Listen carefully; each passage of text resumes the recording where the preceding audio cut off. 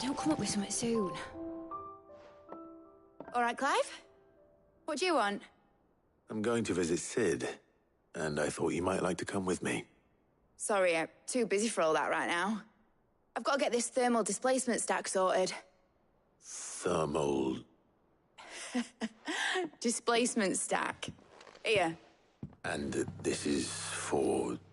Only the fastest, finest ship the world has ever seen. The Enterprise. Me and my dad designed it together. Where other vessels rely on the fickle winds to drive them through the water, ours is fitted with mithril engines. And those things have got more push than a behemoth in a bad mood, and more heat than all the hells put together. Which is where the stack comes in. I may have already talked some tight-lipped shipwrights into putting the hull together for me in a little dockyard in Canva. But the stack's a bit more involved, so I'm building it here. Thing is, it's so involved that I'm running behind and it's starting to hold things up over at the shipyard. I'll come and see my dad, though, when I'm done. Whenever that is. Is there anything I can do to help? Good old Clive. I were hoping you'd say that. First things first, I need some parts meching. The stack will be made up of 3 major components. There's the plating, here, that channels hot vapors away from the engine.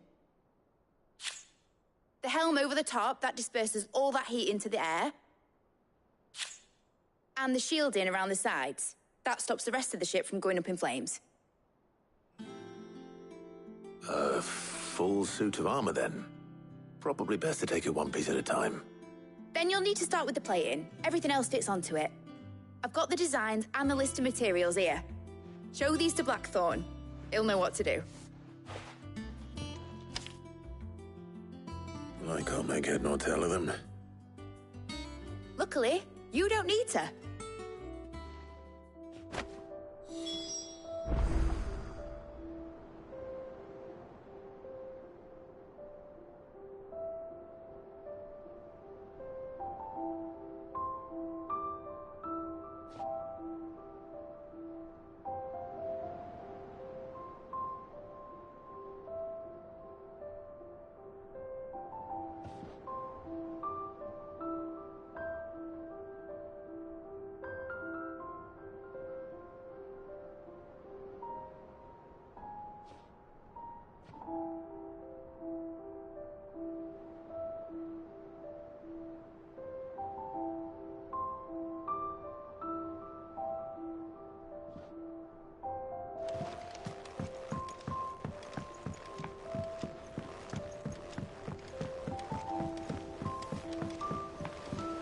Editors started reading books that don't have any pictures in.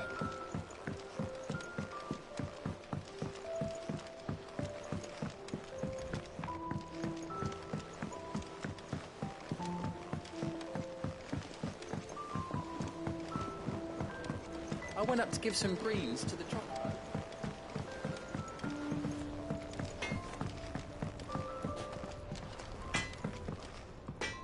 Blackthorn, can I ask a favor? Out with it. It's for Mid. This my last chance to say I'm otherwise engaged. Spare myself the arseache. Go on then. What is it this time? She said you would know. Here.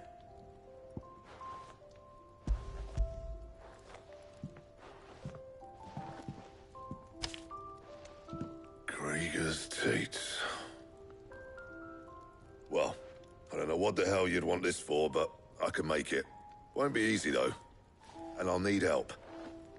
Get Gavinotto in here, will you? All right.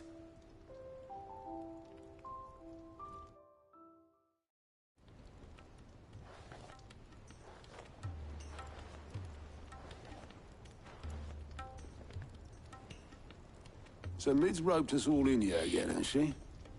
Typical. Still, if that's what it takes to get her to visit Sid's grave, I'll do what I can. And, what is it we need to do, exactly? Take a look at this. It's this plating. The usual sword grade steel won't work. We need something that can get very hot, very fast, and still keep its shape. That means an alloy. Something that won't break or buckle at the temperatures she's talking about. Which is where you lot come in. I need materials, and I've got my work cut out already. You'll have to fetch them. Now, there's a special kind of sand I'm after that you can only find out in the Ffxvi. Stardust, they call it. As for the rest of the stuff, my usual supply should have it in stock. It just needs buying and bringing back here. Well, we'll get it done quicker if we split up. One of us should probably give you an hand coat in the sand. And the other can go and get the rest from this supplier. Right then. Well, make your minds up who's going where, we can get this over with.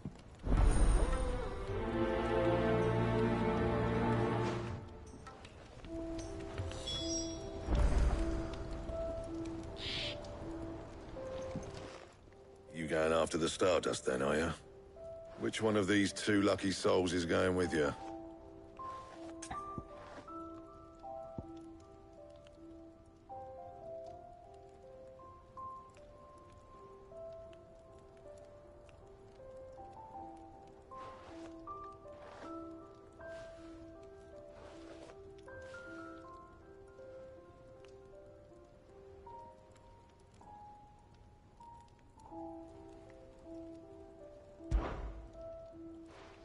Gav, you're with me.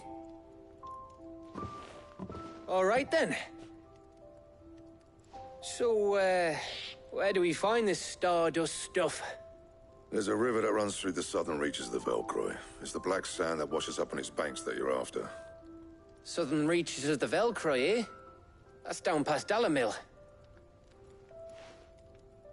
I'll go and scout the place out. See about hiring us a wagon to bring the stuff back to. All right. I'll meet you by the river. While you're off having a paddle, I'll pick up the rest of the stuff from Blackthorn's supplier. Take care. You two, eh? Don't go letting them fleece ya. Fleece me? I'd like to see him try. In your own time.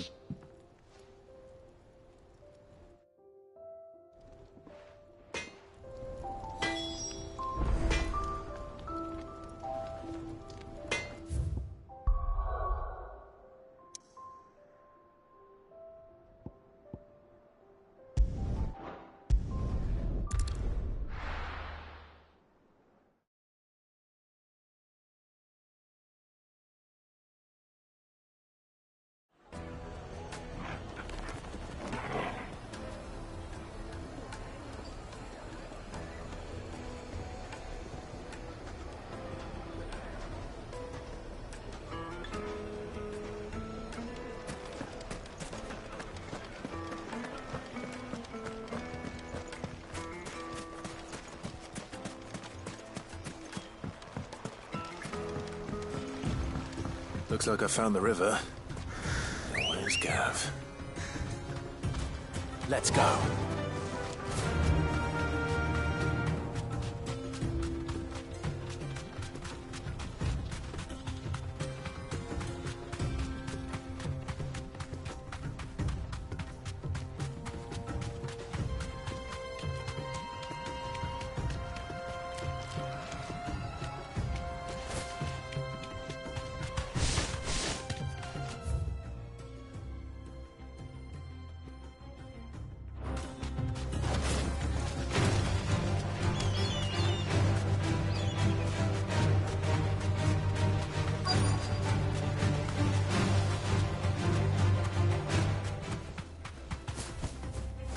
Thanks, Gal. Sorry to keep you, Gav. Better late than never. I've had a quick scout about, and I reckon round here's our best bet if we want to grab as much of this Stardust stuff as we can. Don't know what Blackthorn's planning to do with it, though. I asked over in Dalamil, and they seem to think it was worthless. But if Stardust is what Blackthorn wants, Stardust is what he'll get. There's plenty of this stuff lying about, just begging to be bagged. Then let's get bagging, shall we? We shall. Race ya.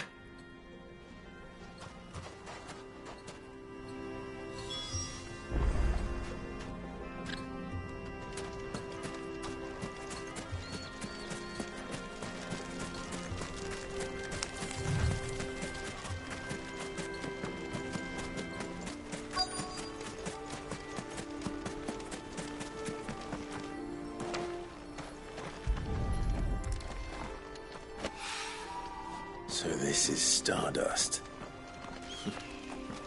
It just looks like black sand to me.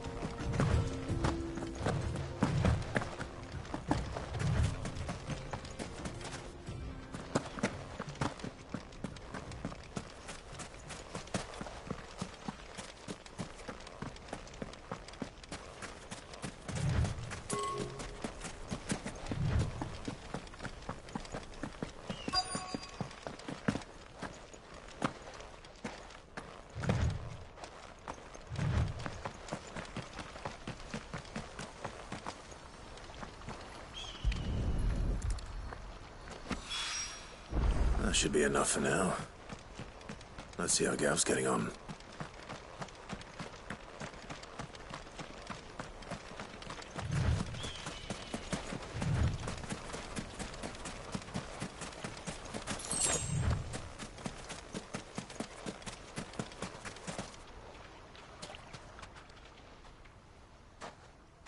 You finished? How much did you get? Enough. I hope.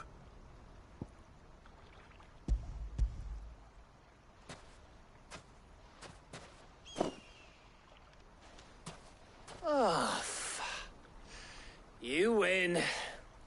That might even be enough for old Blackthorn. Hey, before we go, do you mind if we have a chat?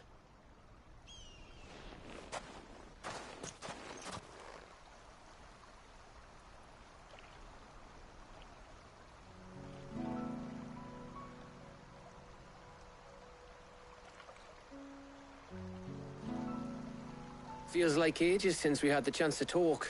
You know, man to man like. It does, doesn't it? Back when you first took Sid's name, we were talking all the time. Working out what to do in that. There was a lot to work out. And there still is. Those shoulders of yours starting to feel the strain. Hardly ever see you around the hideaway nowadays. Always on some errand or other. You can take a day off, you know. Says the man who spends most of his time behind enemy lines. Only 'cause you keep sending me there. I know I can count on you, Gav. Likewise.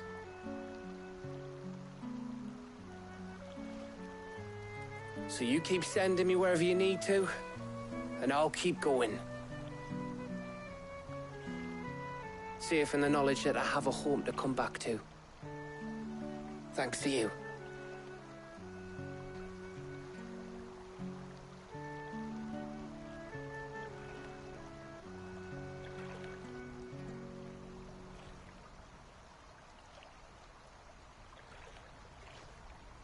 Right. That's enough soppy shite for one day. We'd better get this lot back to Blackthorn before he slings his hammer at someone. You go on ahead. And try to get some rest once you're there. Oh, I plan to. Believe you me. After Blackthorn gets what he needs, of course.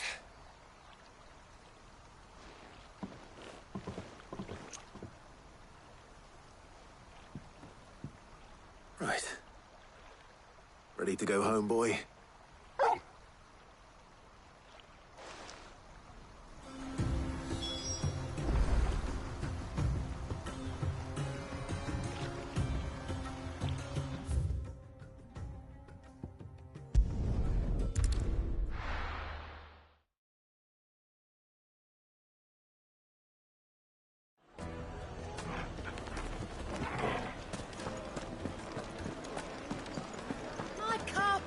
The most fragrant herbs and spices. Gone, just like that. And without so much. What's the matter? I'd go and look for him myself, but loath though I am... I'll see what I can do. I wouldn't be... All right.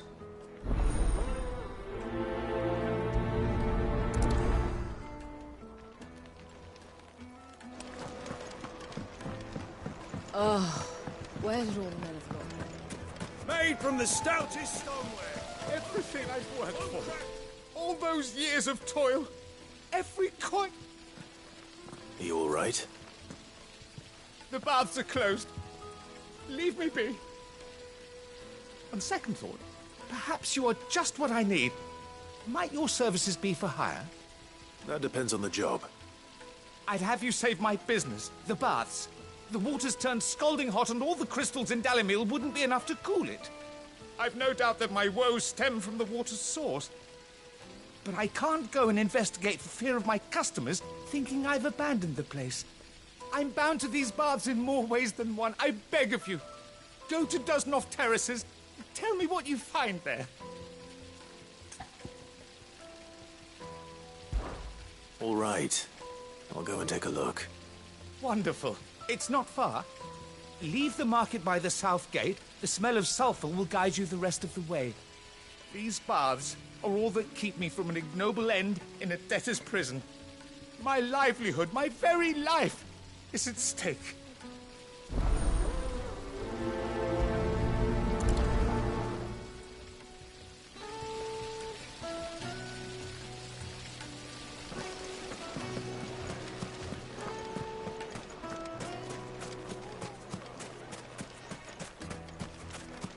No, I'm telling you, it's gone.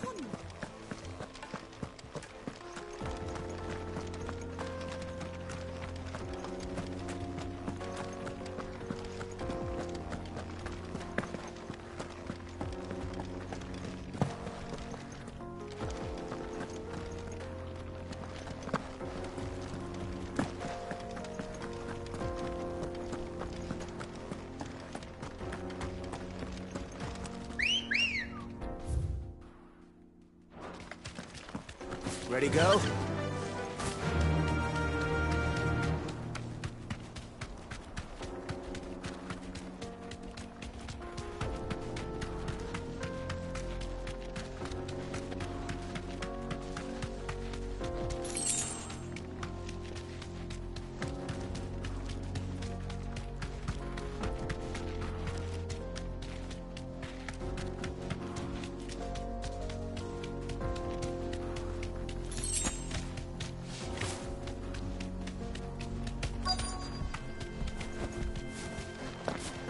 By the flames.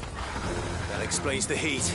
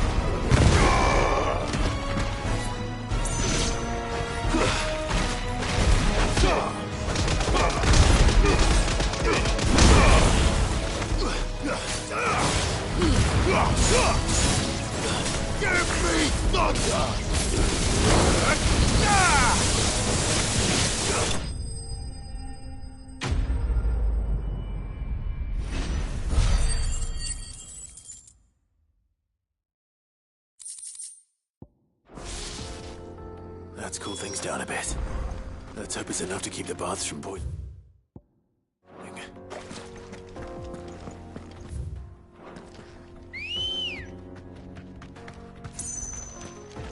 Come on. Run like the wind.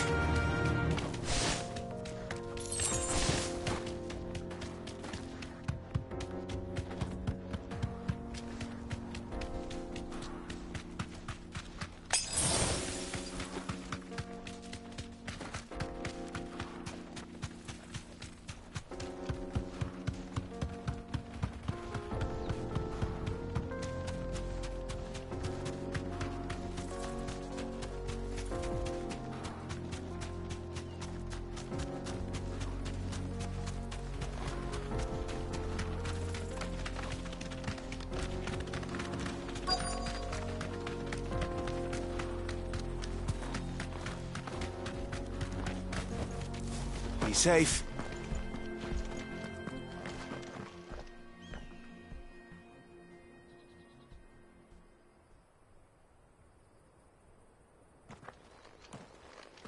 Excuse me. What do you want? The baker sent me to find you. I am a sorry, selfish sod, aren't I? I'm certainly not a baker. Master must have ruled the day he took me in. Time was the sight of the fang used to calm my nerves. But now look at her. I take it you missed the Mother Crystal. I hated her, but she was all I knew. Worked her mines for years. And when she shattered, part of me shattered with her. I had to trade my pickaxe for a rolling pin. But I'm no good at baking. Every loaf I touch collapses. My bread's as hollow as I am. She was the only thing that could fill the hole inside me. Oh, I loved her, damn it. But now she's gone. She's never coming back. What am I supposed to do? I ask her. How does a shell of a man learn to live again?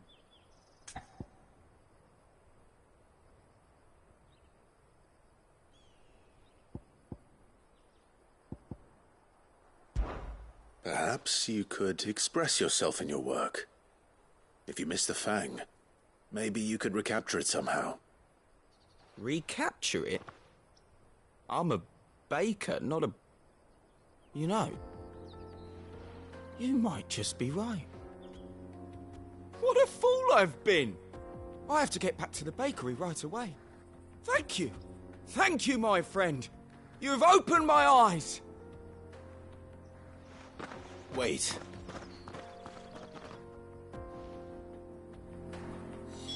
Suppose you won't be needing an escort then.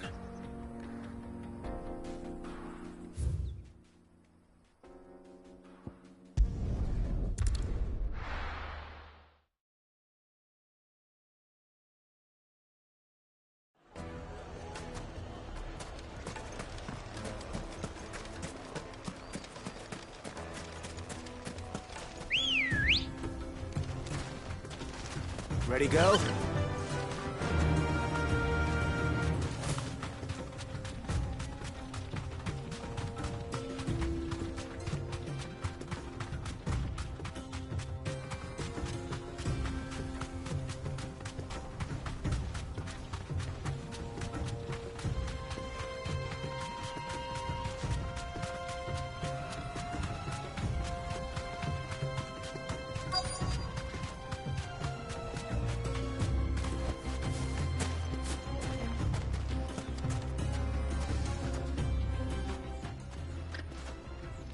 Any luck?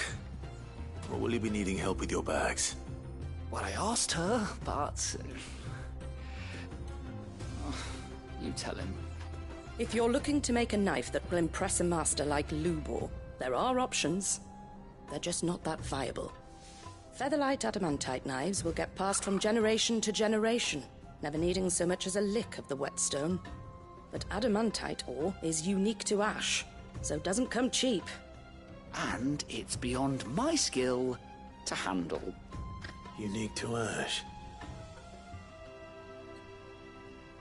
Are there any materials unique to Dalamil? Something which could be mixed with iron to refine it. Make it lighter. What are you getting at? You said that Lubor trained you to work iron. Then that's what he'll expect you to use. But he would have known that it would either be too heavy or too brittle for a carving knife. Perhaps his Dalamil remark wasn't a riddle, but a hint. If it's cheap metal you're using, then there's always limestone, I suppose.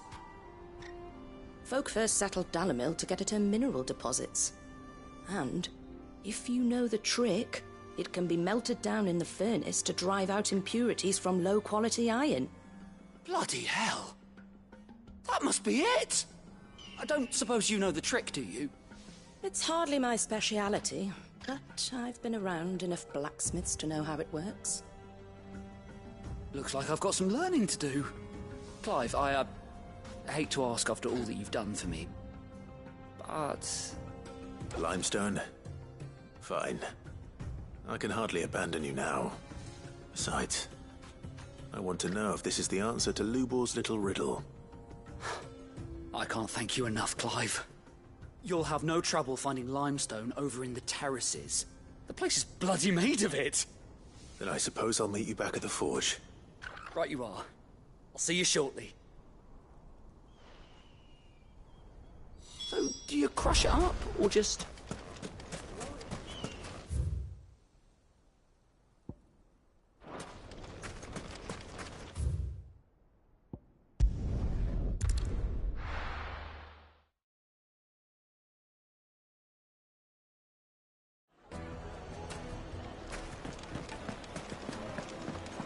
The finest fabric! The most fragrant herbs and spices.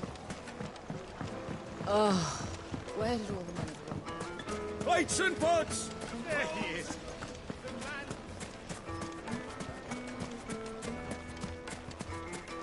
No, I'm telling you, it's gone.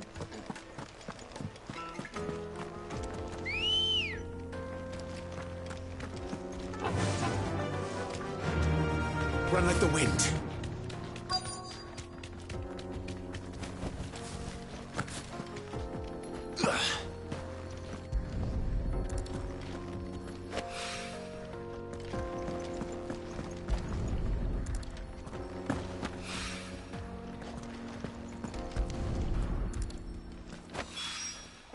One rock looks a lot like another, but hopefully this is what Southern needs.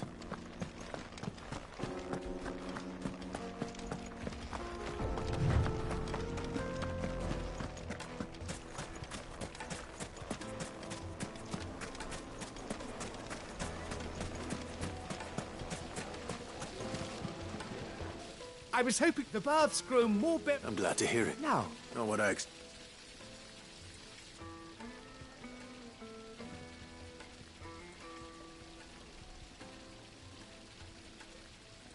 You tell her. That's not just... But I...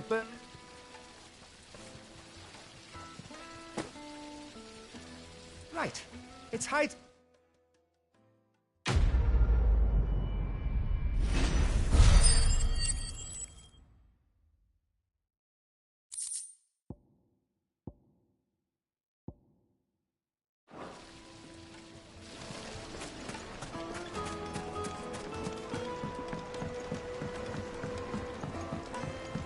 Juiciest meat from Greens. Ah, though I worry you might... Master, I dare say... just look at it. Her steepled peaks, her fulsome spurs, her... True, my loaves collapse more often than not, but what's the... And look, inside. She's filled to... Master, I have found my... Well, if it tastes half as unique... not only is my apprentice back, but he's finally... I don't know how you did it.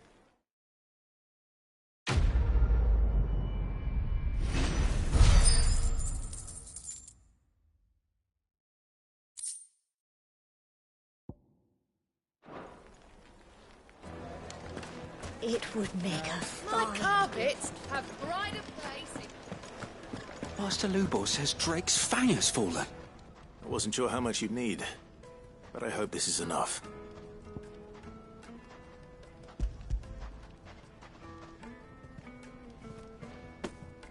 You are one of the good... You and that merchant both. She's got quite a gift. Now, time to see...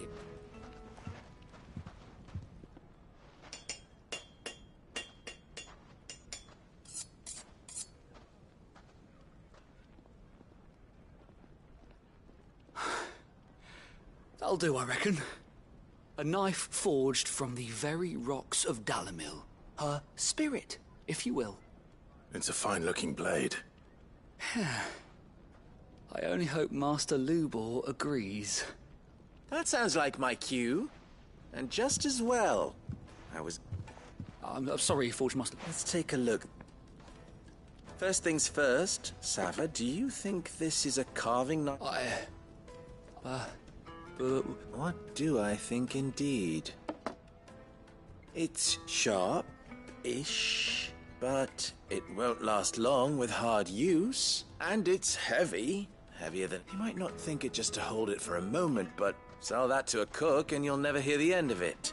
It looks like someone paid a visit to the terraces. The limestone was a step in the right direction, granted, but one that still leaves you short of the mark. And I was so certain I had it all worked out.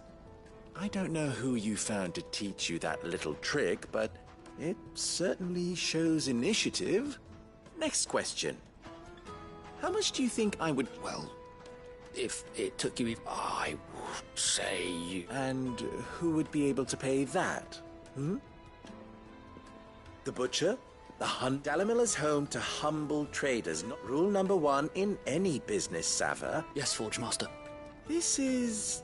just... I'd say you're worth keeping around a little. Starting tomorrow, you'll have an anvil of your own. I will. What would you do if you were asked to forge a carving knife? I'd do what I always do. Ask who it's for.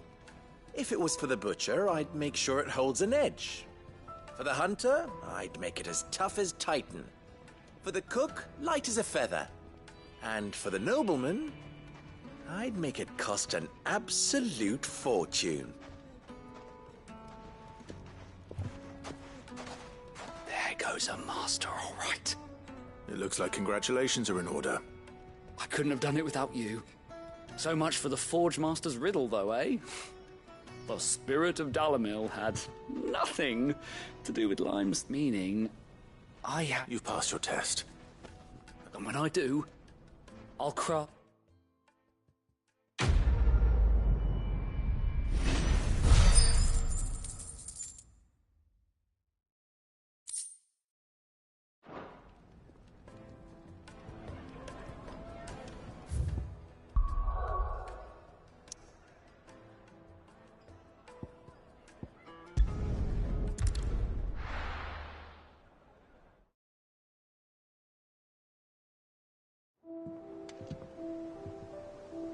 Let's hope this is all Blackthorn needs.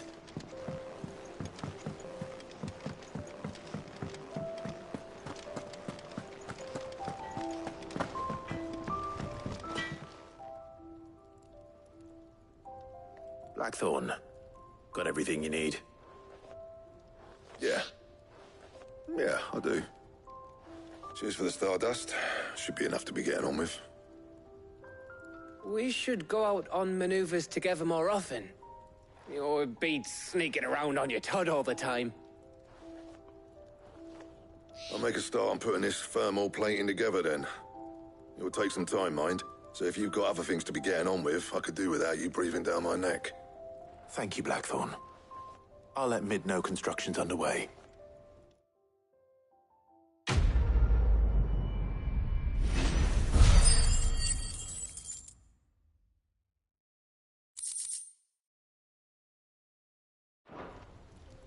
Suppose we'd better be getting back to work too. Give us a shout if you need anything.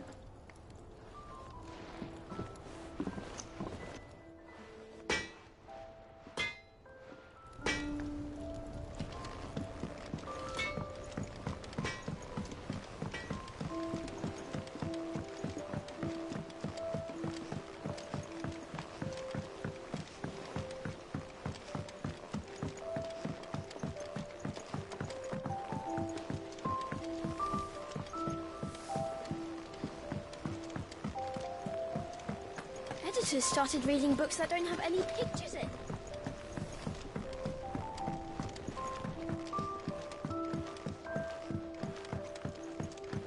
If I don't come up with something soon.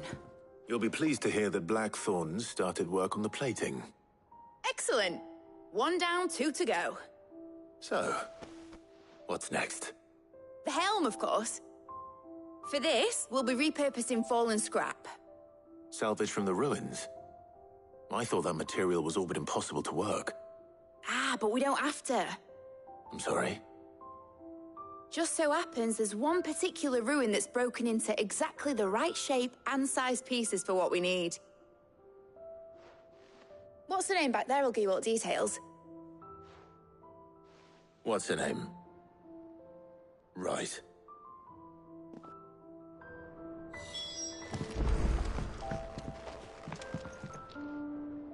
Oh, Sid, is this about the helm? Yes. Mid said I should speak with you. I'll show you the plans then. Here you see the mithril engine, in which mithril is burned to generate heat. That heat is then harnessed to produce motive force. Excess heat is dealt with by means of the thermal displacement stack, which disperses it into the surrounding air. Now, were we to rely on thermal plating alone to achieve this effect, the rate of excess heat buildup would far exceed the displacement coefficient of the plating. In other words, the reactor would overheat and eventually explode. This is where the helm comes in. It connects to the plating, you see, and serves as a sort of thermal sink to absorb all that excess energy. Our experiments have shown that fallen ceramics are remarkably thermophilic. They can withstand and absorb levels of heat far above anything we are able to make today. And not only that, they're also waterproof and immune to rust, making them the perfect material for our protective hood. Why, if sea or rainwater were to enter the reactor proper, it would vaporize instantly. The forces produced would tear the ship from stern to... You can stop there. I understand. Mid said we might be able to use parts of a fallen ruin. Where would I find it? Ah, yes. It's in Lorbert's Pass, near Lostwing. The thing is, well, I probably should have arranged to have the pieces we need brought here sooner. You see, a certain unwanted visitor has taken up residence there. It's no longer a matter of just walking in and taking them. It's, going to be considerably more dangerous than that. I see. Then I suppose I'd better deal with this unwanted visitor for you. Would that help? Oh, very much. Thank you, Sid. I'll gather my team and head there right away. We'll meet you outside the ruins.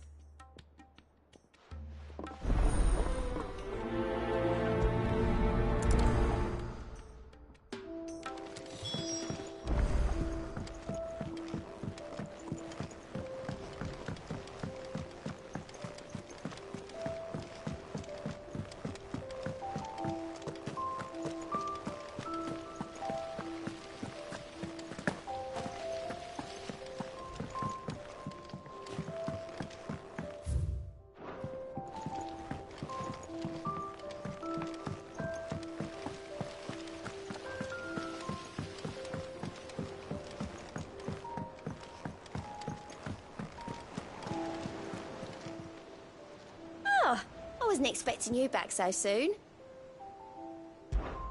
Is everything we've received and everything promised? Here you are.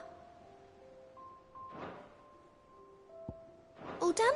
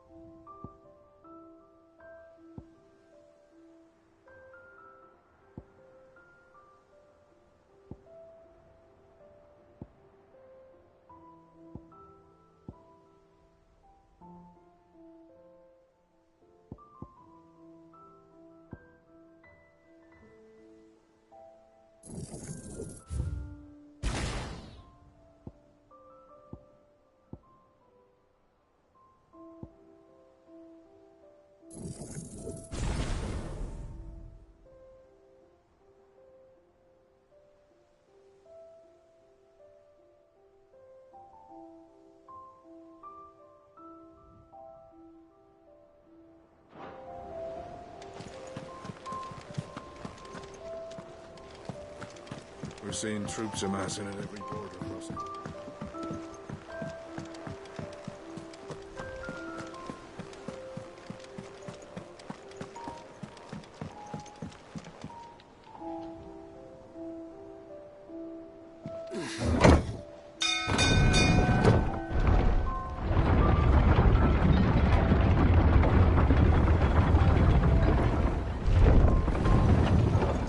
Welcome home, Sid.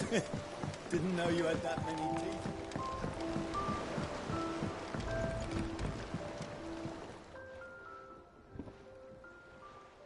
Damn blighted bilge. Is everything all right?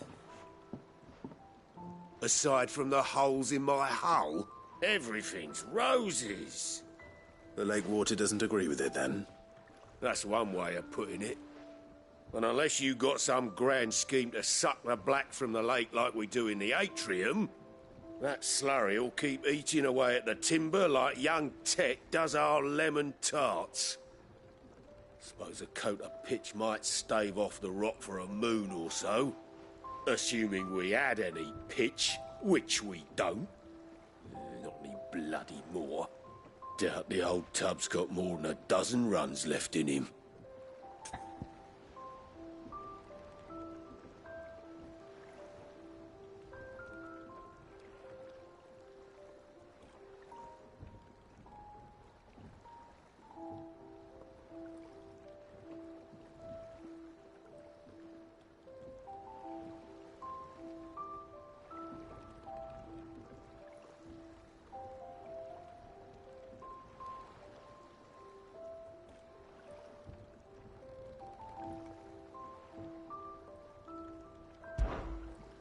Of course, Obolus.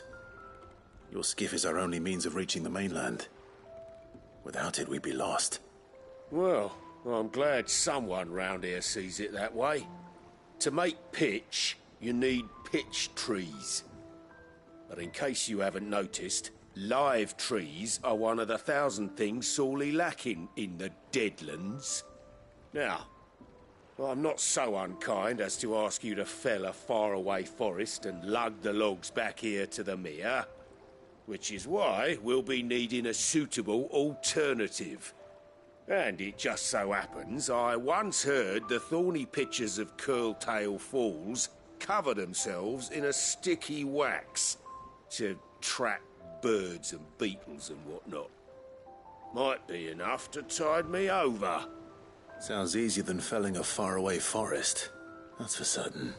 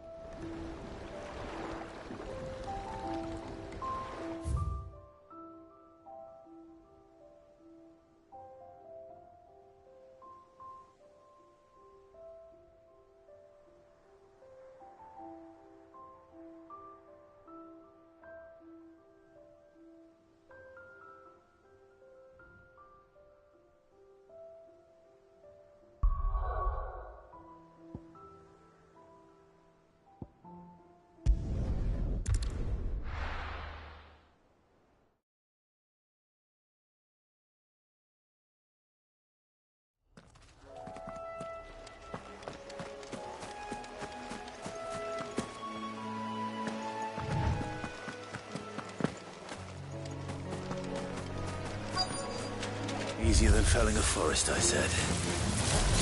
Trees don't have teeth.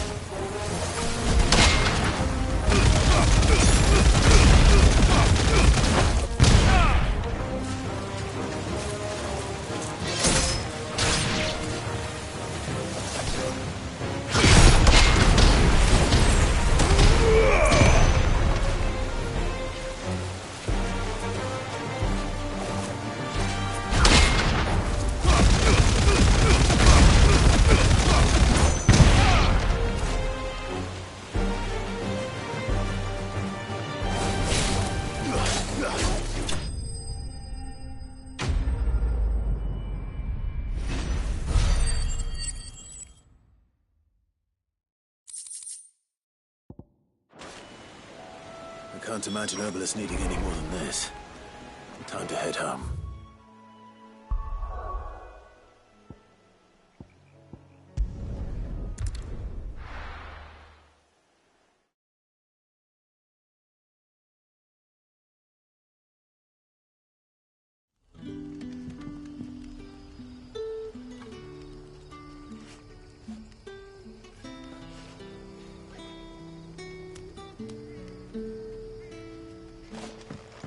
Good day to you. But when can I go on?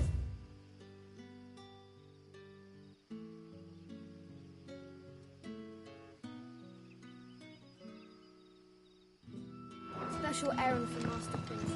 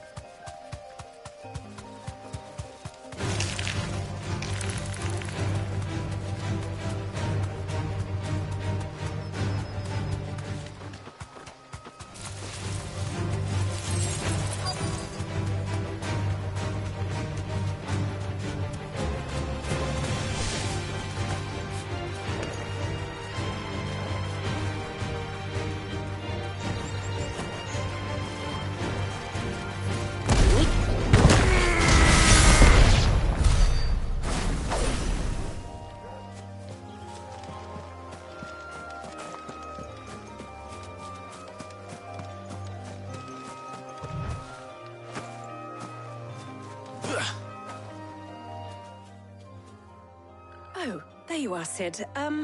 Thanks so much for coming.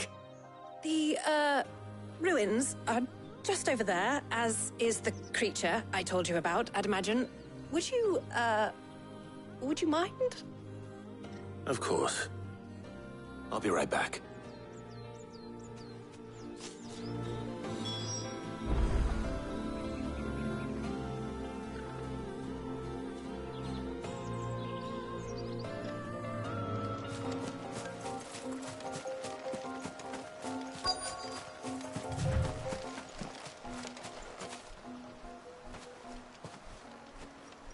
Anybody home?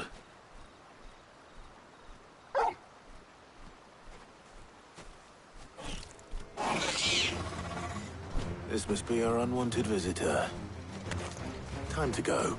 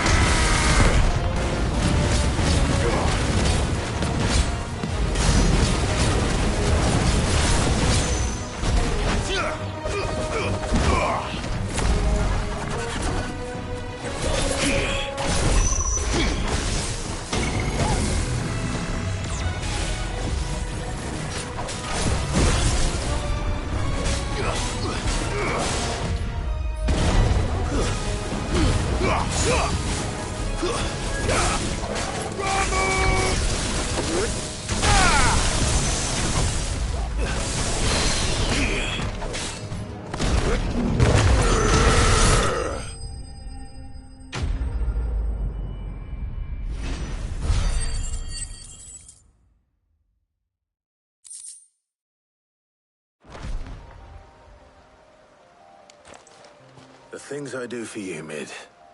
Sid! Oh, thank goodness you're safe.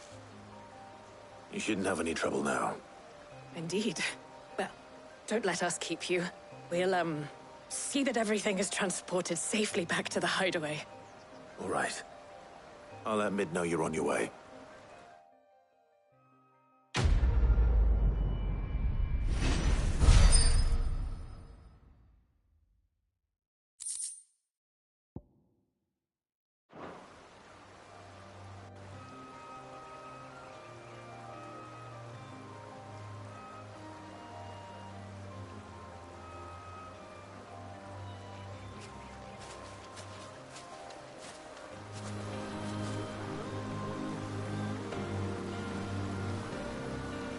I needed that.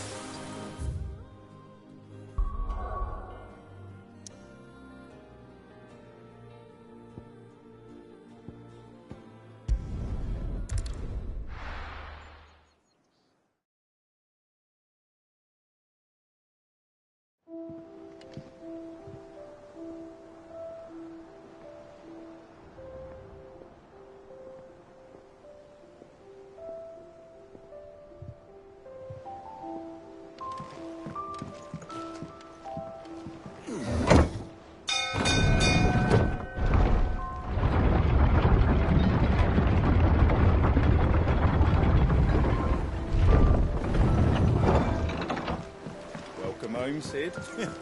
Didn't know you had that many.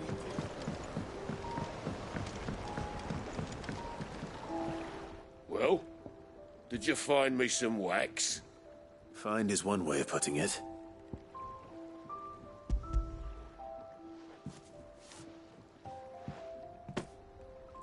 Ugh! Reeks like a chocobo's arse. Well, I don't suppose the Argo will mind as long as he stays above the waves. Argo? So your boat has a name? I didn't know. Yeah. Same as me old man. He was a ferryman himself back before the Blight came. The boat's all I have left of him. And thanks to you, he'll sail another day.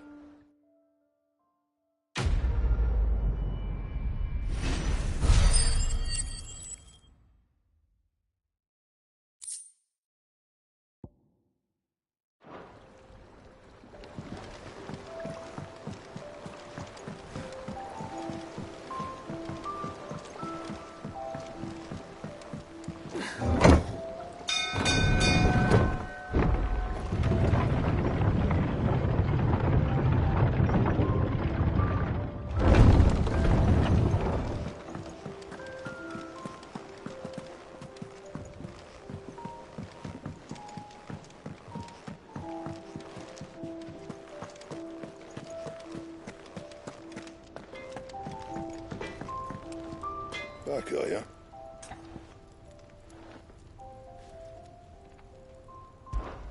So, what'll it be?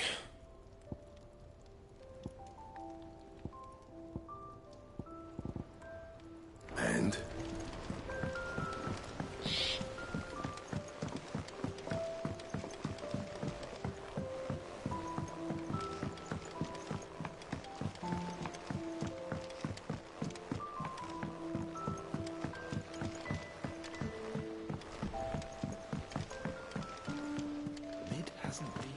Editors started reading books that don't have any pictures in.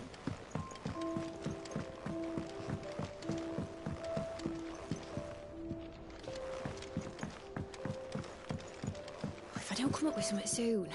Mid. Helena has recovered the material for the helm.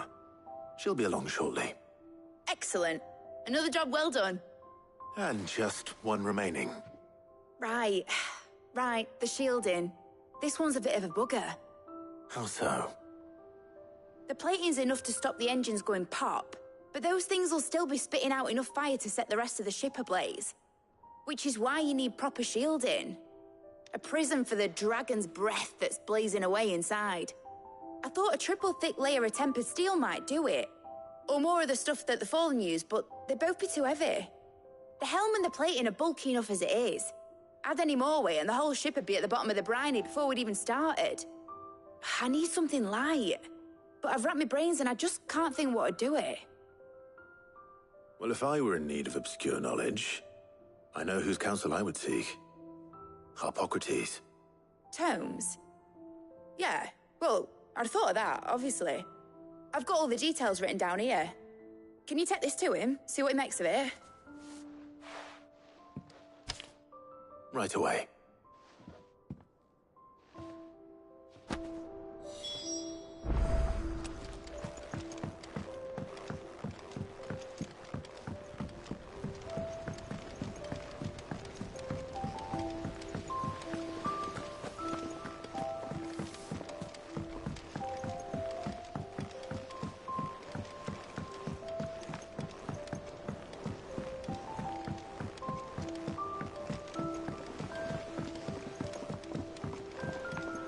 I went up to give some greens to the truck.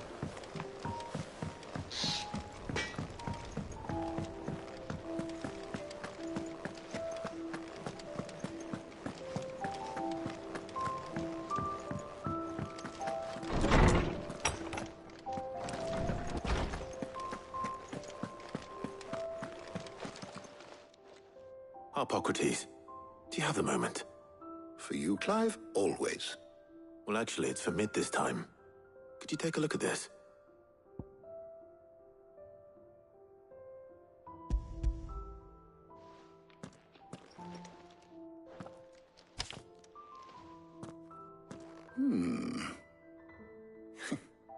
Shielding for a mithril engine?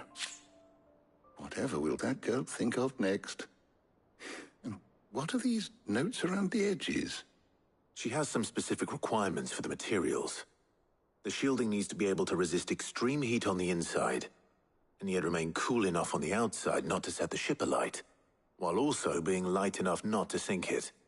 As you can imagine, she's struggling to find anything that meets her needs. I see.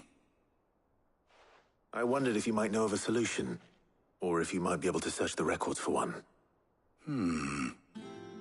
Perhaps it is not a different material she requires, but a different approach.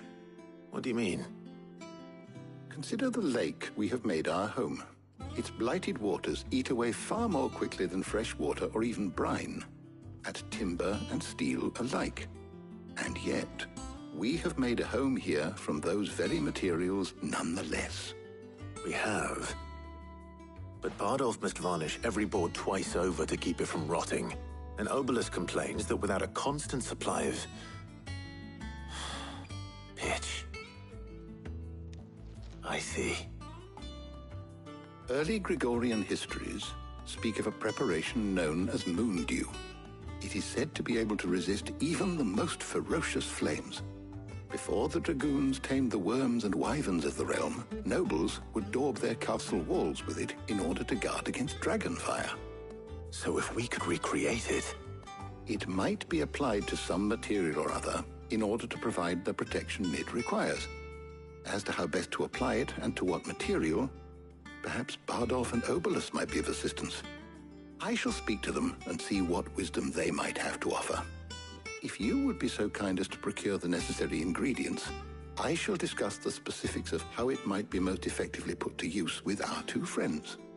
The knowledge of the past may yet prove useful to we of the modern era. Thank you, Hippocrates. And since you're asking others to help you, perhaps I should too.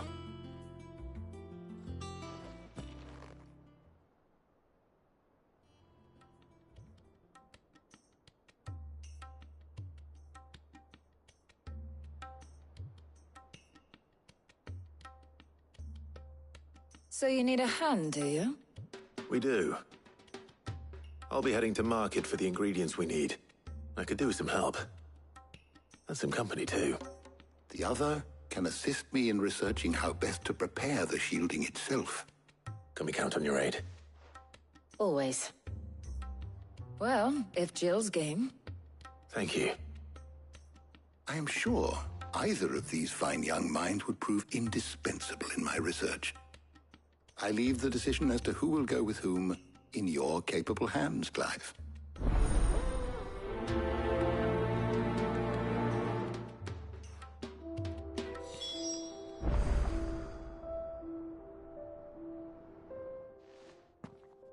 So, Clive, have you made your decision?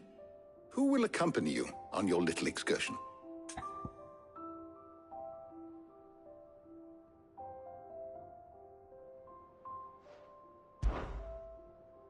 Very well. So then, what do we need to find? I have taken the liberty of preparing a list. Here. White chocobo eggs. Pepio nuts. Are you sure this list is right? Everything on here seems very edible. I would have thought the ingredients would be a little more exotic.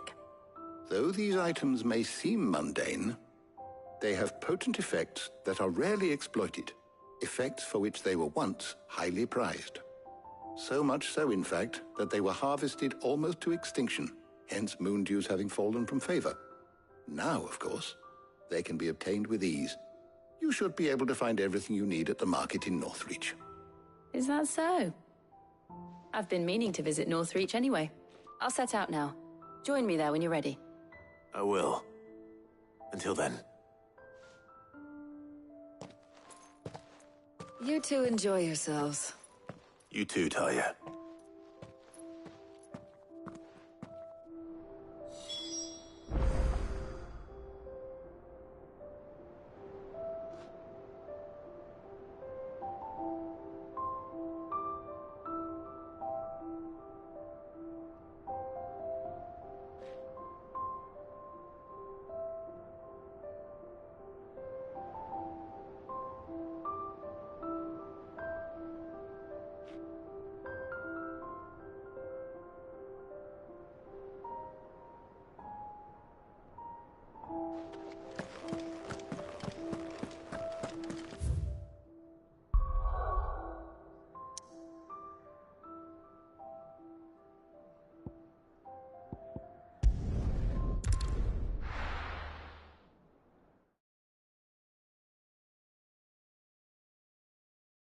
Now, where's Jill?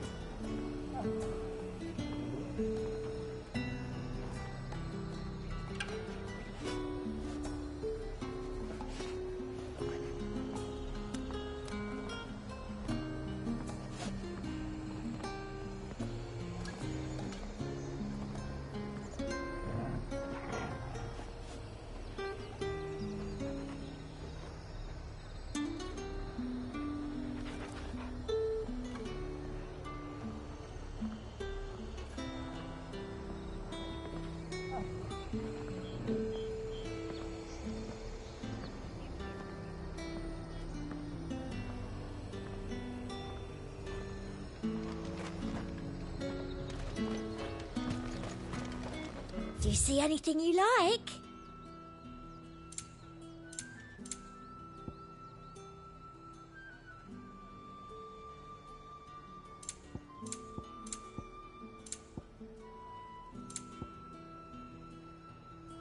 Come back again.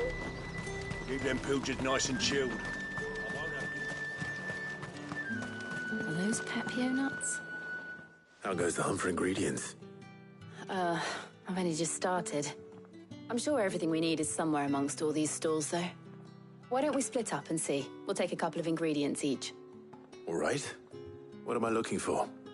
How about you look for the Pepio nuts and some garlic? I'll find the other things we need. We can meet by the gate when we're finished.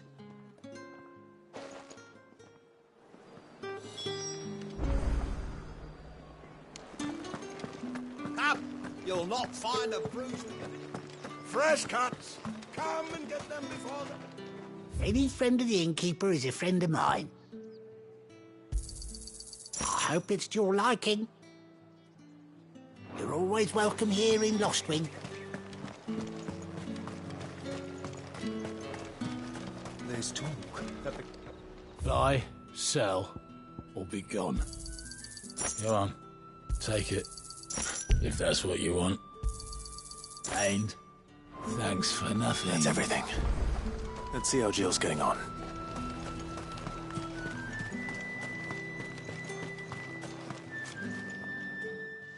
Did you find everything? I did. Here.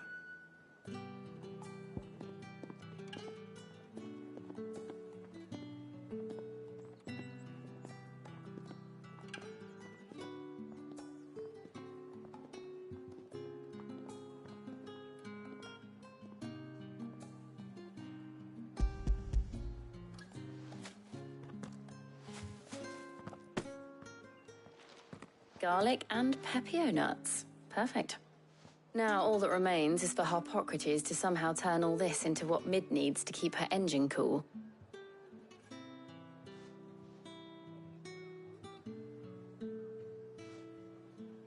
But before we head back, would you walk with me a while?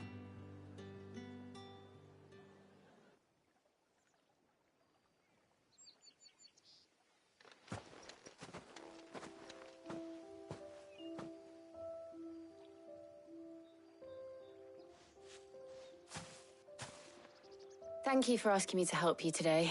It makes a nice change. It does. It's good to get away from all the battle and bloodshed for once. Just being here reminds me of when we were children. Do you remember? Walking down Market Street in Rosalith, taking in the sights and smells. How could I forget? What with Torgal's antics. Remember how his nose would prick up at the scent of sausages? He'd go racing away and we'd have to go running after him. We wouldn't catch you now, would we, boy? Is there anything you wanted to buy for yourself while we're here? There was, yes. Well, sort of. Molly in the kitchens told me about a place that sells particularly good pies. Thought you might like to share one with me.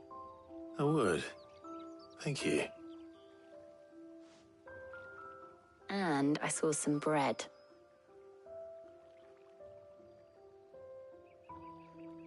Big white cobs like the baker back in Rosalith used to make. What do you think? I thought we might get some soup to dip it in. But then I tried a slice of the butcher's dry-cured ham and it was just... oh. You all right? Sorry. It's just... you're right. I really do feel like a child again being here with you.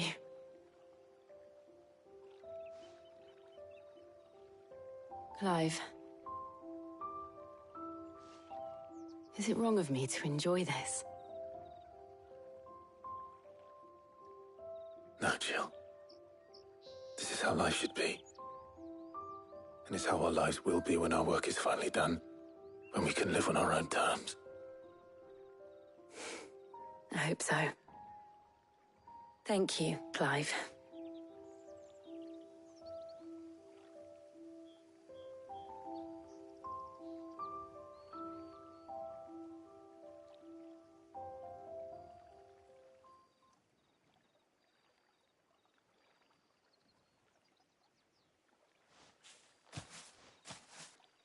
Well, I suppose we better be getting back.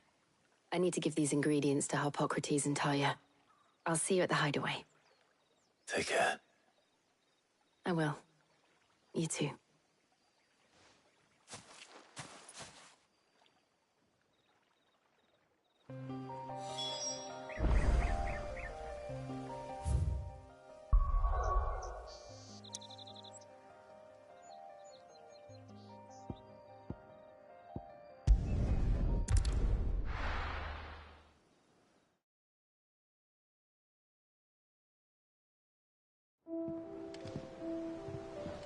I wonder how Harpocrates is getting on with the moon dew.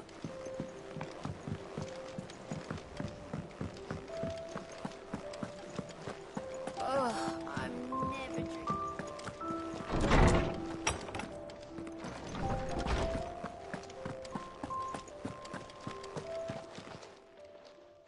How's work on the shielding progressing, Hippocrates? Well, very well indeed. And thanks in no small part to your kind assistance. I was just explaining to Tarja how we might best go about preparing the moon dew. And now that we have all the ingredients, we may begin. You can count on me. I've mixed more than a few mysterious concoctions in my time. I'm sure you have. What about the shielding itself? Work is underway, under the watchful eyes of Bardolph and Obolus. Apparently, it'll be ready soon. Thank you. All of you. Right then. Jill, would you join me in the infirmary? Many hands make light work and all that. Of course.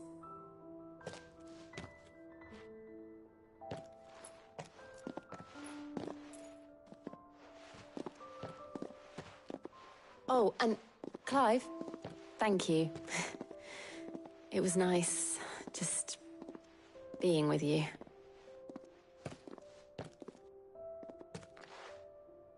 It appears our work here is almost at an end. A shame. I was enjoying playing the man of action for once. When both the shielding and the moon dew are ready, it will merely be a matter of applying the one to the other. Followed by a rigorous process of testing and retesting, of course. Perhaps someone ought to warn young Mid of that. Leave it to me. Thank you, Hippocrates.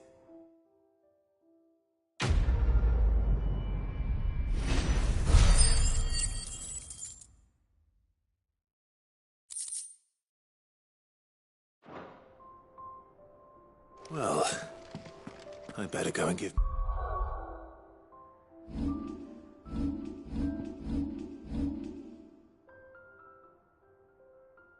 Hit the good news, then.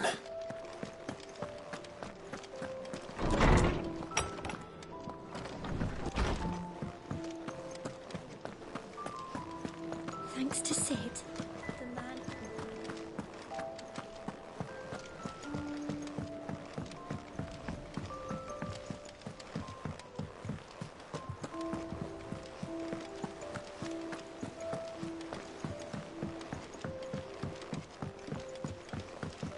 We're seeing troops amassing at every door.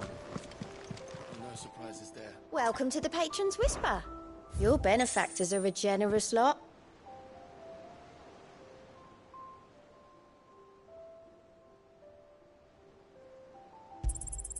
Here you are.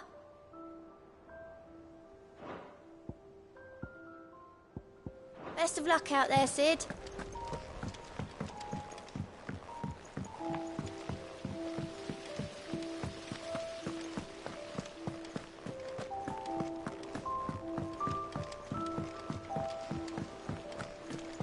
I think Mid might need some help.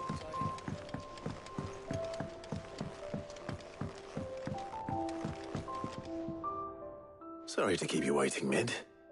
But you'll be pleased to know that work on the shielding is underway. You found something for it? In a manner of speaking, Hippocrates knew of a substance that's highly resistant to heat. A coating that should provide the protection you need. He's supervising the construction and testing of the shielding as we speak. Brilliant! I knew you wouldn't let me down. Don't thank me. I'm just the errand boy. Right then, better start working out how to bolt all these bits together. To the Black Hammer!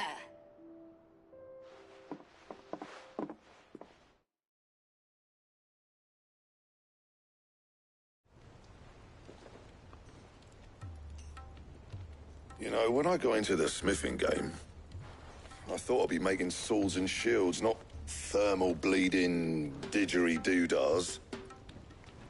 Displacement stacks. Same difference. Whatever you call it, I ain't putting it together in here. It's cramped enough as it is. Let's take this outside. Mid, you get all the parts lined up on the deck. I'll take care of the rest. On my way! Oh, and bring me the biggest hammer you can find. This is gonna require some precision walloping.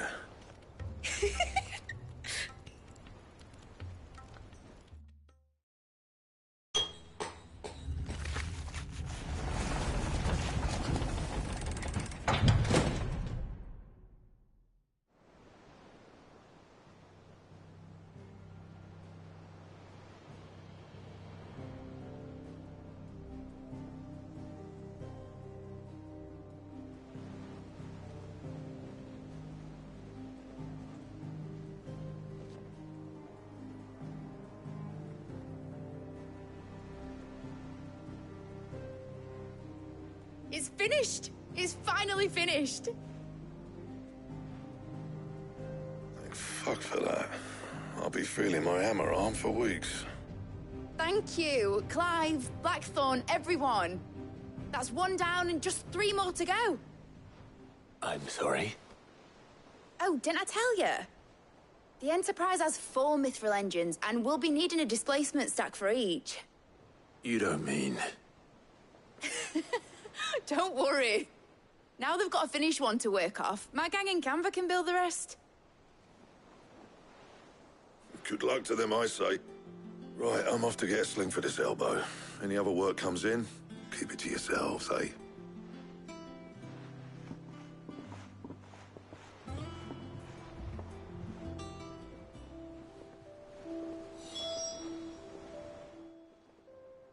What's the matter? Nothing. Just daydreaming. Thinking about the Enterprise sailing off over the horizon to shores unknown. Searching for a land untouched by the Blight. Just like me and my dad planned. So if the worst came to the worst and every scrap of soil in the Twins turned black, we might still have a chance. That's what she was meant to be. You see, one last chance just in case we needed it. But now she's so close to being finished, I've realized I don't want her to be that.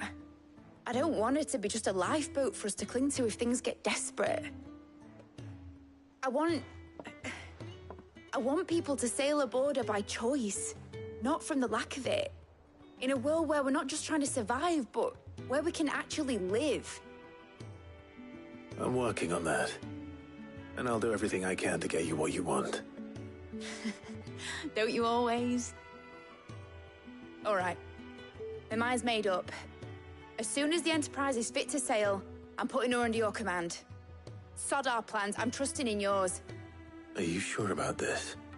Something tells me it's what my dad would have wanted. He'd be proud of you. You were gonna visit his grave, weren't you? I was. And you can come too now that your little project is finished. Right. There's just one thing I need to finish up first. Won't be a mo. All right. I'll let Otto know you're coming. Meet us in the mess when you're ready. Aye, aye, Captain.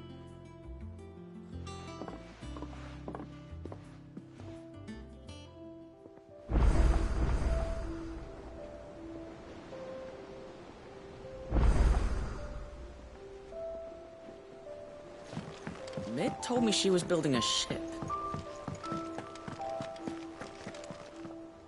All right, Clive. Asterix. Mid finished sending half the hideaway traipsing across the Twins, has she? I swear, that girl'd do anything to put off visiting her old dad's grave. No excuses now, though, eh? Not quite. She said there was one final thing she had to take care of.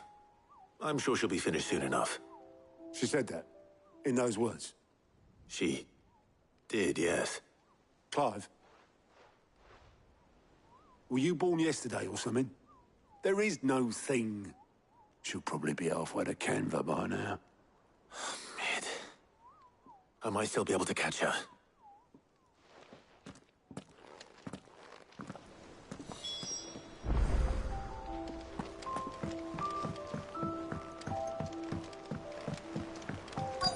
Is that the thing Tomes helped? Obelith, have you seen Mid? Yep. In a boat, going that way. Then I'm too late. You in a hurry and all, are you? Oh, I offered to take her across, but she wouldn't wait. Just paid for a dinghy and rowed off. Oars going like the clappers. Got some life in her, ain't she? But anyway, I was on my way up to see you, as it happens. Got a letter for you. Urgent, by the sound of it. One of your uncle's men said I was to hand it to you in person, post-bleeding haste. And you're here now. Thank you, Obelith. Don't mention it. What tidings, Uncle?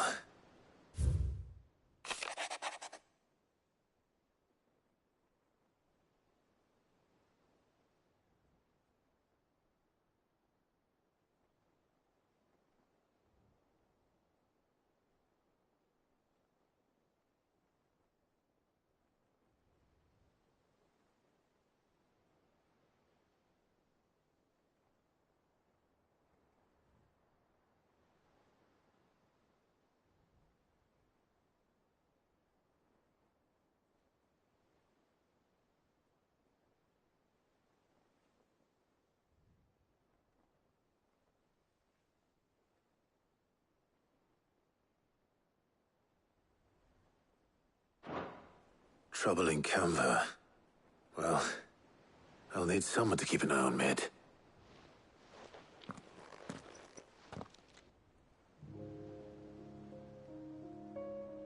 So what? Mid got us to do all the dirty work and then just sailed off into the sunset? It, seems that way. Well, nothing we can do about it now. But next time you plan on visiting Sid, you might want to tie her to something before you suggest it. Ah, don't be so hard on her. Gotta admit, the dirty work was kind of fun. Everyone pitching in and all that bollocks. Just like when we built this place. You're right. Anyway, we all set to head to the old hideaway. I could do with getting to Canva pretty sharpish. Wouldn't do to keep Lord Rosfield of the Seven High Houses waiting now, would it? Not after he asked for me personally. Gav will be leaving with me. Will you mind the place while we're gone? You can count on me. Just be sure to give Sid and the others my regards. All right. Oh, by the way, Jill will be joining us too. She's got some things to take care of, but she'll meet us there. I hope she's telling the truth at least.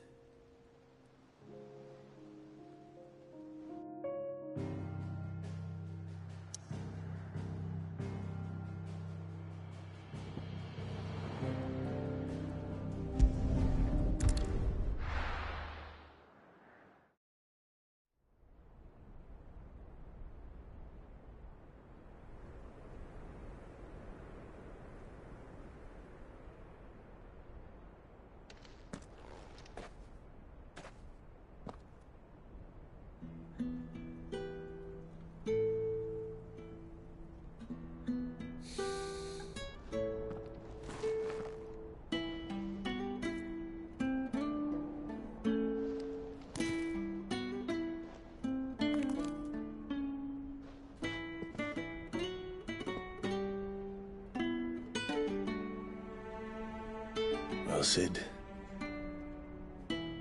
I remember what you told me.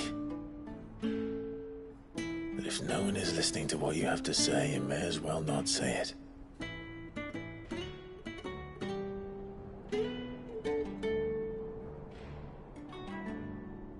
But I will say this, old friend. Hugo Kuka is gone. His shadow looms over us no longer. It's a pity the Phoenix can't be in two places at once. If he'd have been with us, maybe he could have done something for the lost. Not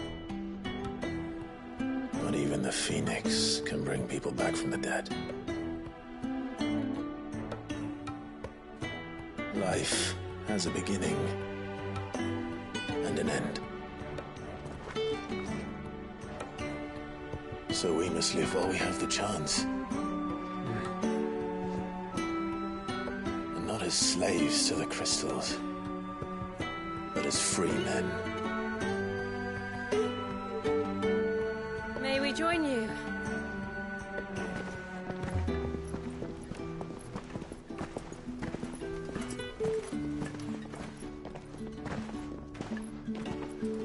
Lady Karen, what a pleasant surprise. I thought I'd drop by and see how you were all doing before heading off to restock my supplies.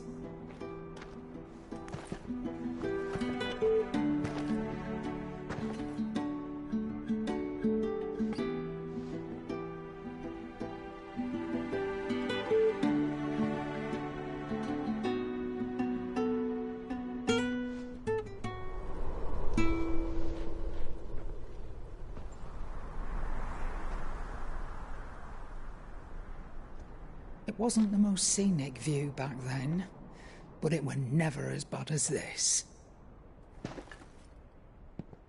I know. The blight marches on. And soon, there will be no escaping sights like these.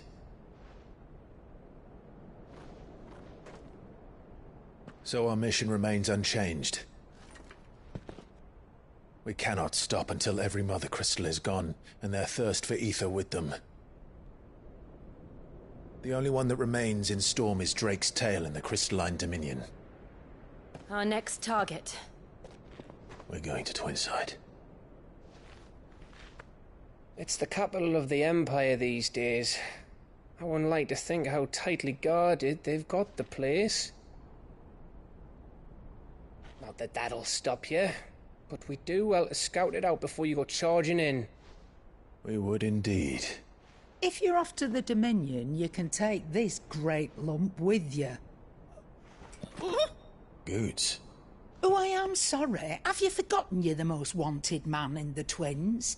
I thought you might like to disguise yourselves as the attendants of a travelling trader, assuming you've no better ideas. You wanted to buy yourself some tools, didn't you? Well, now's your chance. You're letting me go with them? Oh, thanks, Nan. Stop that! You'll break me bones, you great galoot.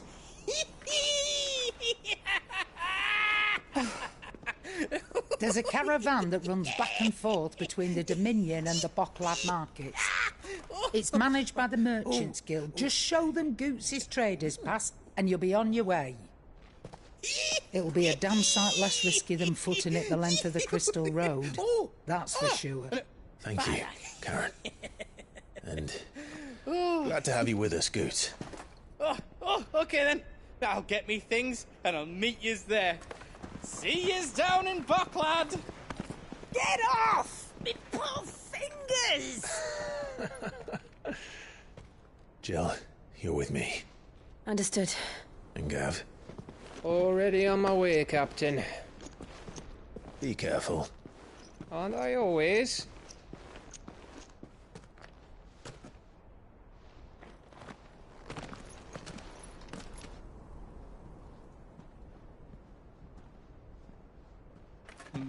Do you see that, Sid? Your protege's making a proper little outlaw of himself.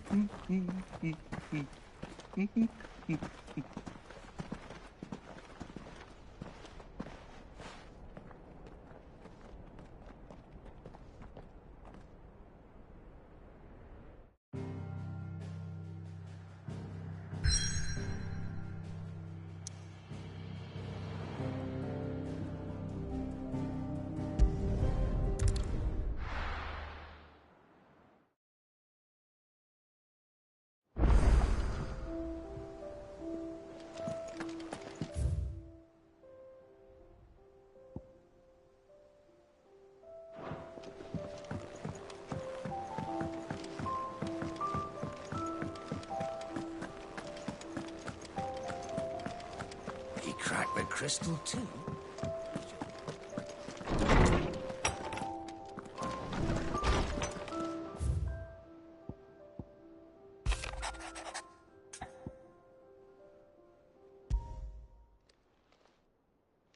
Hopefully it's nothing. But I should speak to Blackthorn just in case.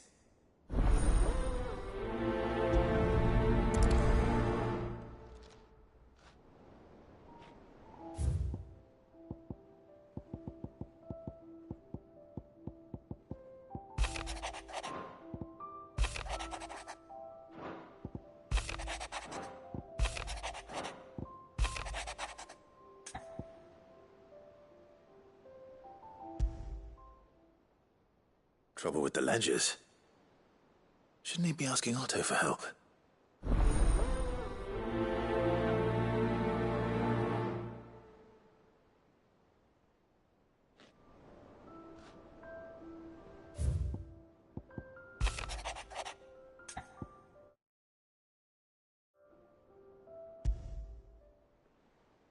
What could be wrong with Torgor? He seemed well enough when I last saw him.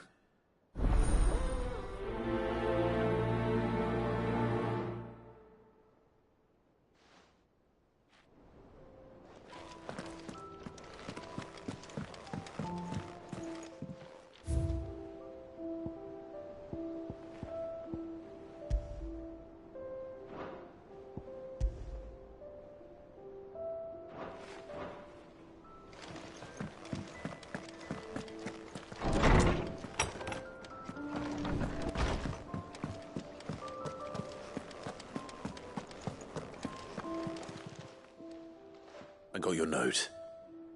You think something's wrong with Torgal? So you can read. Congratulations. But I didn't say I were wrong with him. I said something weren't right. He's not been eating me treats. He used to love cracking the bones from Molly's boiled brown, but now he won't so much as look at 'em. Didn't like him.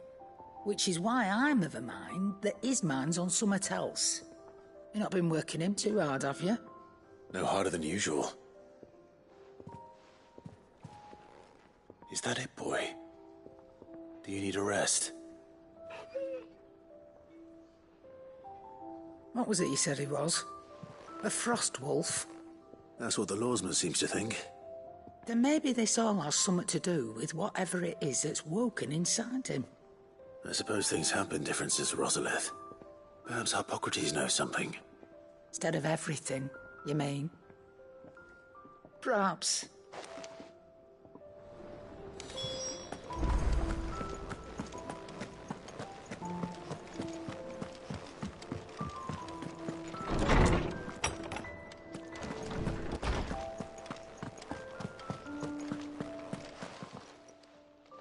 Lawsman, I need to ask you about Torgal. Something's not right with him. He isn't ill, is he? I don't think so. But according to Lady Karen, he seems to have lost his appetite, which is certainly a new development. She says he's hardly been touching his bones of late, and she believes it may have something to do with what happened at Rosalith Castle. I rather think she might be right, though not about his appetite. All canids are instinctively inclined to crack open bones for the rich marrow that resides within, and I see no reason why a frost wolf should be any different. Accordingly, I suspect it is not a lack of appetite that afflicts Torgal, but a surfeit of it. If we assume that his newfound magics require additional nourishment to sustain, it may well be that the bones Lady Karen is accustomed to providing are no longer sufficient. Frost wolves, after all, habitually prey upon far larger animals, whose bones may yield altogether different nutrients. As to where one might find a suitable substitute, some antelopes that graze the meadows of eastern Rosaria have been known to grow to a size more than double that of their lesser cousins. I don't recall ever seeing any that large. And little wonder. The oldest and largest such creatures rarely leave the safety of the highlands for fear of predators. The last elder antelope sighting I recall hearing about took place near Cressida, and that was long before the village was abandoned. Even so, it seems like a good place to start. Good hunting, Clive.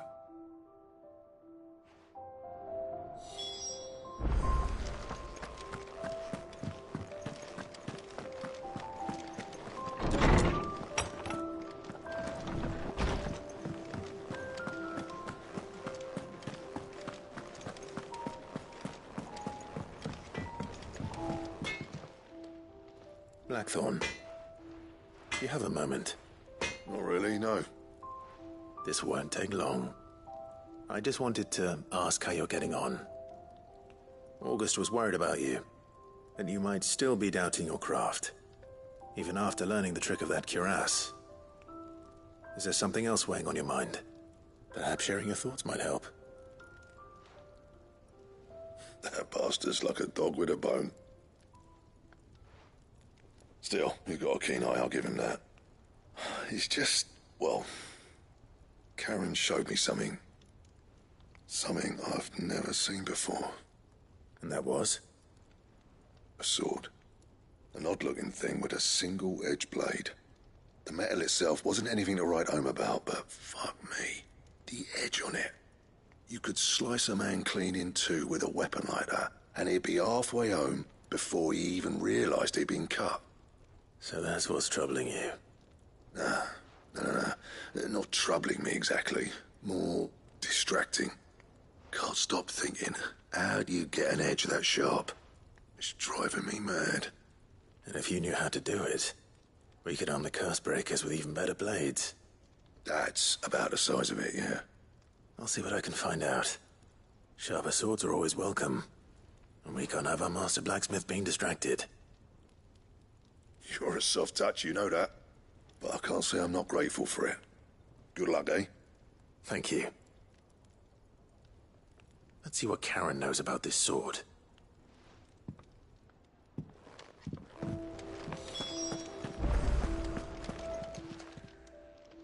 You're looking well, Karen. What do you want? Out with it. I want to know about the sword you showed Blackthorn. Single-edged and extremely sharp. Running around after him again, are you? I suppose I am, yes. But I need to help him find out how to work an edge like that. It's driving him to distraction. Little wonder, I suppose. There's not many like that make it as far as the twins, and those that do go straight into private collections. Which made it nice and easy finding a buyer. Can you tell me who bought it? Where is it now? You think I tell people who my clients are? Suppose you're not likely to go nicking him off me, are you now? Fine. If you stop mooning at me like that. Lord Ignac's the man you want. Dalmekian bloke. Collects weapons and the like. And he's got more money than sense, which is why he's one of my favourite clients. Reckon he'll still be at the inn in Dalamil, where I left him. Thank you, Karen. Oh, and he's a touch eccentric, if you take my meaning. I appreciate the warning.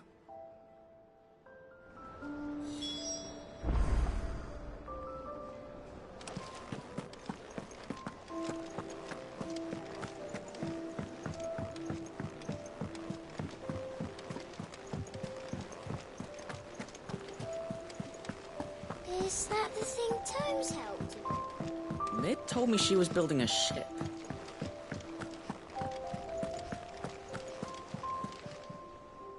Clive, did you get my letter? That's why I'm here. Shh. Otto might be listening. Is this better? A little. Listen, I've some bad news. It turns out the Hideaway may be slightly behind in its payment to certain lenders, and it may be my fault. But I swear to the goddess, I thought I had the numbers square. Sadly, that square turned out to be more of a circle. Zero, you might say. I can straighten it out, I swear, but it's going to take some time, and I'm going to need help keeping it from Otto. Bit late for that, I'd say. There you are! What a surprise! So let me get this straight. You forget to pay our lenders what they're due, and instead of coming straight to me, you get Clive to come to you. And I hope he'll dig you out of the hole you've dug for yourself. Clive, the man in charge of the place you've been cheerfully trying to bankrupt. And you thought this was a cunning plan. Why? Well, who needs paying? Oh, just Martha. And the dame. And, well, Lady Karen. But only 500 talents. We owe 3 of our most trusted friends 5 million gil. Each. 5 million each. They lent us the bulk of the money we used to rebuild the Hideaway, you see, and, well, I must have made some sort of oversight. Those ledgers were my responsibility, and it was my decision to entrust them to you. This is my fault. Do we have that much to hand? I can always ask my uncle. No, we don't. And no, you won't. We've lightened Lord Rosfield's purse enough. After the king's ransom we had off him, he deserves better than to see our begging bowl. Besides, we'll need to learn to stand on our own if we're gonna make this work. All right. But that doesn't mean you have to shoulder the burden yourself. Is there anything I can do to help? There might be. How'd you fancy taking these to Martha and the dame? Rocks. Rocks, he says. Worth 1,000 talents apiece, these are. A little something Sid and I set aside for when times got lean. And I reckon 15 million in overdue debt probably qualifies. I just hope our associates' eyes are a bit more discerning than yours. I'm sure they will be. Should be me making the rounds, really. But you know how it is with this place. Orders to bark, arses to wipe, and all that. I know. Which is why I don't mind going in your place. Go.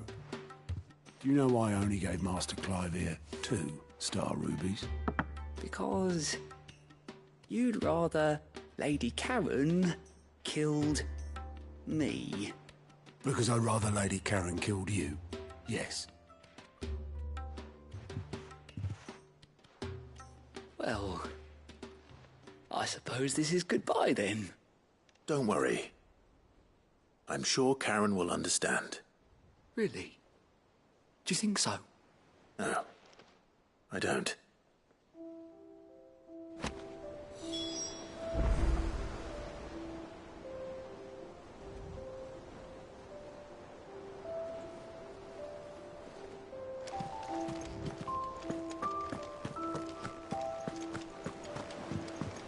Mid told me she was building a ship.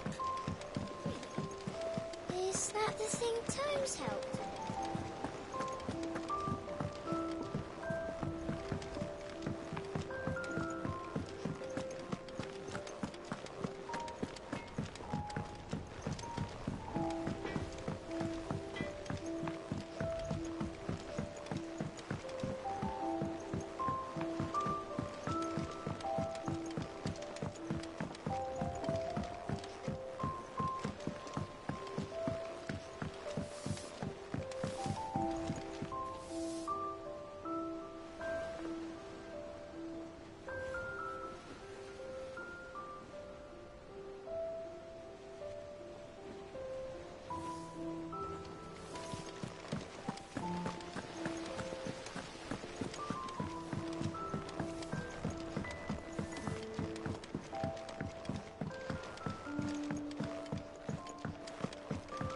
Well.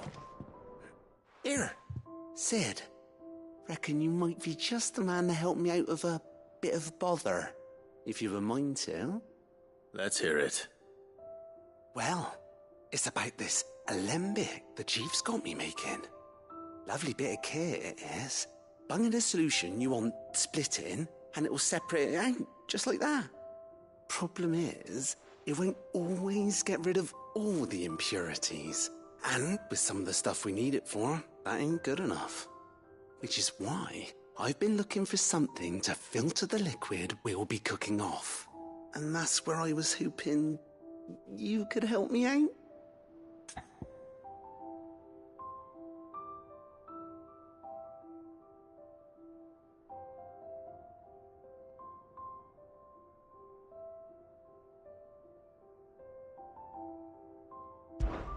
I imagine Ty could get some use out of this alembic too.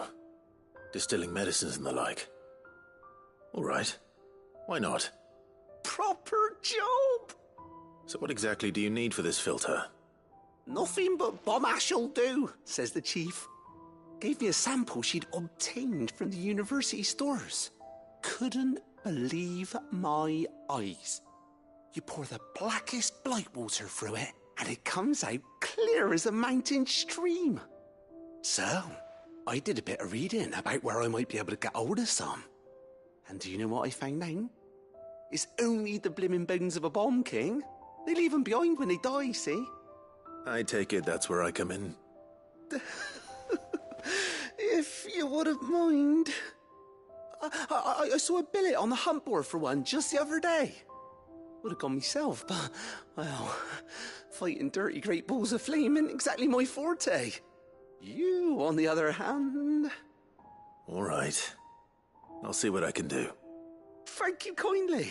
And a good hunting, eh?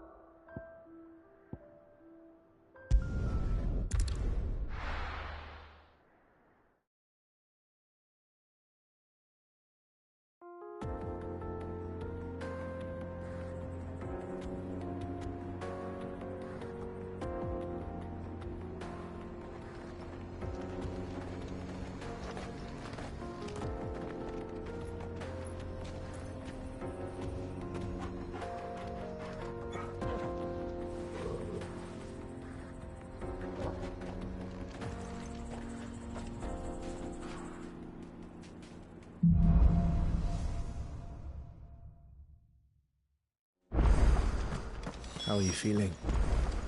Better. Thanks to Talia. I'm glad to hear it. And Torgal helped too. Didn't you, boy?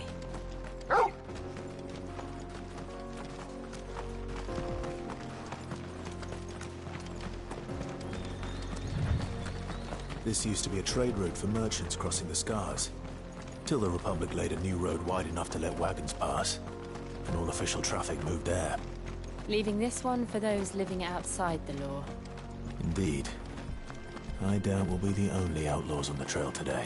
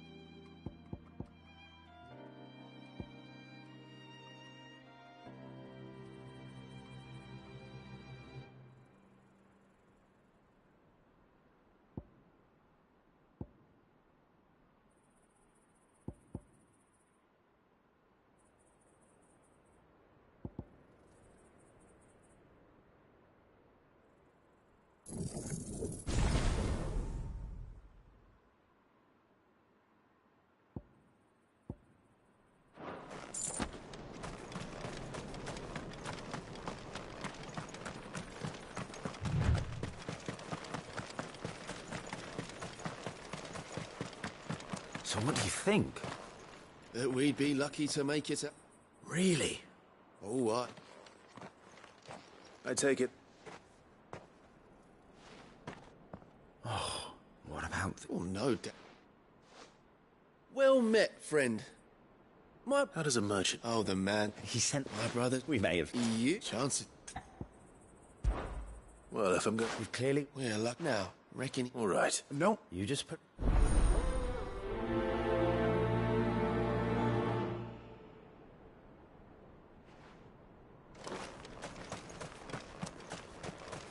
I'm not sure I trust those two. But if there are bandits lying in wait, I should probably take... Look lively, you lot! We've got guests. These must be our bandits.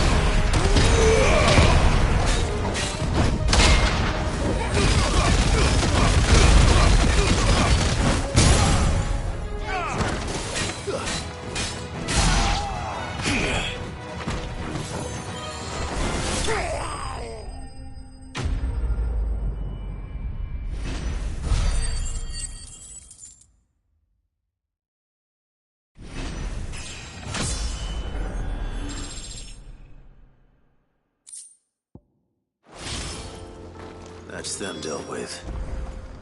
Now, where's that cart?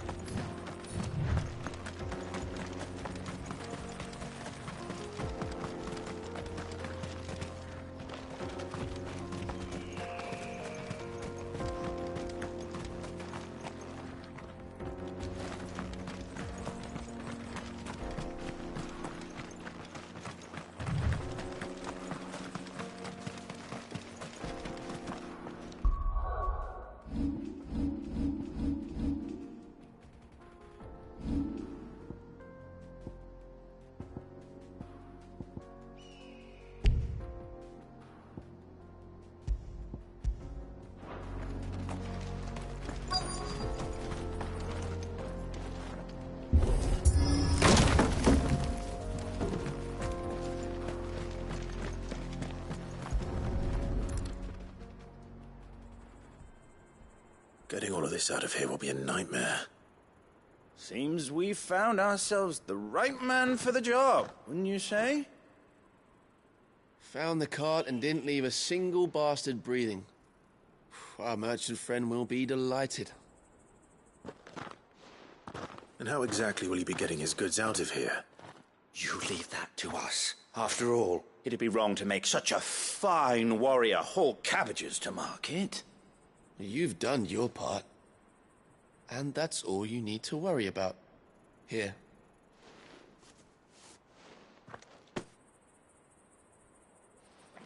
It's been a pleasure. Now piss off. There's no need to be so rude, brother. What if we want his help again next time?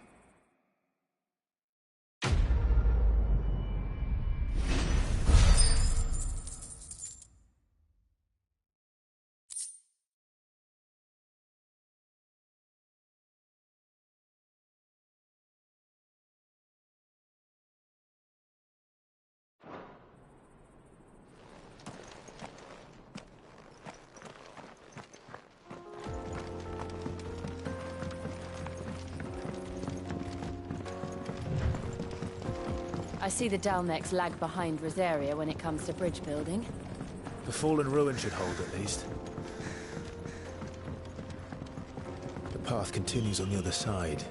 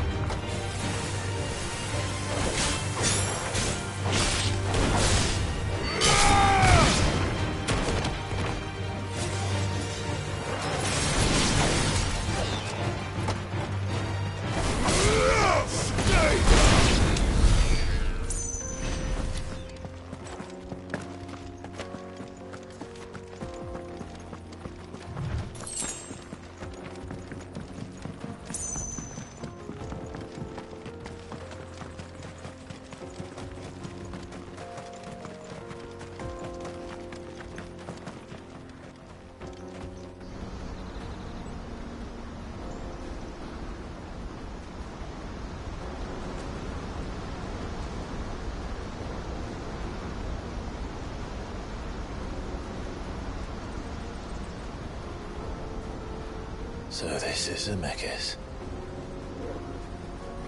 The land of the gods. It's even more impressive than I imagined. I remember being captivated by the story as a child. Long, long ago, man was overcome by avarice and challenged the gods in a bid to win their power. The final battle took place here, at these falls. Or so the legend goes. If anyone ever manages to plumb those depths, perhaps we'll learn if there's any truth to the tale. That the gods emerged victorious and punished man for his defiance by visiting upon him 2 curses. Dominants and bearers. To tell the truth, I always thought it strange that the dominant and their icons were deemed a curse. Back home, the dominant inherited the throne. They were admired and exalted, not spurned. Whenever I got to that part of the story, I always assumed there must be something I'd misunderstood. You had a lot of storybooks, didn't you? In your room, I mean. When we were young. The old legends were always my favorites. Epic battles between gods and men. Father encouraged me to read as much as I could. He thought it good for my education. You really were a boy like any other, weren't you?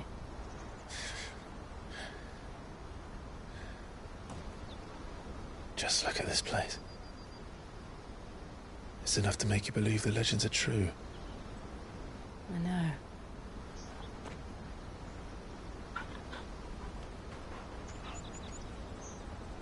We're not far from Boklad. The road will be busier up ahead. And we'll have to keep our wits about us.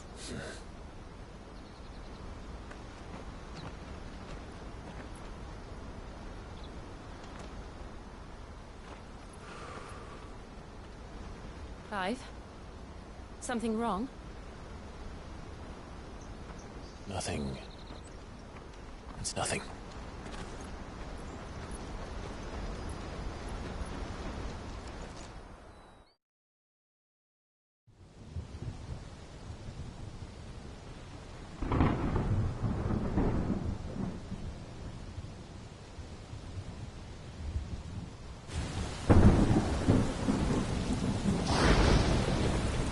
I see the reports are true, Father.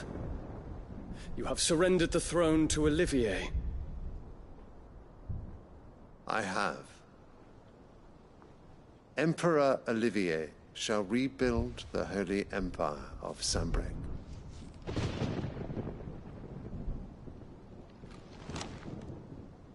How is he to rule an empire? He is but a boy. I shall advise him until he comes of age. Father, please. Or for as long as I am able. The empire we seek to build needs young blood to rule it. And I can think of none better suited to the task.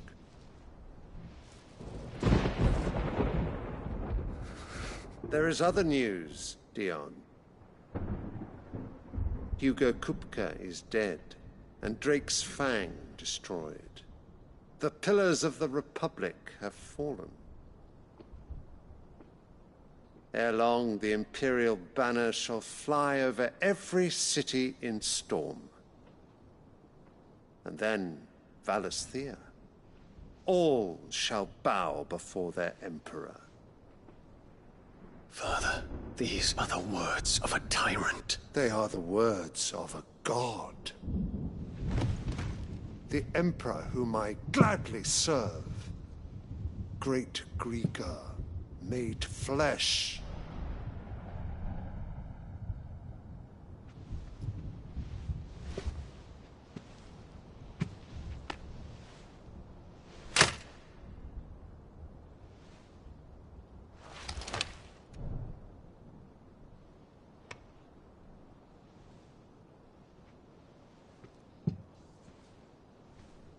Return to your camp, Dion, and ready your forces. It is time to show the world the true power of Sanbreque.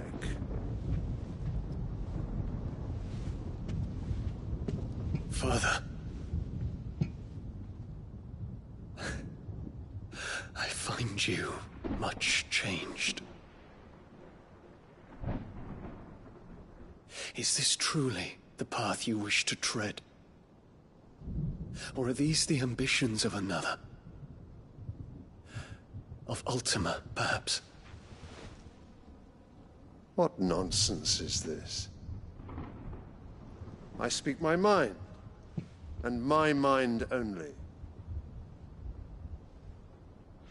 Though I do owe Annabella thanks for reminding me of certain truths regarding the nature of nations, of rulers, and of the divine.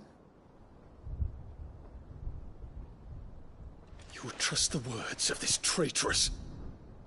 She betrayed her country. She slew her husband. You have ever been an invaluable servant to Sambrek, Prince Dion. I trust you will continue to serve your Emperor in the wars to come. The canker! Silence! Insolent wretch! You will bend the knee. All else is heresy. Sire, forgive me. This audience is over. Come, your Radiance. The Rowena Syndicate awaits your pleasure. Oh, not another meeting with silly old men. They're so boring. I'm hungry, Father. Can't we have luncheon instead?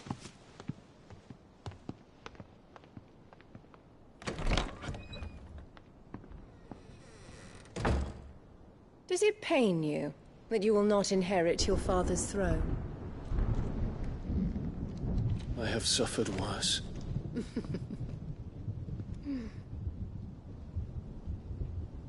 Count your blessings, Dion. For a base-born child to be chosen by Bahamut is miracle enough. You have risen high on his wings, but you shall rise no higher, lest your impure blood stain the throne. What do you know of my blood?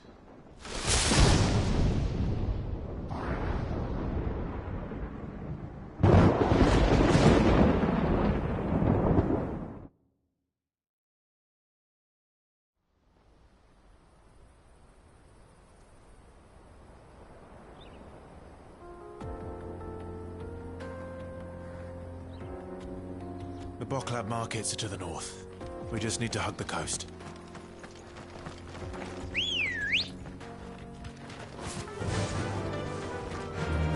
Fly, Ambrosia!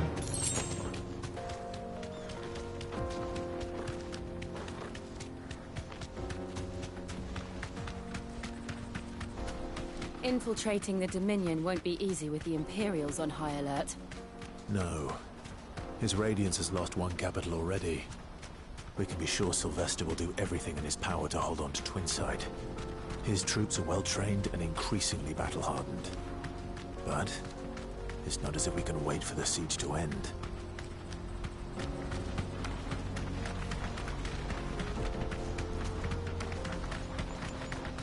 More refugees. And they're all making for the Crystalline Dominion.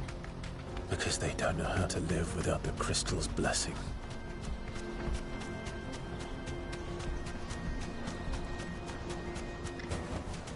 Back to the stables, girl. There are no crystals here. This is where we're supposed to meet Goots, isn't it? That's right. He said he'd wait for us here after replenishing his supplies. I dare say he'll have finished by now. Let me carry your goods. I'm cheap. Peaches and pears.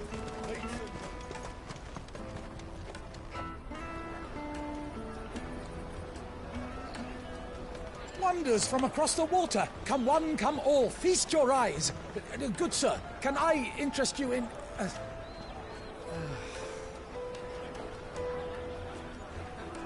How much? For a measly crust of bread? You won't find any cheaper. Not nowadays. But you're more than welcome to look.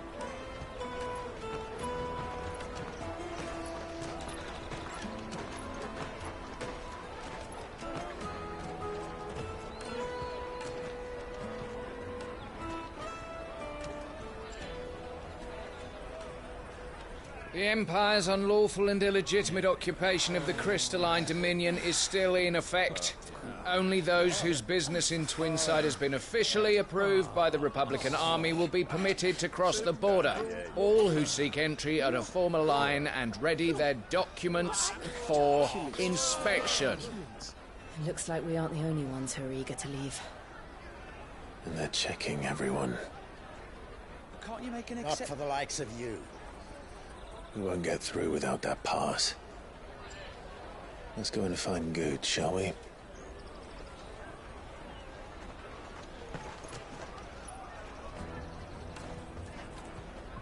He must be around here somewhere.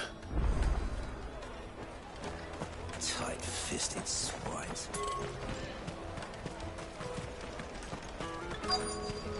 Come, taste my peaches.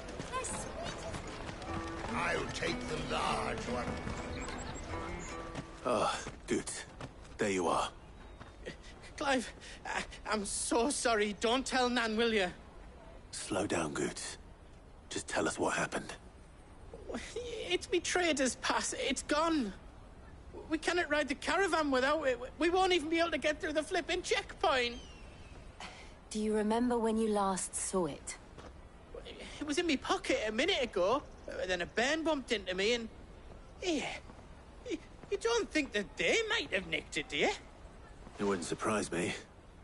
A busy market like this is prime territory for pickpockets. So, to get the pass back, we need to find this child. Where would we even start? I know where! I've got a pal in Bock lad who might be able to help us. No one knows more about what goes on round here than she does. Where do we find her? She's the owner of the Crimson Caravans, up that way. Sign's got a red chocobo on it. No time like the present. You two go on ahead. I'm gonna check the rest of my stuff, make sure naught else is missing. All right. We'll meet you there.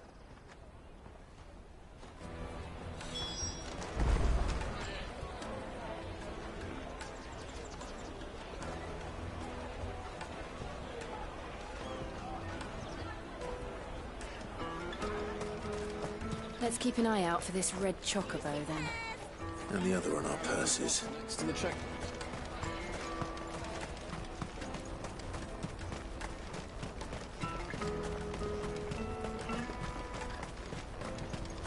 Peaches and pears. Out of my sight, wretch. Well met.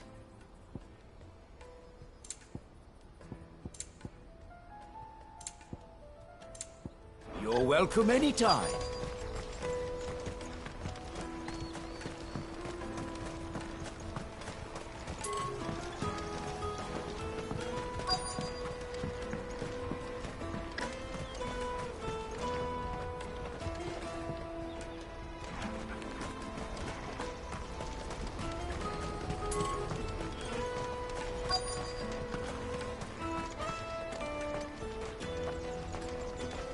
Bloody Crimson Caravans, scooping up all the customers.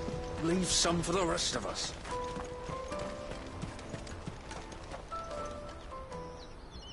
Looking to hire a coach?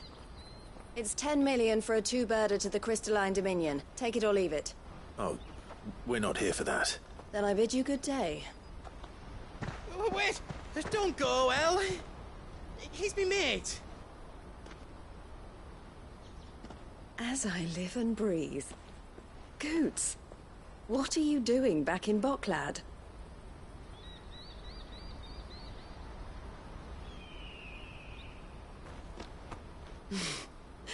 I gather Lady Karen didn't send you.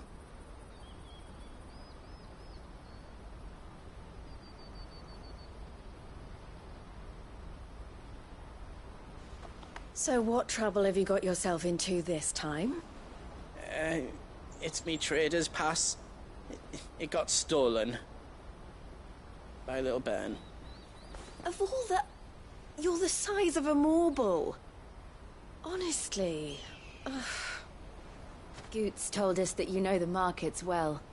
Might you have an idea which little bairn could have done this? We don't intend to punish them. We just need our pass back. Then, we can be on our way.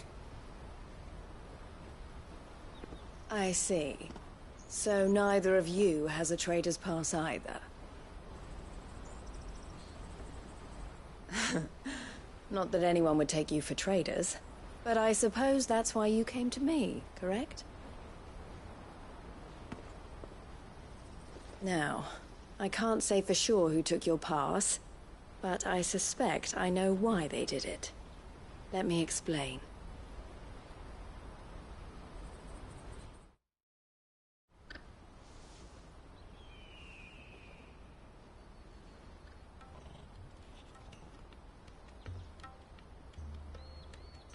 Ever since the Fist marched on the Dominion, the Republic has been clamping down on any commerce that might aid the Empire more than it does us.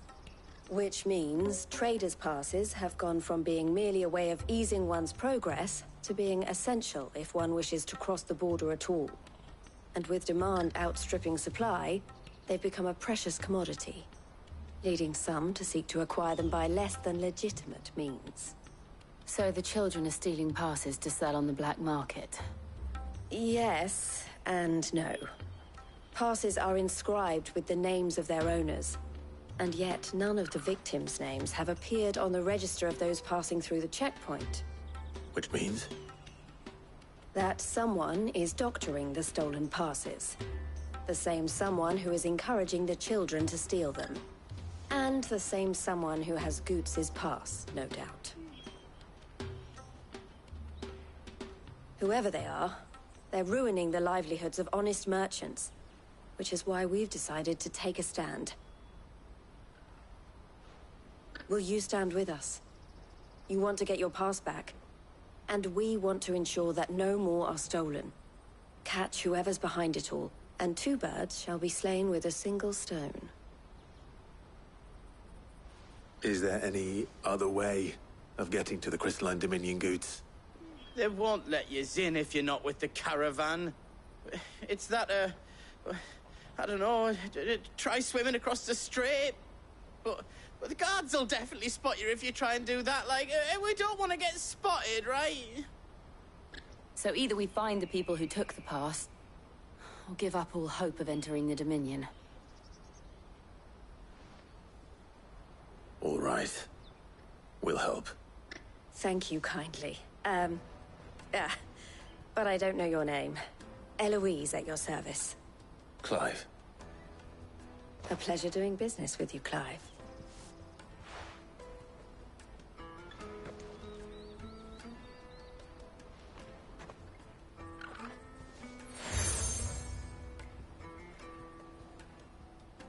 The proprietor of the furniture makers by the coach stop is spearheading the search. Wear that, and he will know you for a friend. I suggest that you speak with him first. The furniture makers. Understood.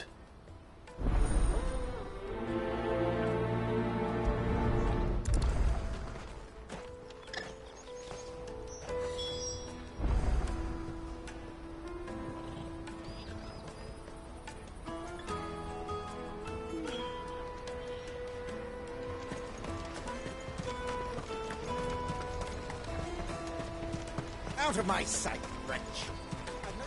Peaches and pears!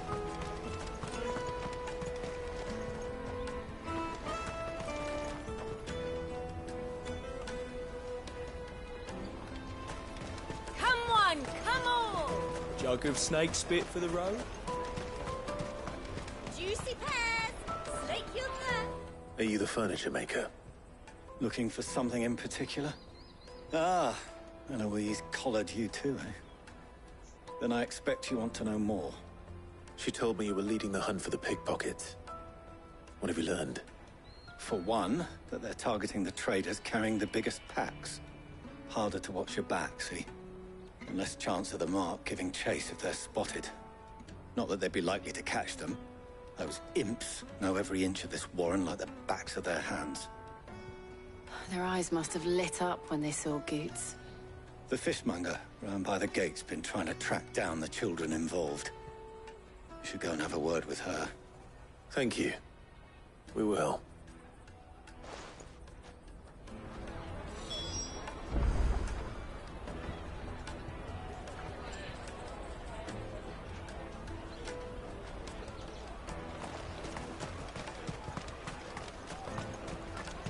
You won't find anything of this quality in Twinside. You should come with me to the Dominion. Fish for sale!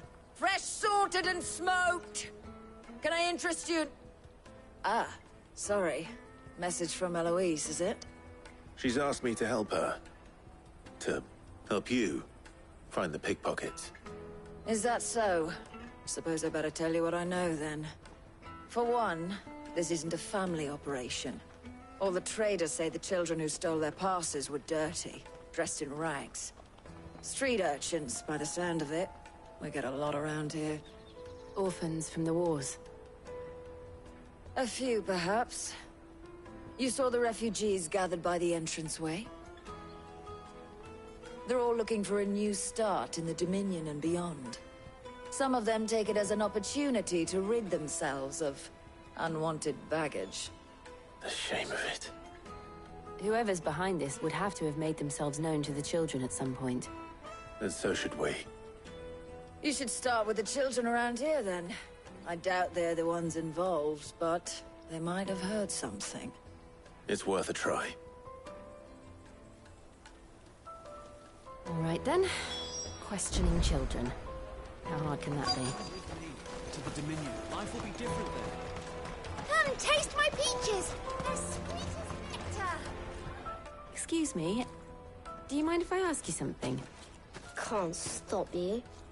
I was just wondering if anyone has asked you to do anything out of the ordinary recently. Anything you grown-ups ever ask us to do is shut up and go away. So guess what I'm about to tell you to do? Sorry. I'll leave you alone.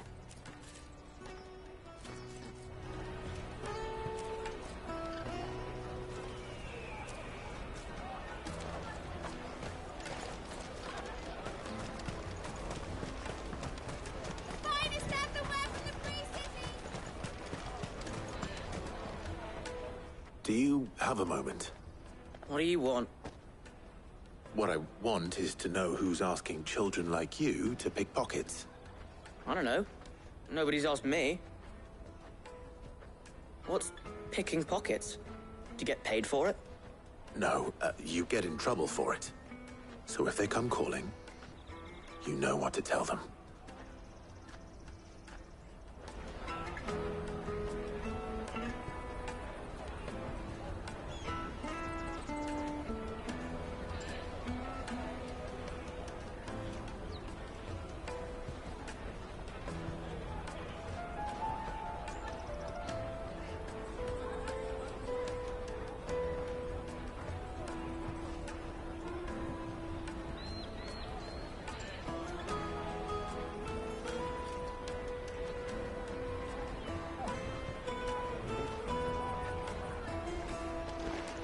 Caravan stops next to the checkpoint. Jug of snake spit. Excuse me? What do you want? I don't have any money. It's all right. We're not going to hurt you. We just want to talk. What about? We've heard that some very bad people are making children like you steal from travelers. We need to know who's behind it so we can stop them. I don't know much about it, really. But my friend, Honza, he said he got a job. Doing something dangerous. Sounds promising. We need to find him and ask. Do you know where your friend might be? He's usually by the tents outside town. Thank you. You've been very helpful.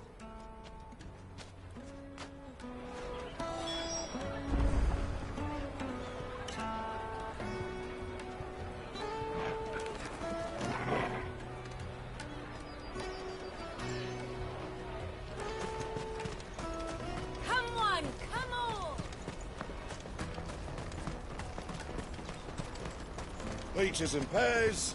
Peaches and peas. Let me carry your goods. I'm cheap.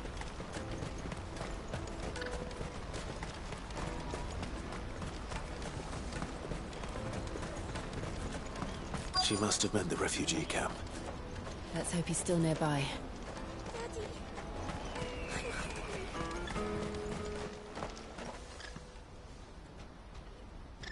That big fat donkey was easy pickings. He wouldn't have noticed if we'd robbed his boots off him. Yeah. Wish we hadn't handed over the pass, though. Could use one of those things to get out of this dump. Chance would be a fine thing. The moment they found out, they'd string us up by our guts. Would they now? Perhaps you'd like to introduce us to these charming characters. Shit, we're in trouble now. What do we do? You two get caught if you want. I'm off. Hunter, where are you going? So that was Hunter, eh? Jill, you watch these two. I'm going after him. All right.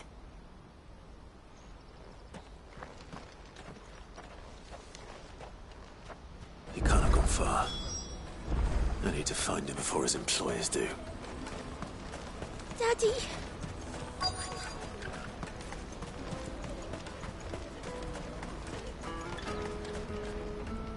Did you see a boy run past? He stole something from a friend of mine. There was a boy ran back there towards the chocobo pen, but... Thank you.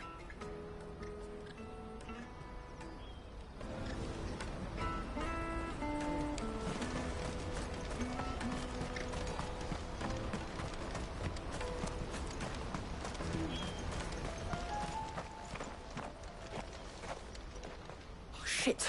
Cornered. It's all right, Hunter. I'm not going to hurt you. I just want to ask you some questions. Fine. Not like I've got a choice. I'm looking for the people who are making you steal for them. Who are they? Call themselves the Carstones. They said they'd give me good gill if I did what they told me. I knew they were bad, but bread doesn't come for free. Didn't come at all half the time, before I started buzzing for them. You know, if I didn't do it, they'd just pick on someone else. Someone they could push around easier. Hunter. You found him then? Jill. Where are the other two? Eloise is watching over them. She sent Goots and I to look for you. You're... him! I haven't got your pass anymore, if that's what you're after. I gave it to the Carstones. Whatever you do to me, I can't get it back. Not that I go against them anyway. If it weren't for their gill, me and my mates would have starved.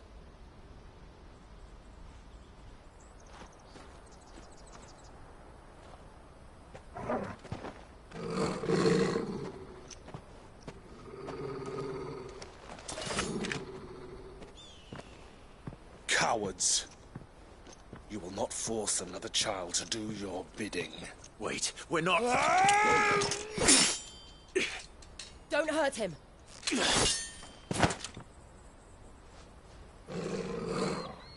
You're making a mistake. We're on the same side. Like hell we are.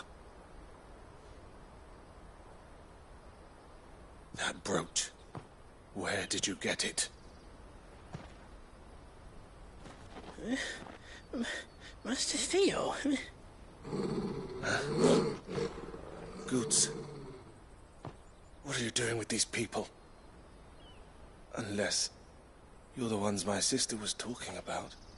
Your sister?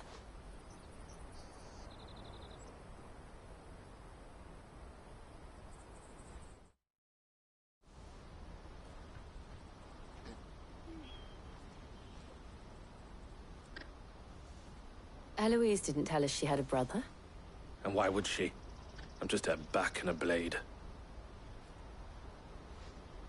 Theodore, at your service.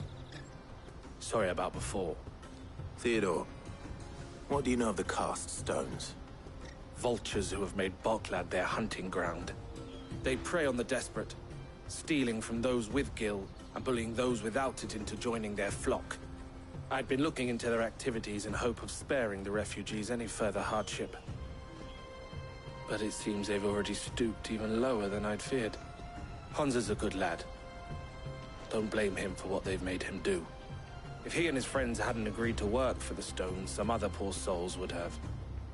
On pain of death, most likely. Clive, was it? And my sisters asked you to help put an end to the pickpocketing. Then we all want the same thing.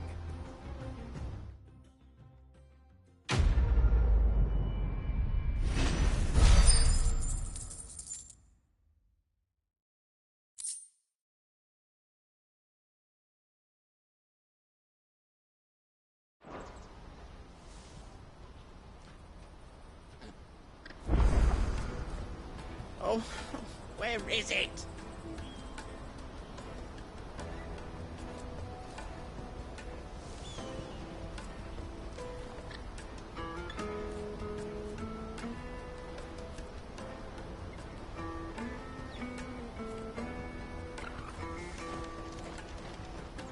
So, what's the plan? What else? We find the cast stones, and we crush them. You get your trader's pass back, and I make Boklad a safe place again. All right then. All right then. Honza, where are they camped? Don't worry. They'll never know you told us. Couldn't if I wanted to. They always come to town to collect the passes. Meet us outside the gate. I tried following them once, but they spotted me halfway down the trail. Said they'd string me up. We'll try it this time. Which way were they going? Back down the road towards Lateney's Cleft. To Lateney's Cleft, then.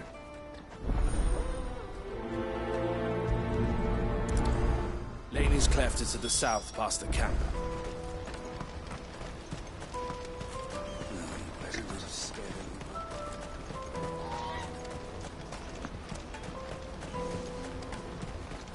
That's that, then.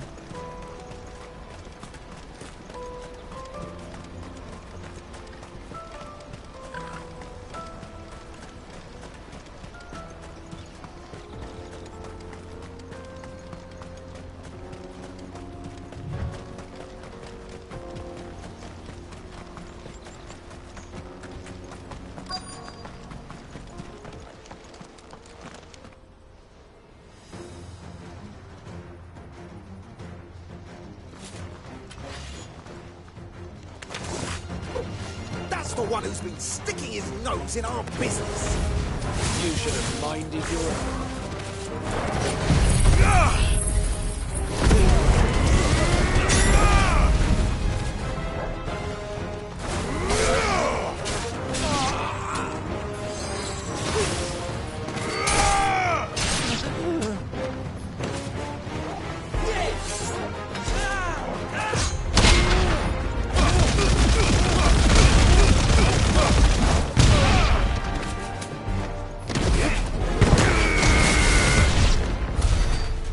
These were the ringleaders. But at least we know we're on the right track.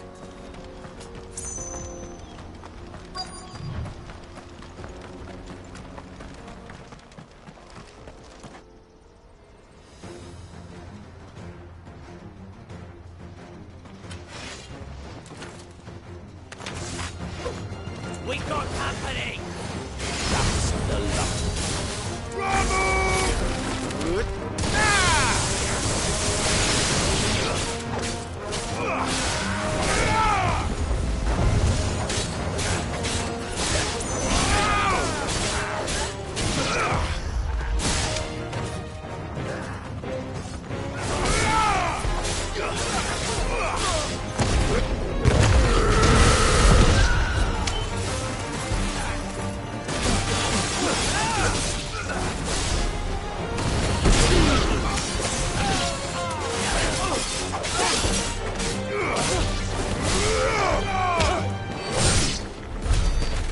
Soldiers.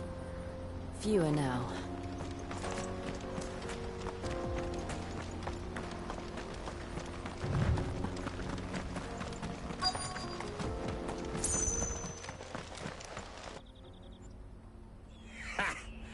Not a bad haul today, eh? Aye. Some of our new recruits are natural-born ne'er-do-wells. Especially the little ones. And Hans has got nimble fingers, all right. It'll be a shame when they chop them off. But till then, let's make the most of it. Scum. The leaders of the cast stones, I take it. They don't deserve any mercy, Clive. I wasn't planning on showing them any. We're ready when you are, Theodore. Oh, I'm ready.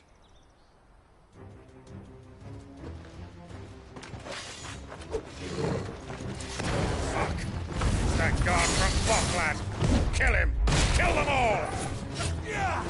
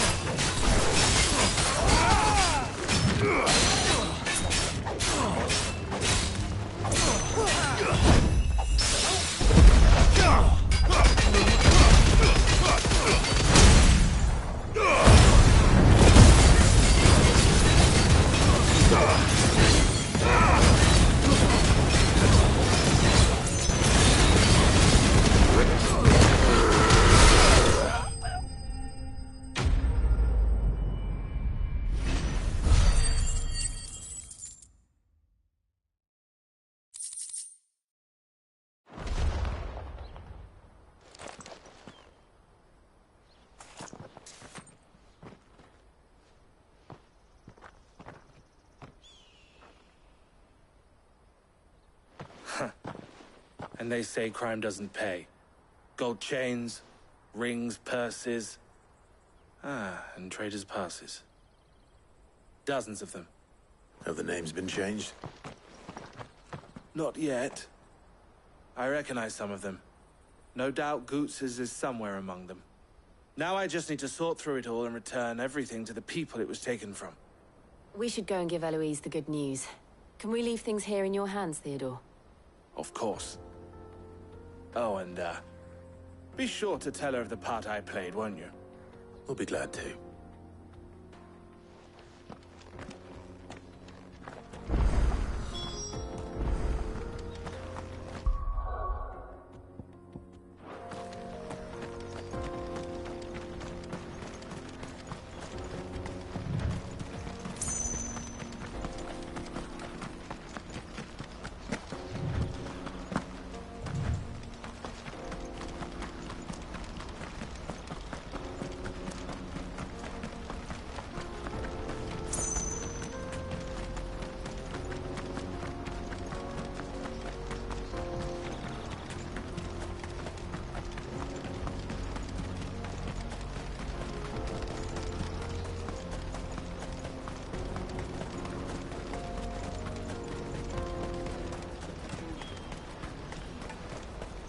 There are no crystals here.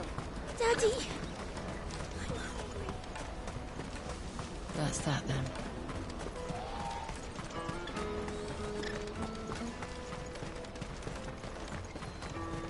Hurry, man. I must leave for the bloody crimson caravans. Ah, Clive. How goes the hunt? My brother isn't getting in your way, I trust? Quite the opposite.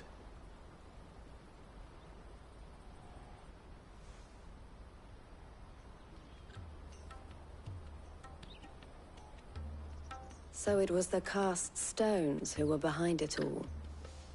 Theo told me he'd been on their trail. And their demise solves 3 problems at a stroke. That of the pickpockets, the bandits pulling their strings, and the passes they were stealing. I only hope yours is among the items you recovered. Only time and Theo's return will tell. Speaking of whom, welcome home, dear brother. You are too kind, Eloise. Here, Clive. Goods' pass. Ask him to keep a closer eye on it from now on, would you? I will. Thank you. El, I've asked our boys to carry the rest of the goods back. Can I count on your help in sorting through it all? Of course. I'll make some space in the storeroom. I expect you'll soon be on your way then. But it wouldn't do to leave without introducing yourself properly. Would it now? Sid. Don't look so shocked. We're on the same side. I don't understand. As you now know all too well, we at the Crimson Caravans are always happy to help those in need. For a small fee, we will move anything that needs moving. Be that goods to market, or bearers away from it. I was the first my sister helped escape. If it wasn't for her, I'd have been branded as a boy. I had no idea. It just so happens that we are seeking to expand our operation. And who better to join forces with than the leader in the field? Wouldn't you agree, Theo? I would. It seems our purpose is the same in more ways than one. So what would you say to working together again? It would be our pleasure. And our honor. The honor is ours. Here, Clive. This is for you.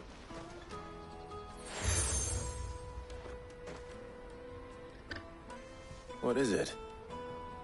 El has friends in high places, while I have associates in, lower ones. That mark is proof that you're a friend to us both.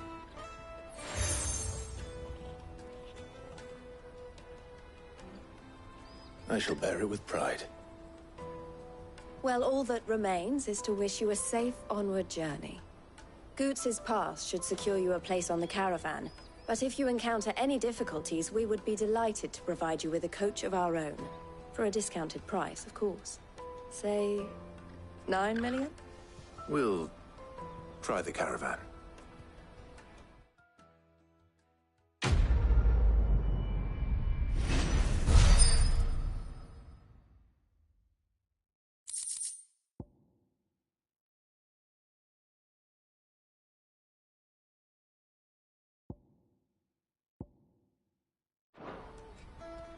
Right then.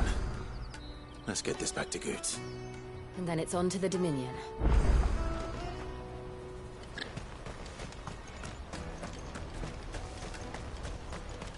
Out of my sight, wretch!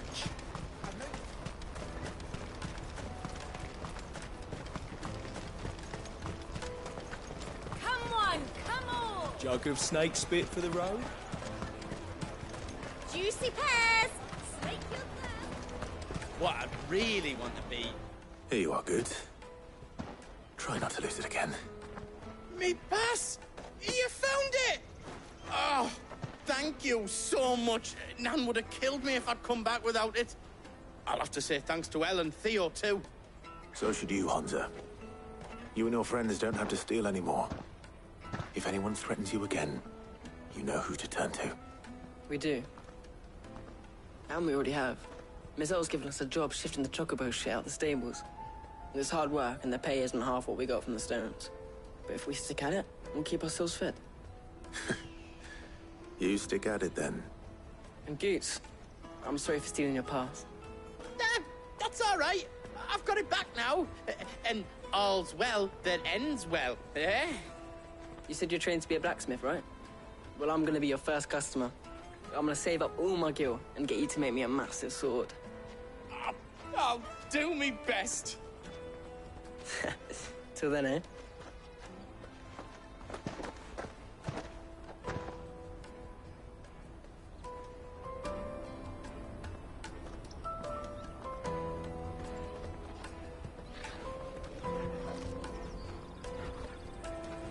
All right. We have a place on the wagon.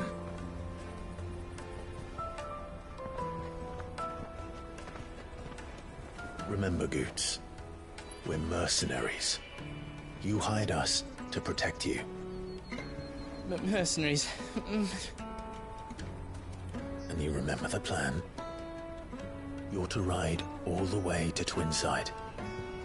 Jill and I will go with you as far as the outskirts, then find our own way in. I'll buy that stuff I need. Right. And we'll scout out the Imperial's defenses. There's a square with a big bell tower right in the middle of town.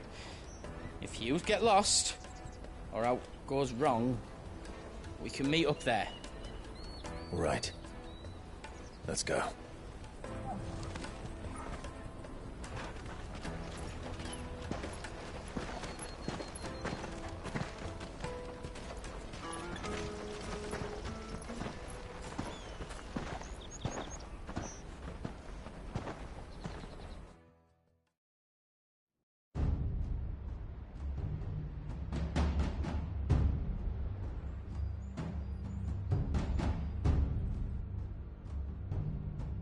I see.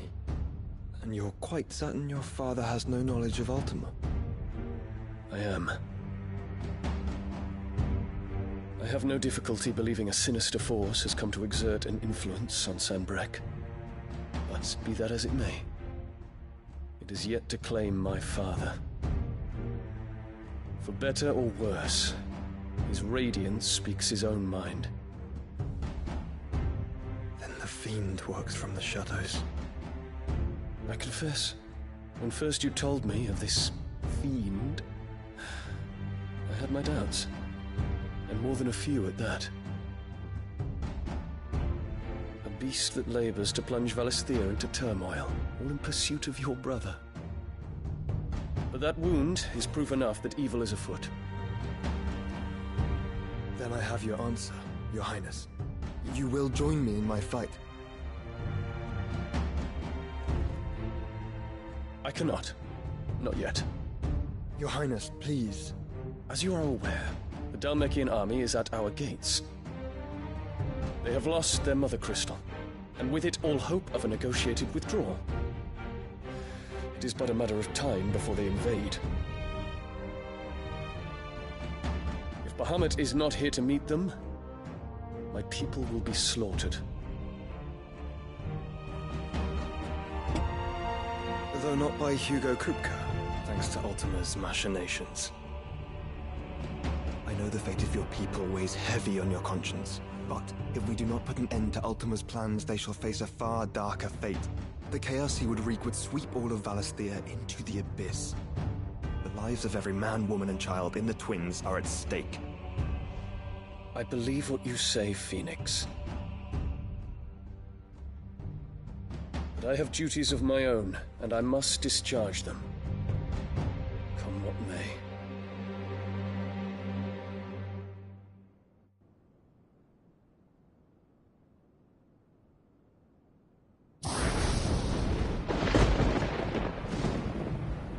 What do you know of my blood?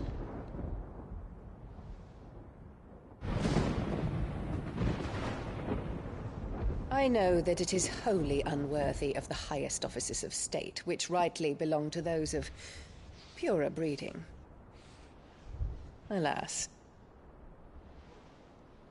Your bloodline runs through the Oriflamme gutter, from a whore who weighed her child's worth in gil. Have you threatened my father? Of course not. I merely whispered in his ear that his mongrel son is plotting a rebellion. What?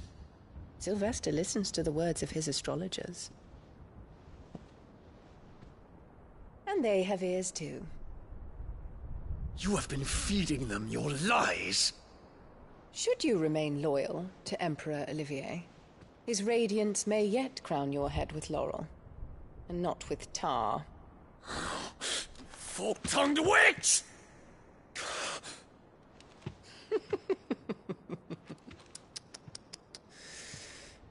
In consideration of your long years of service to the Empire, I shall forgive this uncharacteristic rudeness.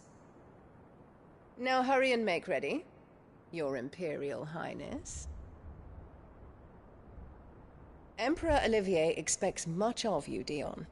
Or should I say, of Bahamut. May your fire reduce his enemies to ash, till all of Valisthea bows to its rightful ruler.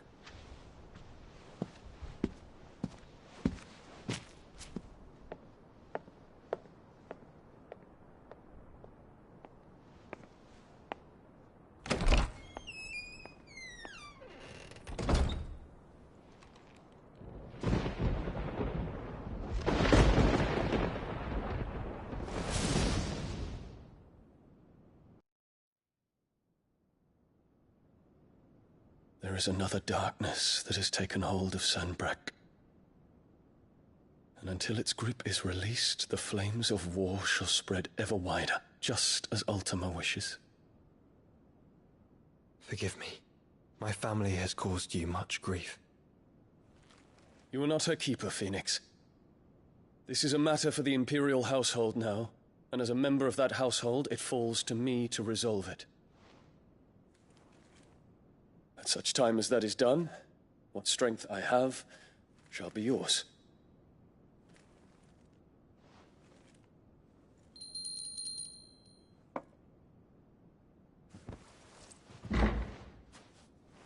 Thank you, Your Highness. Let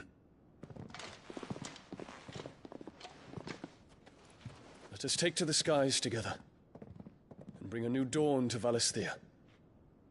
I should like nothing more.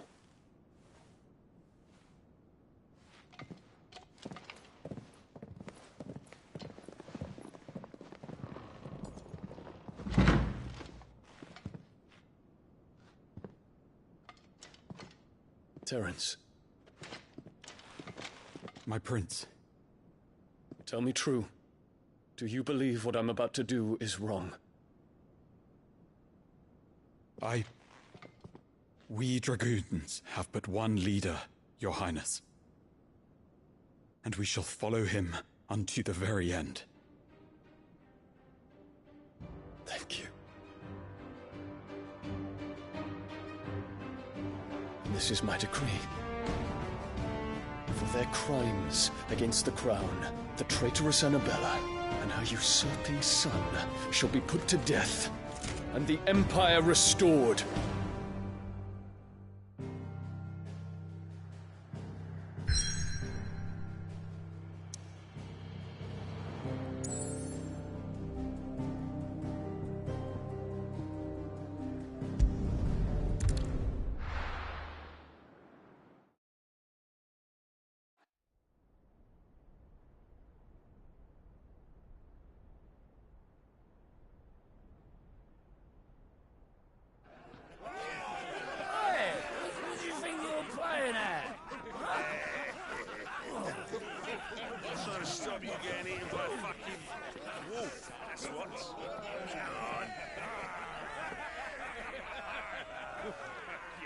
One would never guess that these people stood on the brink of war. They're afraid. They turn to drink to forget their fears. Anything you want to forget?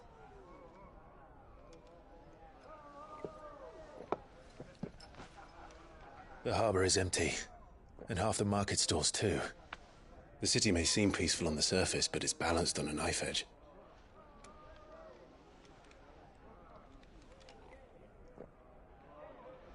Were we to give it a nudge, it might be just the distraction we need to reach the Mother Crystal. I thought you might say that. We should send for Gav. We'll need someone to keep the fires we start from going out. And we can busy ourselves scheming until he gets here. I'll send a Stolas then.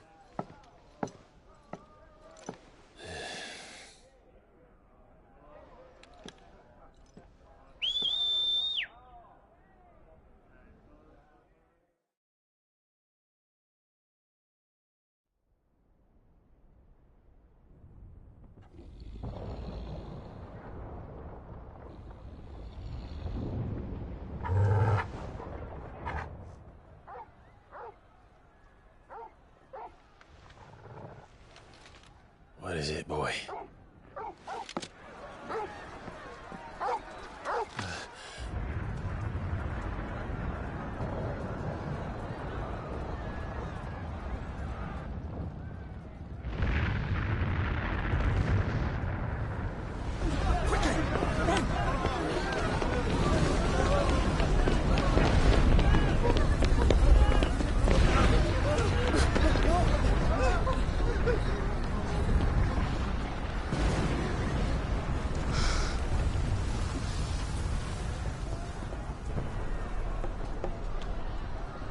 What's happening? I don't know.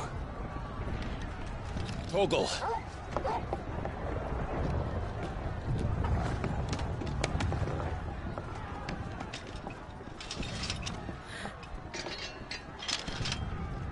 This way.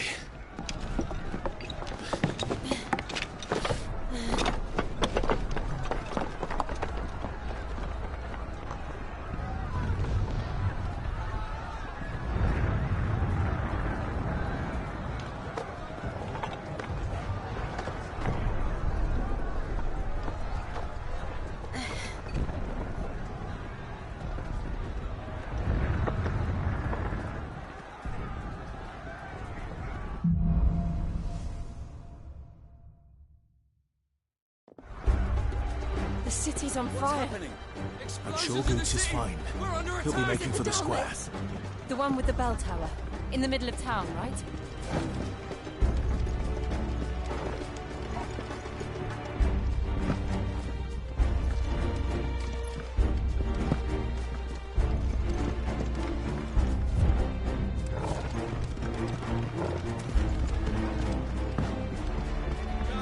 Watchman or sentry is to be slain on sight.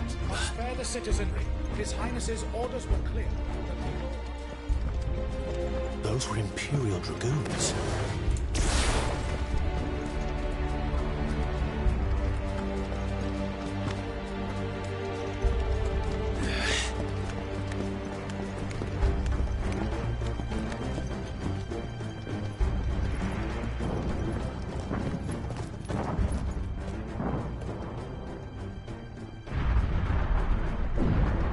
the hell is going on?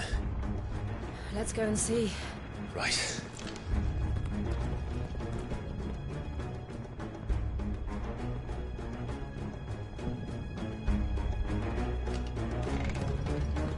But first we find Goots.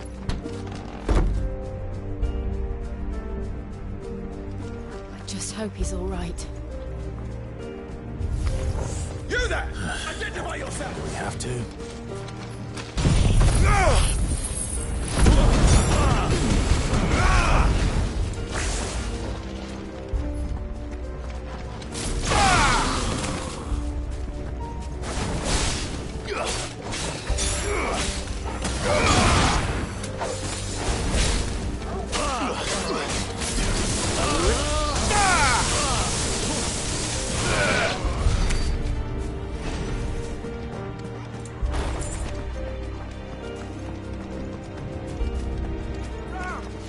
Quickly!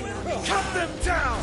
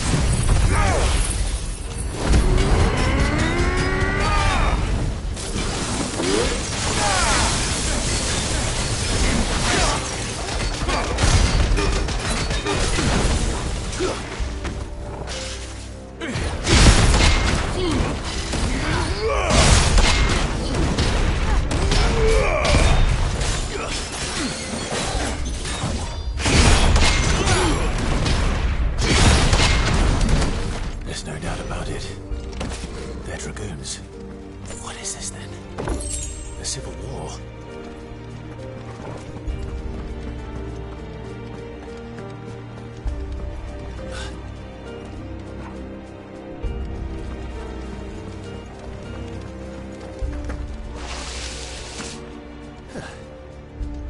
Never thought I'd be glad to fall into a sewer.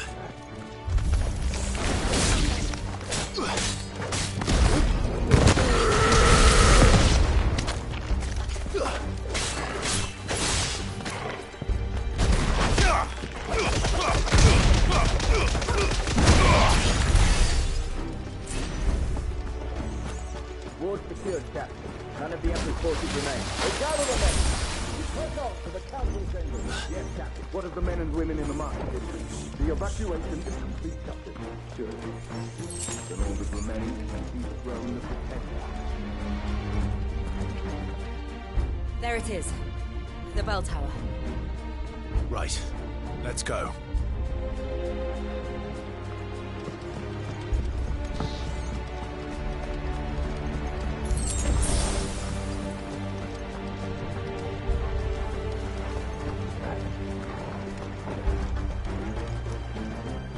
Ah, a goods lift.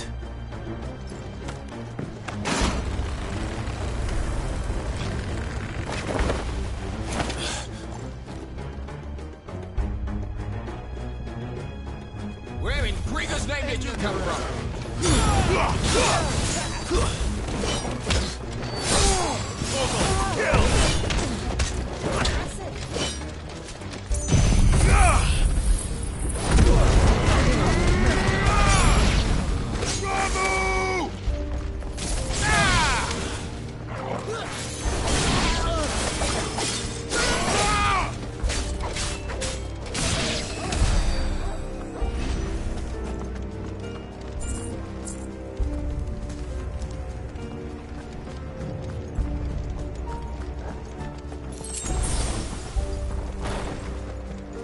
Intruders!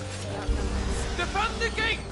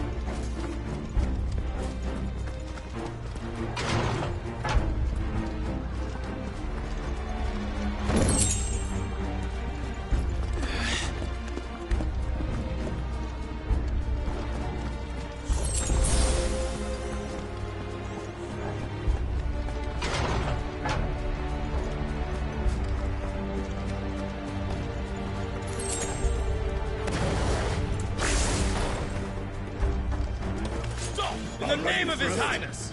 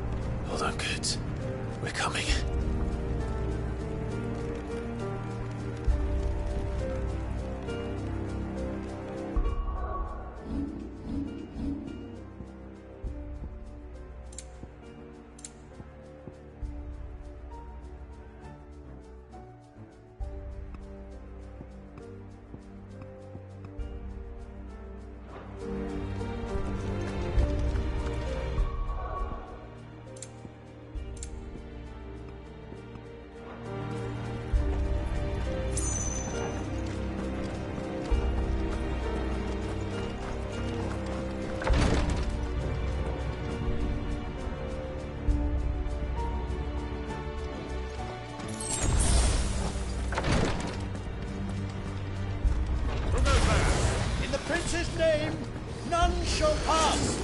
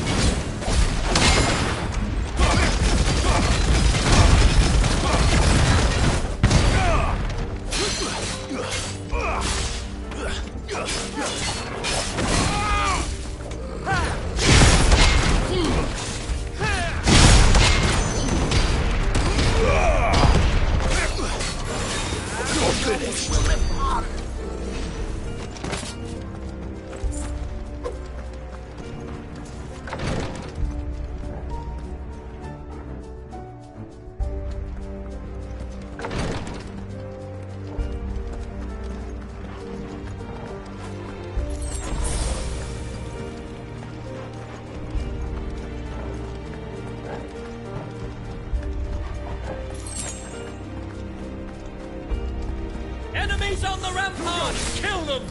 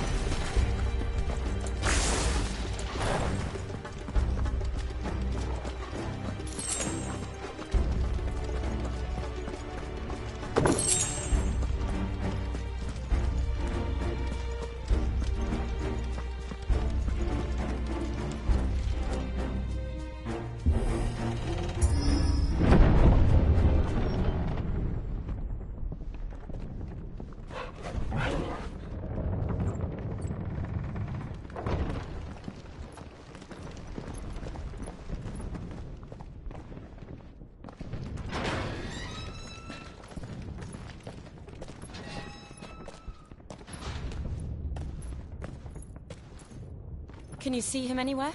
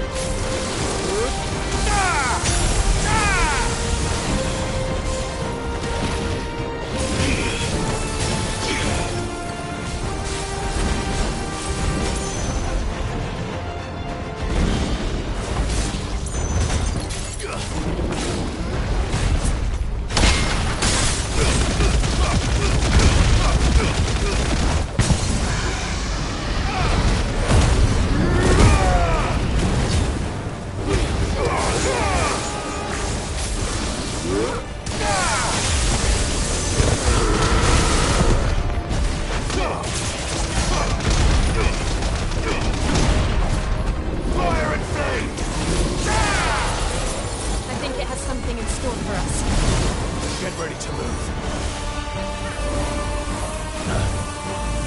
Nice try. Nice try.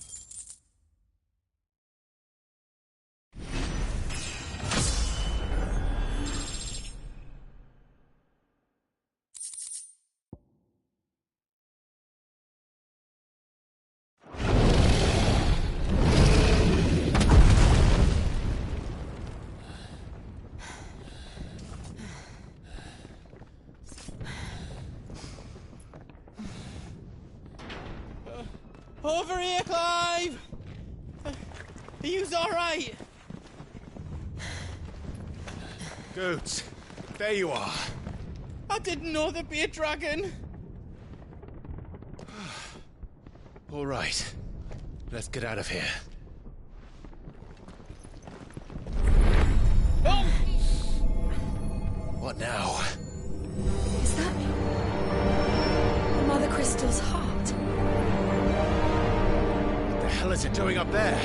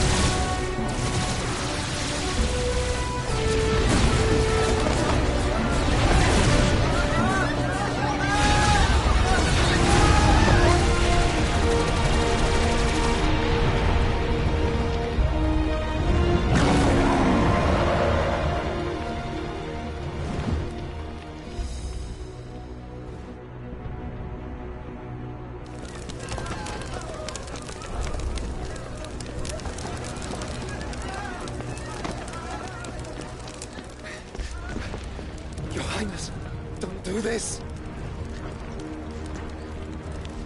We must leave. Now, Your Grace. I beg of you. This is not what he wanted. Something's happened. Forgive me, Yut, but I must put a stop to this. Your Grace!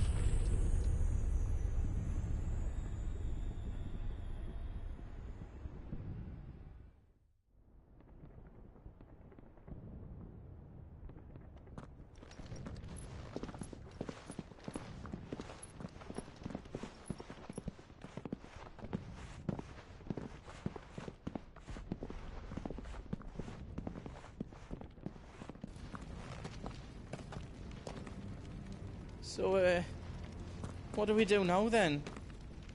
We destroy the heart. But he might come back! As soon as the flames die down, the Imperials and the Dalmex will move in. This may be our only chance. And Bahamut has gone for now. You should get as far away as you can, Goots.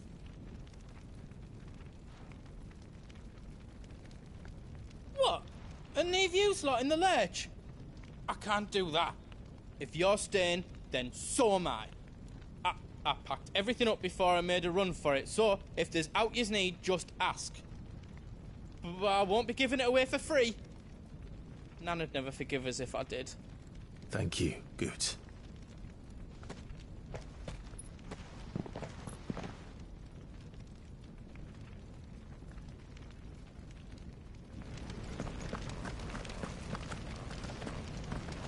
What can I do for yous?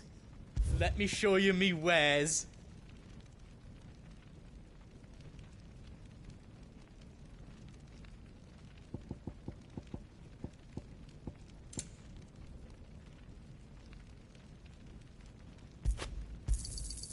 Right-o, here you go.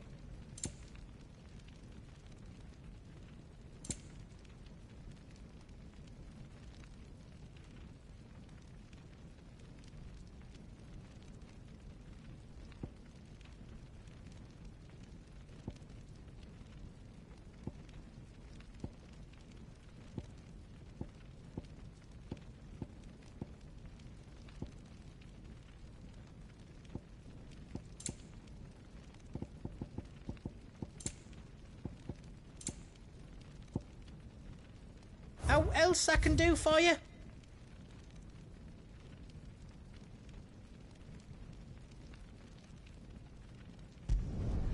Reckon I did a good job.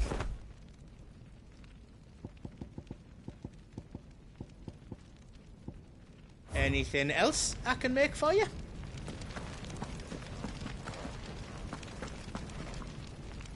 Drake's tail is right there, Clive. It's time to free Storm from the Crystal's curse.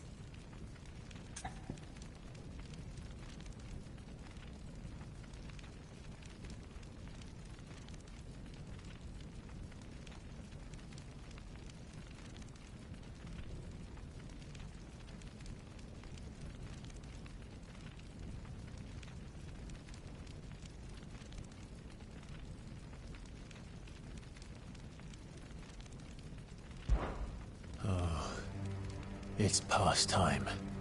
But remember, Bahamut is still out there. And I dare say we'll be seeing him again before the night is done.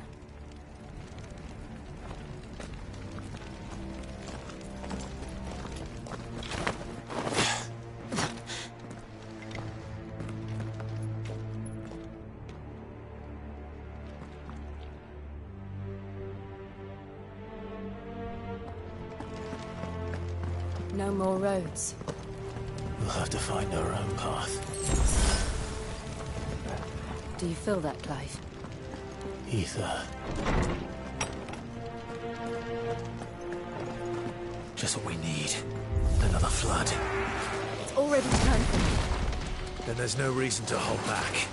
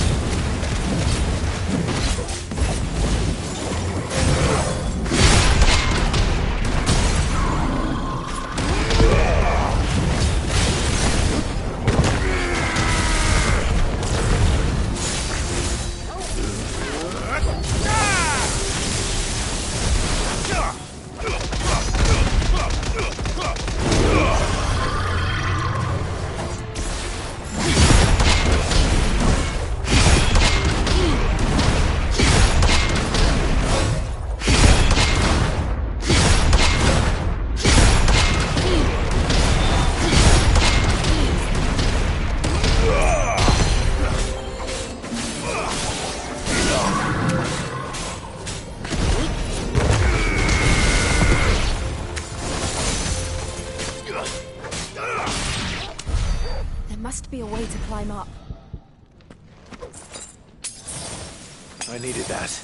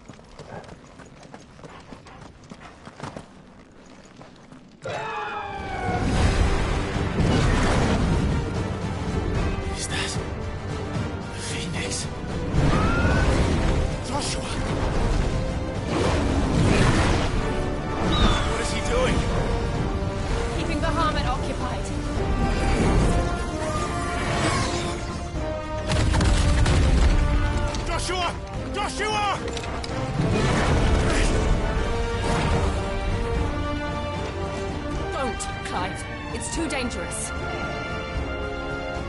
Fuck. Hold on, Joshua. I'm coming!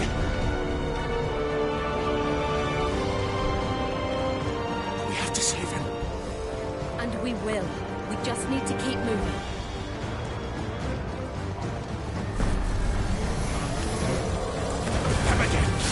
Not now!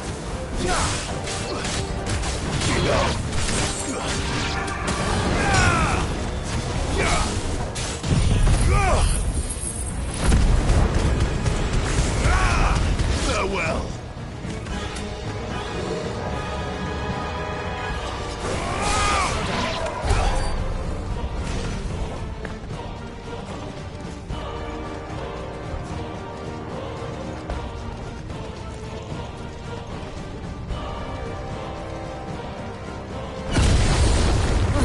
What was that? He'll kill us all.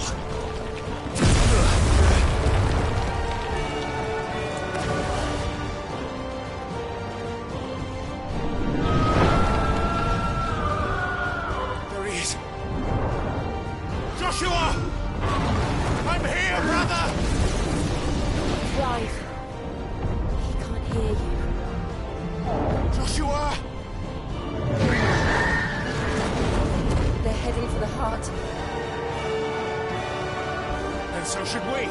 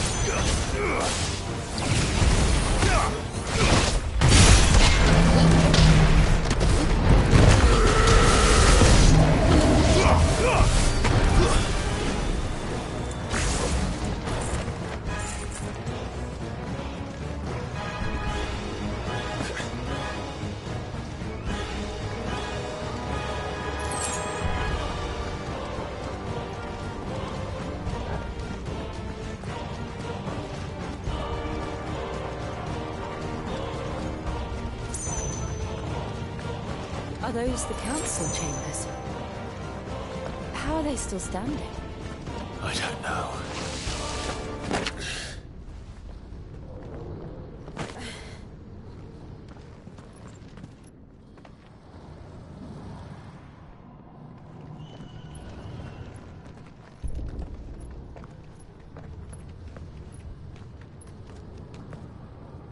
He'll be all right, Clive. He's a survivor. We're getting close.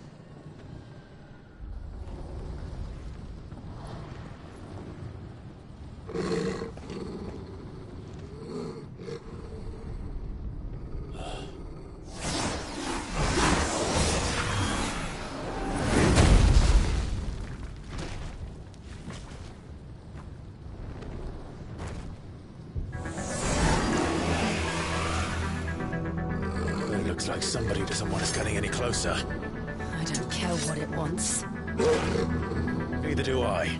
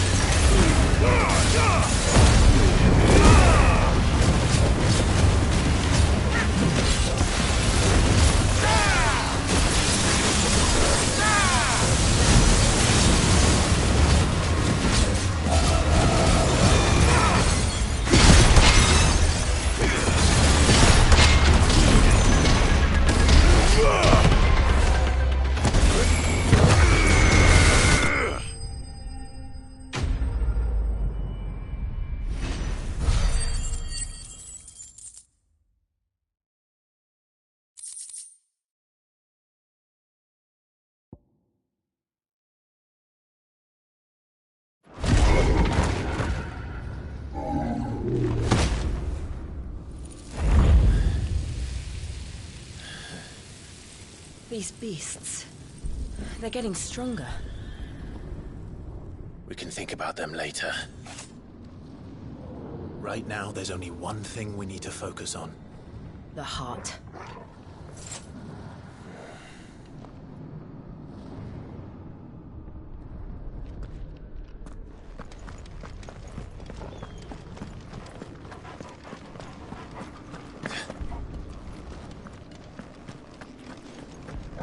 We might be able to get up through the building. It's worth a try.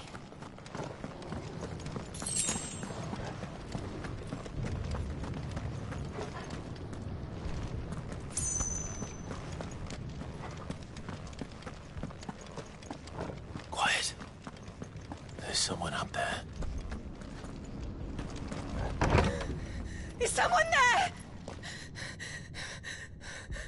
Mother. It's you. What happened here? He tried to take him from me. Oh, my boy. My darling boy. Is this the child you made with the Emperor? Why, Mother? Why did you betray us all? You have no right.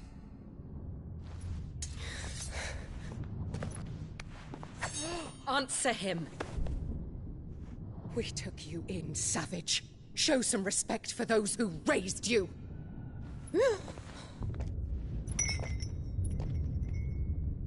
Honorable Elwyn, always thinking of his precious homeland. But what worth is a homeland in a world beset by the Blight? Father did not seek to protect his country. He sought to protect his people. A leader's duty is not to protect his people. It is to protect the source of his sovereignty.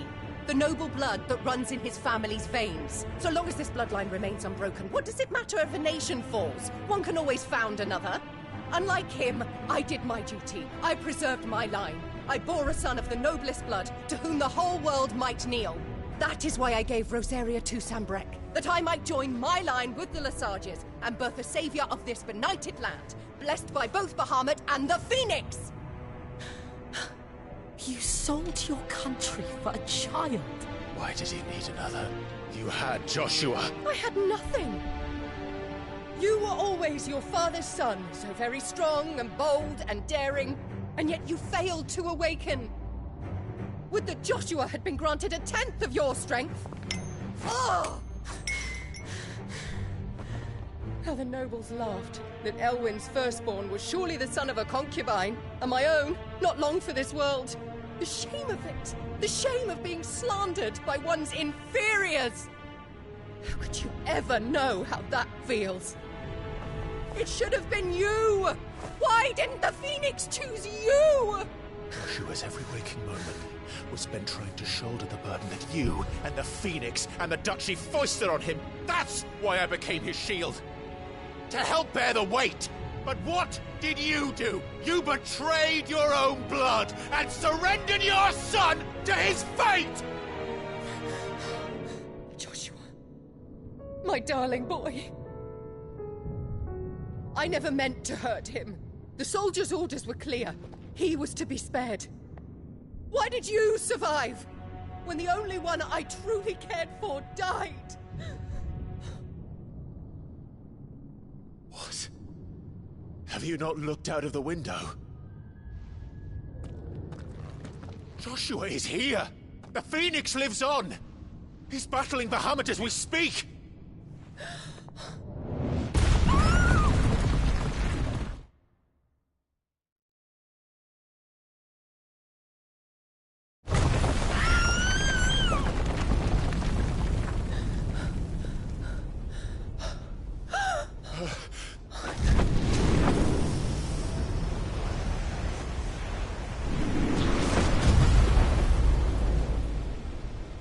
Joshua! Wake up!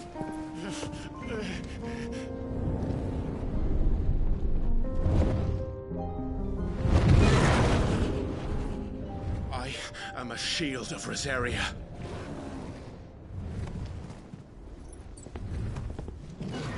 And I will do my duty. What are you...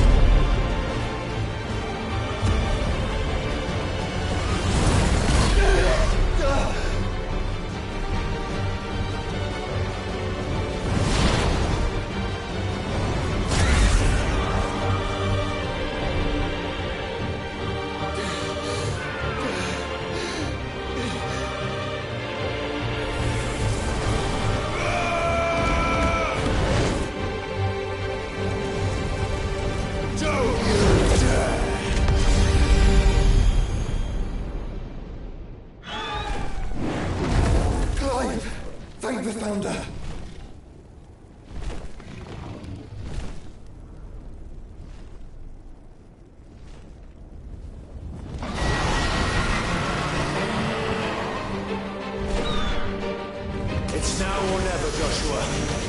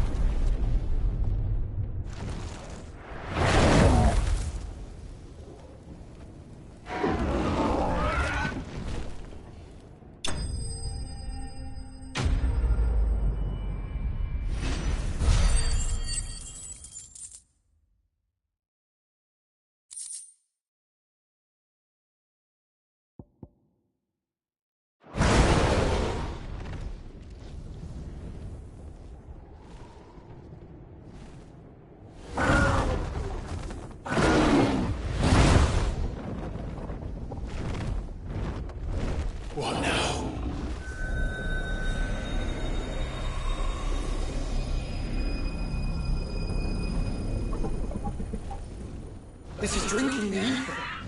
We have to stop him.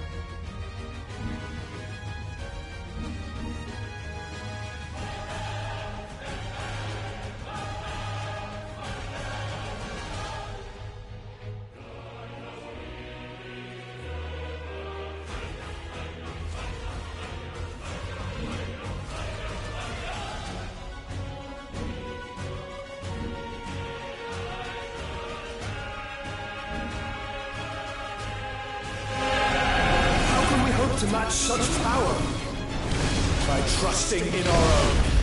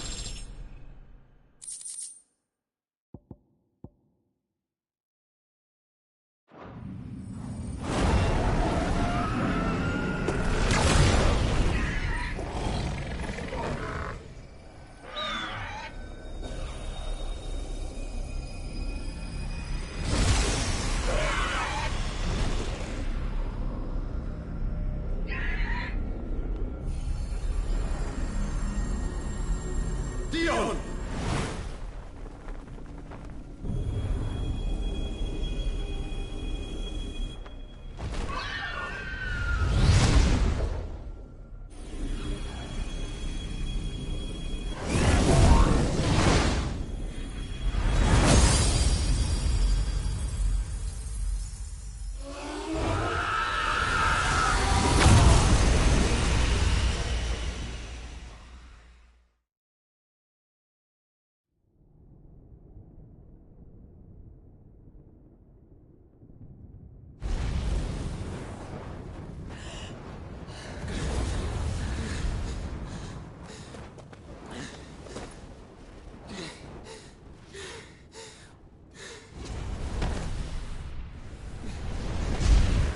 Joshua!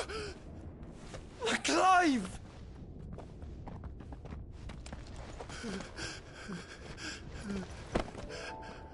My brother. I'm sorry. I'm so sorry. You're alive. We both are. Nothing else matters.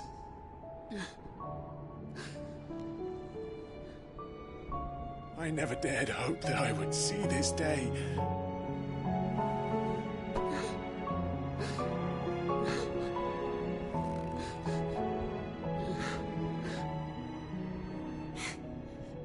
Reunited at last.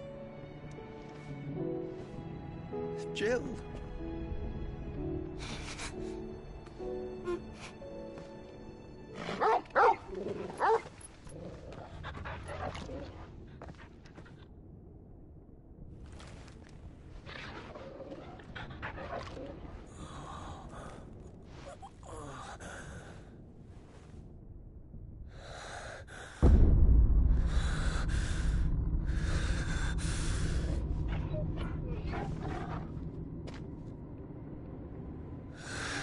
This is for my father!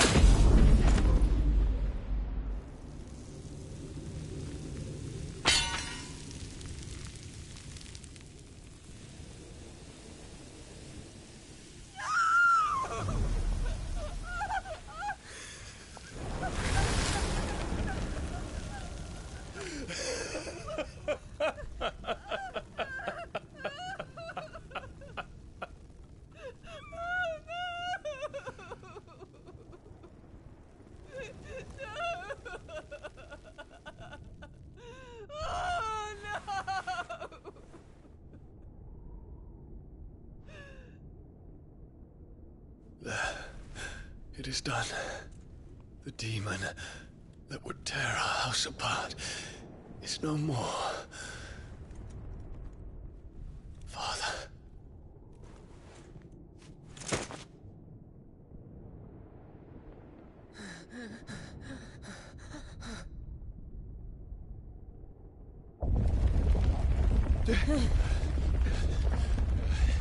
The Mother Crystal. It's collapsing. Right. We need to leave. No. Wait.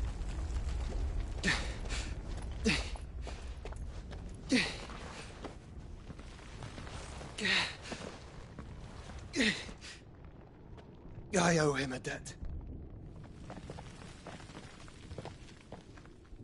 Fine.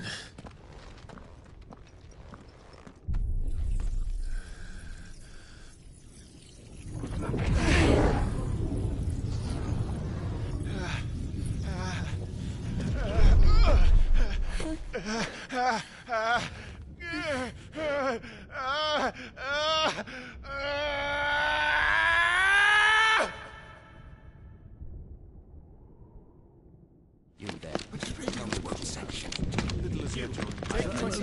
Don't reinforce the walls. Situation. Report, Captain. Can nothing be done to call them off? I regret not, Your Radiance. The Dragoons answer to none but His Imperial Highness. The Council is powerless to intervene. We're hearing reports of rebel Madness is this, Dion. throughout the neighboring districts.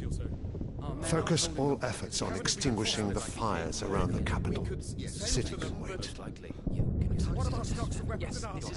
Don't dally, man, go! Your Radiance. And I want you to find out if Adele makes movements.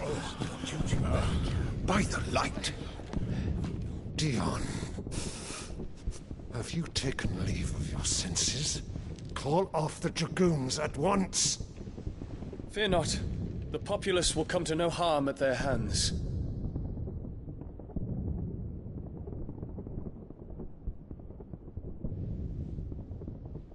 I am here to save you, Father. Save me? A creeping darkness hides in the heart of Sanbreque. It stems from your wife, the traitorous Annabella.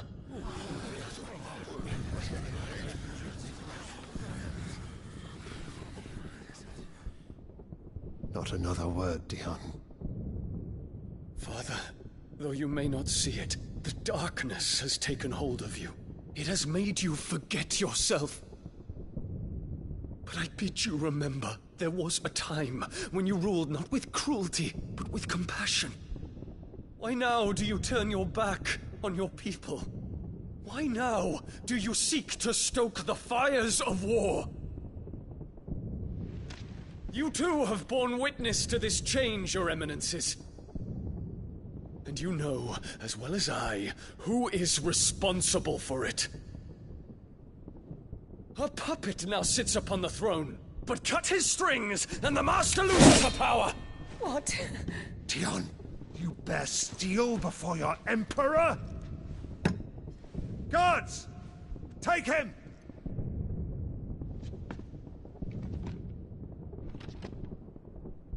For every citizen who falls, another can be bred.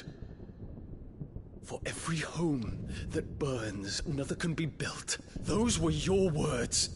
But when the last of your citizens has fallen, and all of their homes have been reduced to ash, what will become of your empire, of its rulers, of your god? As the Mother Crystals crumble one by one, and the Blight sweeps in to claim all that we hold dear, our people look to their Emperor for protection.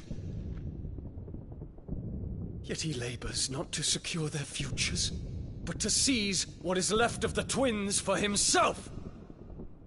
Even if it should come at the cost of everything his loyal citizens have labored to build! Dion, you must understand. A small price to pay, is it not? You've been blessed with great power, Dion. Enough to win me the world. So go, claim Valisthea for me, brother.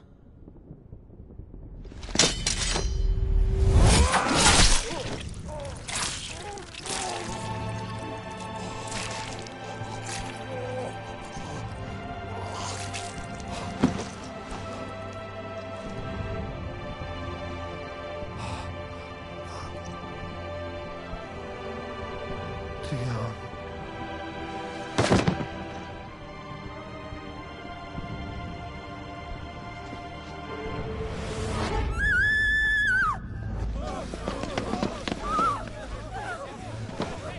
Gods! Gods! Father. Poor father. How he doted on his children. That he would die to protect me was plain. It was but a matter of when. You planned this? You did well to endure so long. But you broke in the end, as I knew you would. And now Muthos approaches. Put him to the proof. I would see if he breaks. Go, Bahamut. Kinslayer.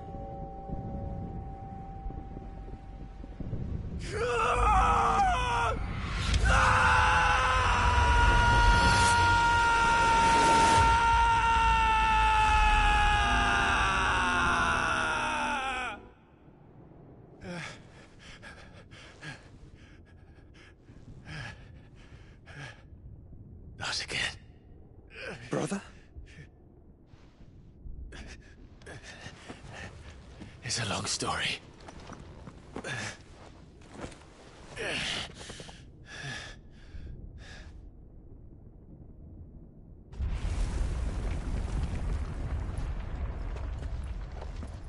You cannot stay here, Mother.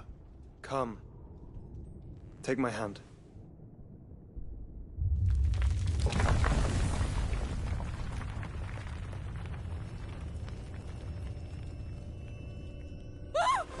Get away from me! This is all just a dream, just a bad dream! You will not take me, Shadow! You will not take me!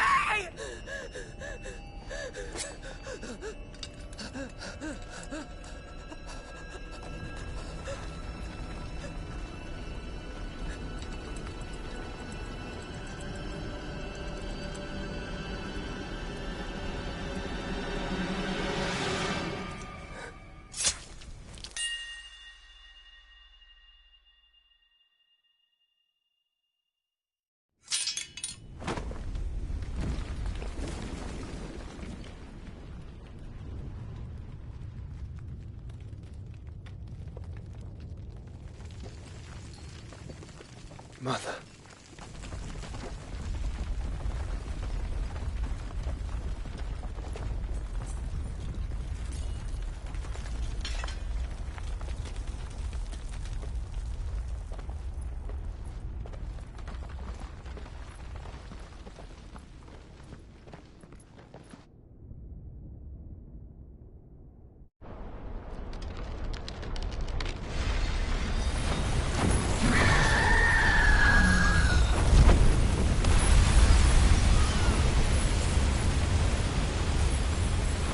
If it is consciousness that weaves your wills together,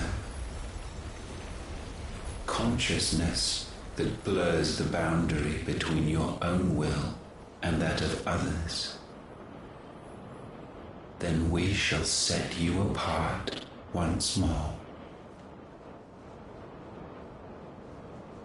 The ties that bind you shall be severed, and humanity return to its proper place.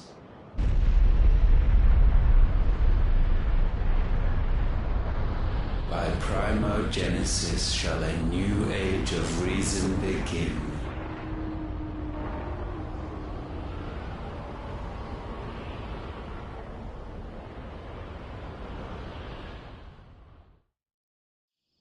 Relax, Your Majesty.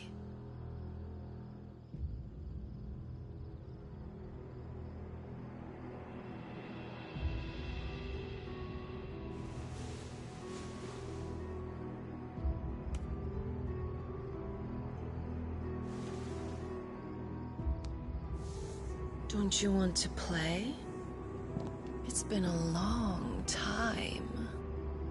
If that is your wish. Men, you are as meek as all the others.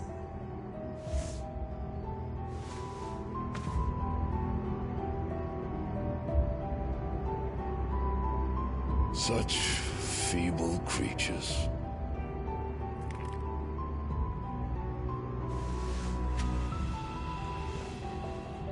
Gifted the power of icons, yet slaves to fickle emotions which usher you to your doom. And so you bind your fragile wills with strands of consciousness. The wretched handiwork of a wretched people. The sons of fire were united at last, and for but a moment their flame burned bright. Soon Muthos shall become our perfect vessel. And then shall the world be remade. Not before the bonds are severed, of trust, of respect, of love. Only when every strand of consciousness is cut away, may Muthos return to our side.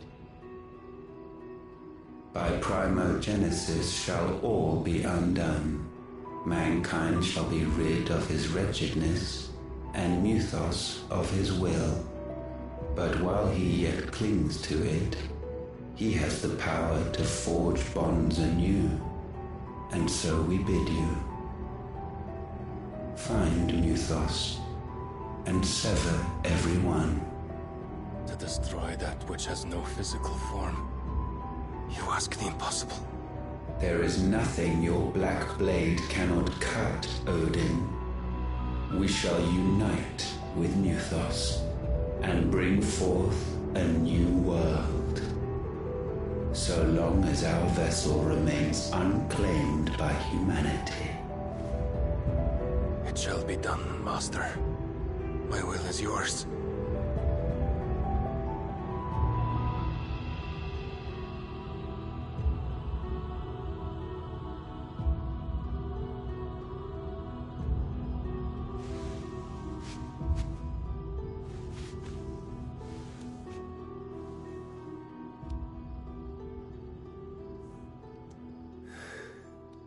Mother.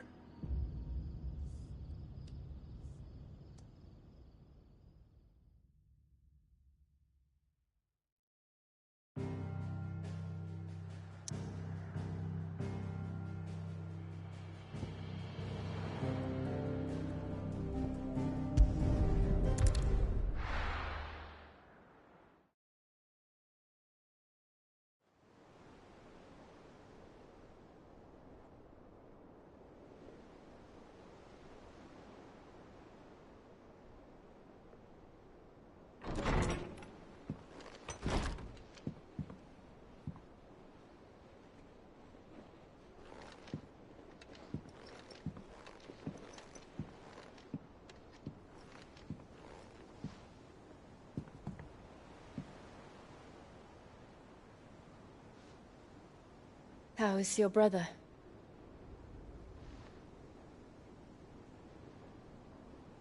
Asleep since I returned from the Dominion. Taya says he should be back on his feet soon enough. For a while, at least. She discovered something on his chest. A swelling, circled in stone. The curse.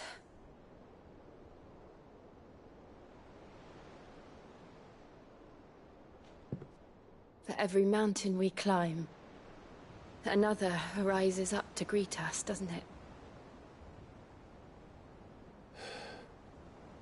It's never ending.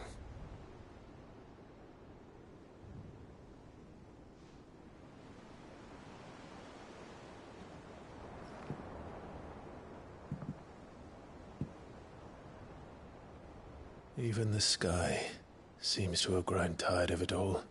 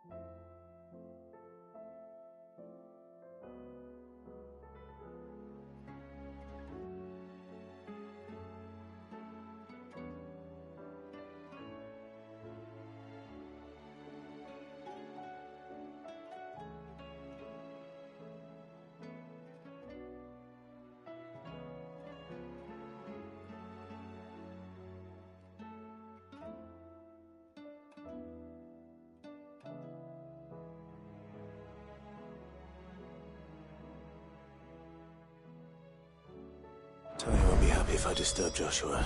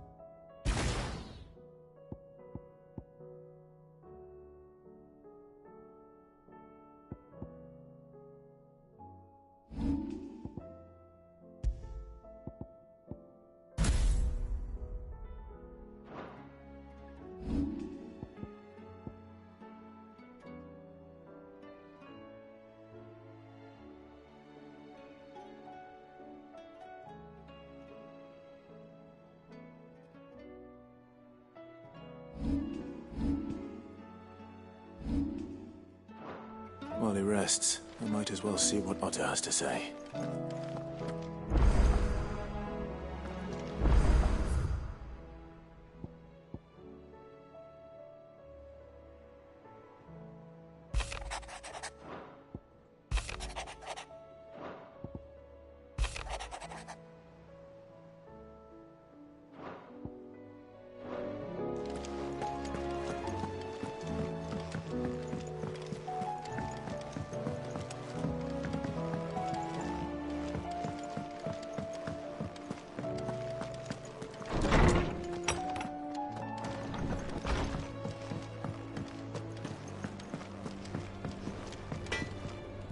What do I owe the honor? What do you want?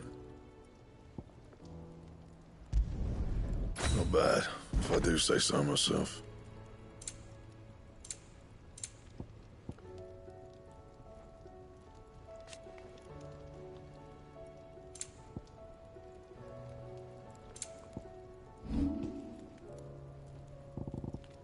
That it? Fine.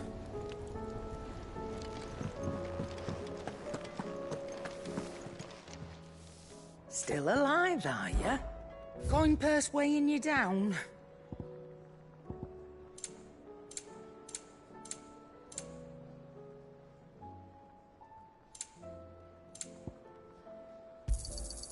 You're rubbing me blind, you know. It seems the hideaway is lost.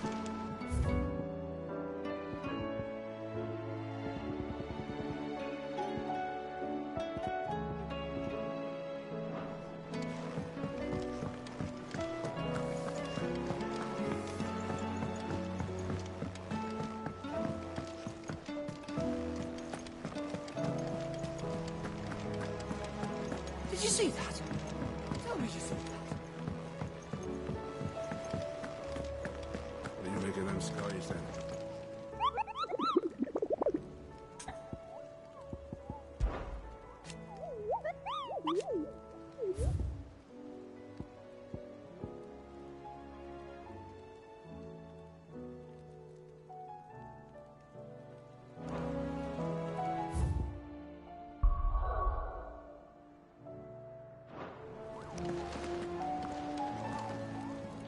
Otto, how fares the realm? The realm? Oh, she's just fine. As long as you look past the fact storms out mother crystals and her skies are a roiling cesspit. And Gav? He's with your uncle in the Free Cities, helping Mid with her project.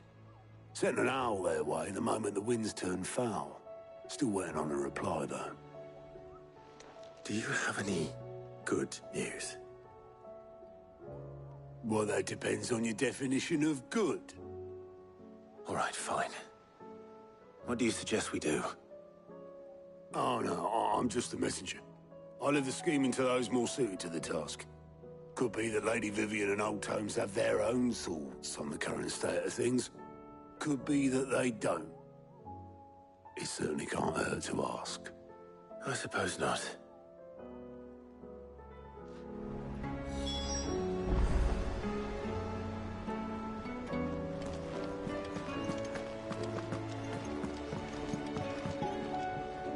How is it that every one of your little excursions presages some inexplicable catastrophe?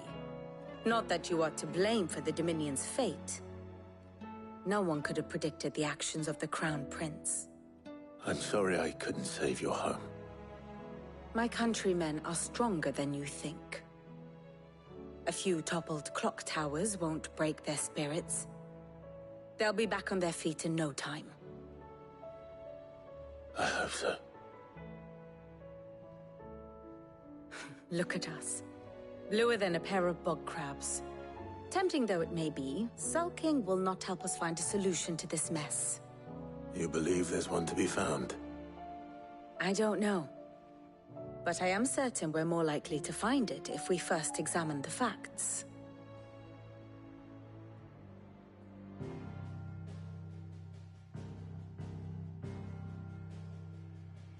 Beneath these darkened skies, fear and confusion reign over Valisthea. Oh, the lands around the fallen Mother Crystals had already begun to wilt for want of ether. But not like this. Crystals that filled wells and fueled furnaces, now nothing but pretty shards of rock. And those that hang from the people's necks cast nary a glimmer of light to keep the dark at bay. It is only a matter of time before the common folk convince themselves that the end of days is upon us. Yet I fear a swift end is more than we can hope for. While most of the world thirsts for ether, the remainder drowns in it, spawning Akashic in droves. And amidst the hordes of mindless beasts, with magics as like to fail as function, even the strongest nation would falter. Rosaria and the Iron Kingdom teeter on the brink of collapse, while the tragedy in Twinside has all but paralyzed the Holy Empire. Dhalmekia fares little better. Rumor has it the ministers fled the capital after the fall of Drake's Fang, leaving their beloved republic to crumble. Waloed, meanwhile, moves in earnest. The Einherjar has been sighted off Storm. The world, in short, is in chaos. It would seem our civilization was nothing but a castle of sand, to be washed away at the whim of the waves.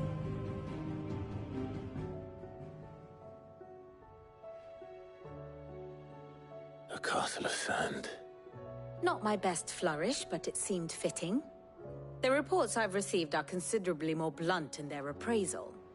Without the protection of their nations, it will fall to the people to defend themselves against those who would take what is theirs.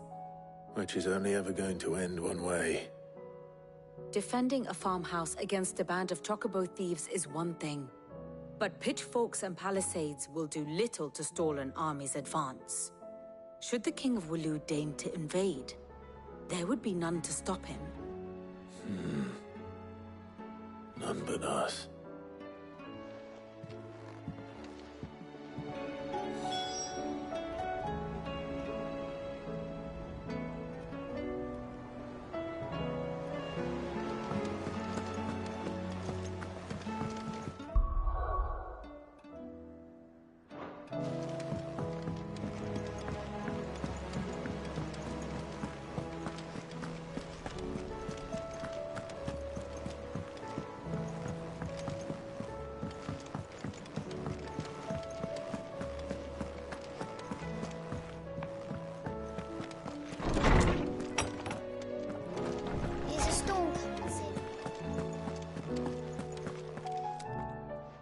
Let me guess. You're here about the skies. Is there anything you don't know, Lawsman? It doesn't take a court astrologer to augur the obvious. As for what has disturbed the heavens, that, I believe, is a question the Fallen might be better placed to answer than I. And on the 6th day did the gods tear the sun from the firmament, visiting darkness upon their prideful sons and daughters. But I dare say you remember your childhood lessons on the sins of Zemeckis only too well. You think they're connected? That Ultima was one of the gods responsible? Well, he has certainly exhibited powers that we mortals would associate with the divine. There is nothing divine about him. But he wouldn't be the first god of whom that could be said, now would he? Yet for all the fairy tales that tell of the sins, there is almost nothing in the way of actual historical accounts. Had I the Journal of Moss the Chronicler, I may have been able to tell you more, but alas, I fear all remaining copies have been lost to time. You will forgive me, I hope? Certainly not. Because there is nothing to forgive. Even without this journal, you've provided us ample wisdom. And we will always be grateful for it. Perhaps Otto will be more inclined to share his thoughts when he hears what the others had to say.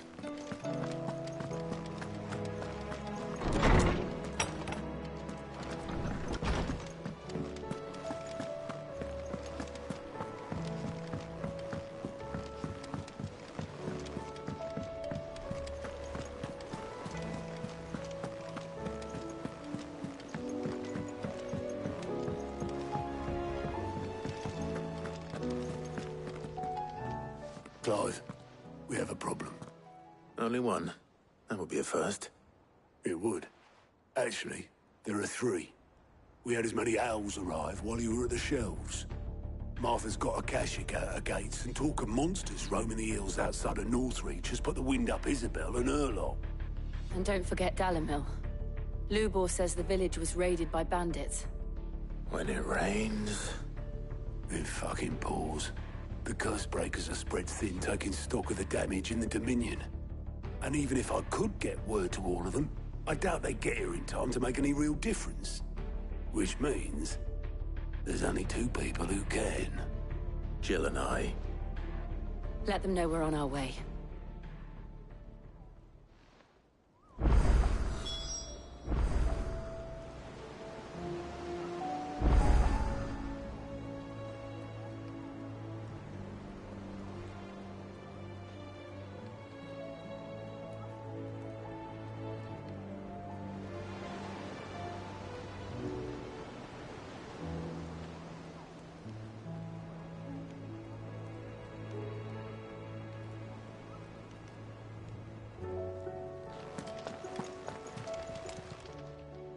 I wasn't expecting you back so soon.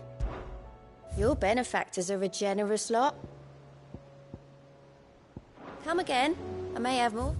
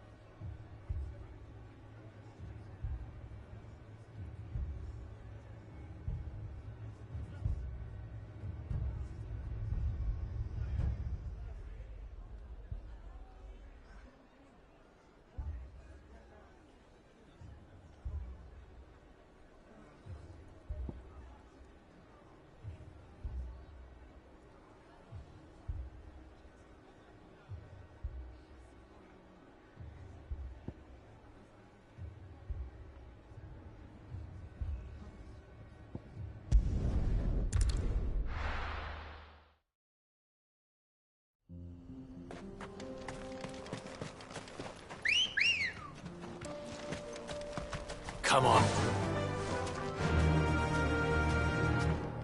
Run like the wind.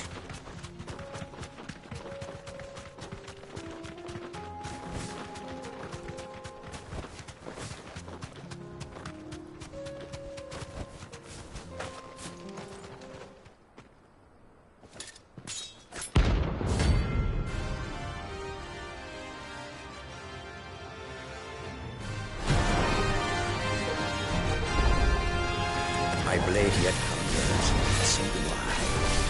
Come. Let us feast on your flesh. Your feasting days are over. You want some more? I drink your blood!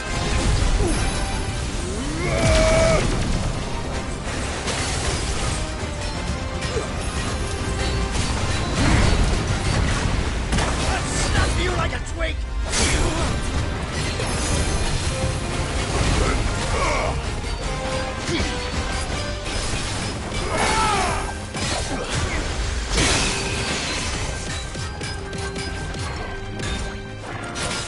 Let's roll that.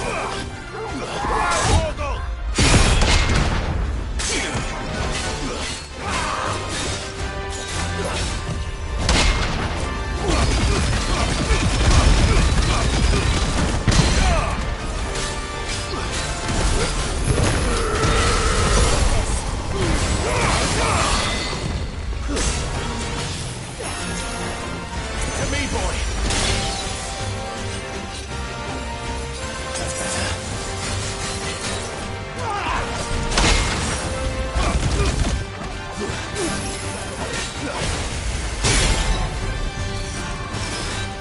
Help me, boy. Glad you're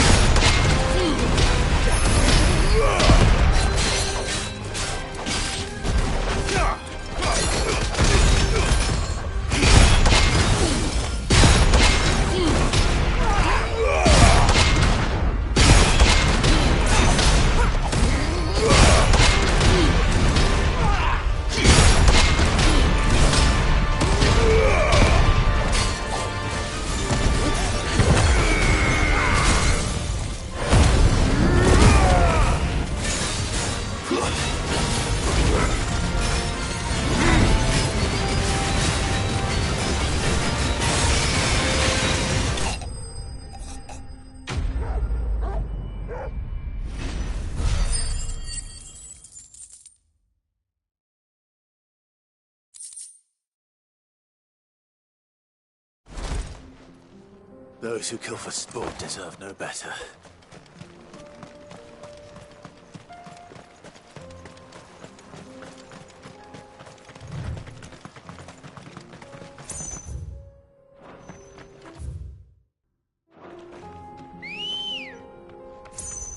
Let's go. Yeah!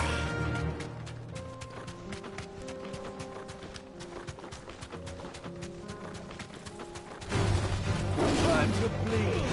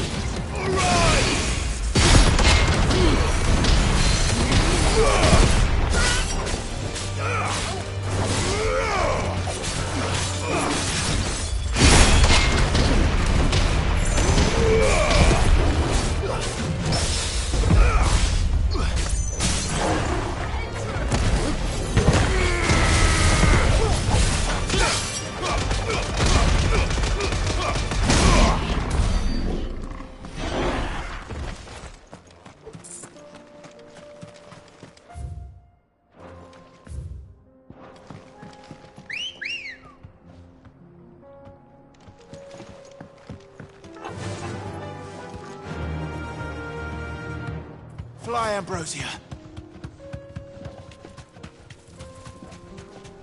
Company. All right.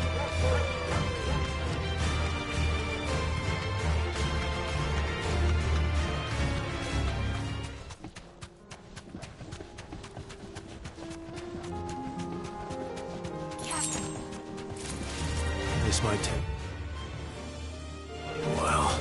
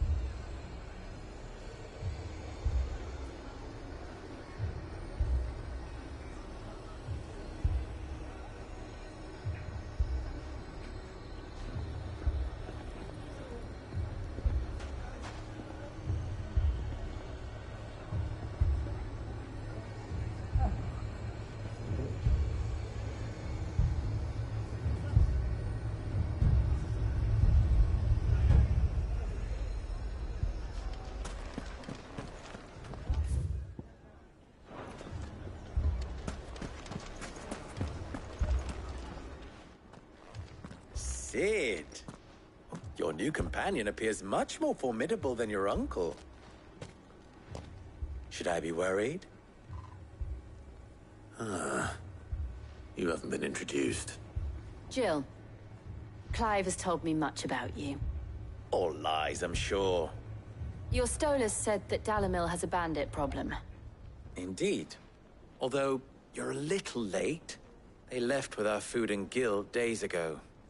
Any idea where they went? The desert's a big place. Your guess is as good as mine. But the fact is, I have more immediate concerns. What did you say to me? What did you say? As if by magic.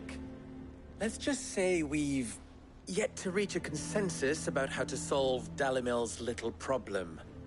And at this rate, it won't be the actions of the bandits which prove to be our undoing. It will be our own. Now, I've tried reasoning with the dissenting parties, but even the Desert Hare has limits. Perhaps we could talk to them. What makes you think they'll listen to us? What makes you think they won't? She makes a fair point, Sid. And you won't have wasted much of your precious time if you fail. They're just across the courtyard.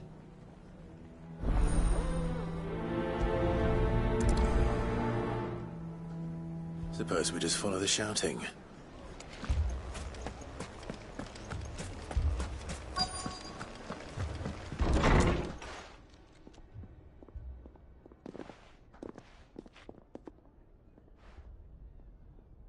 You wouldn't talk like that if it had been your men whose throats were slit. Blood for blood, it's the only way. We hire mercenaries and have them mount the bandits' heads on our walls as a lesson to the rest. And what happens when those mercenaries are slaughtered like your men? Are you going to hire more? We're better off using that coin to buy food and supplies. If we hire mercenaries, the only thing we're buying is the bandit's ire. And you cannot fill empty bellies with that. Do you hear me? But what happens when they come back? Maybe it'll be your throat that's slit. That's enough. Both of you. Any more of this and I'll throw you out myself. Come back when you're ready to talk like adults.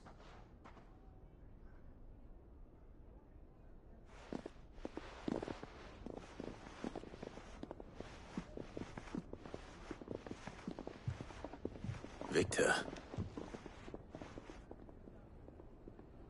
What's he doing here?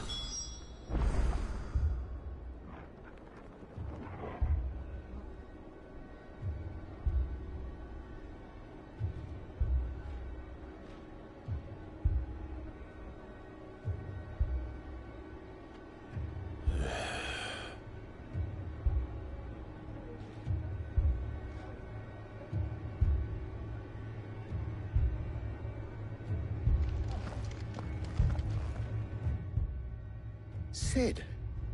And Lady Jill. What brings you here? I was about to ask you the same thing. Costness is in chaos, and the markets have all but ceased to operate. The Briar's Kiss here in Dalimil is the only place I can reliably obtain supplies. I was here to do just that when Master Lubor told me of his troubles. He thought I might be able to talk some sense into these fools. But if you're here, I suppose his patience must be waning. Who are those people? Those were the thorns in Lubor's side. And the reason this place might be headed the same way as Costness. It's these accursed skies. The darkness is enough to drive a man to madness. Or an entire city, for that matter. We're still working on the skies. But in the meantime, perhaps we can find a solution to Dalimil's problems. I hope so. For all our sakes.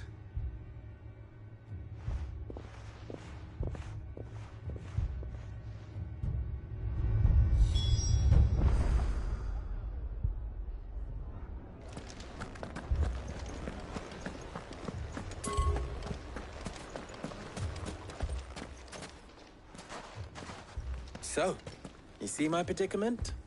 What I saw was a room full of people who were angry and afraid. And with good reason by the sound of it.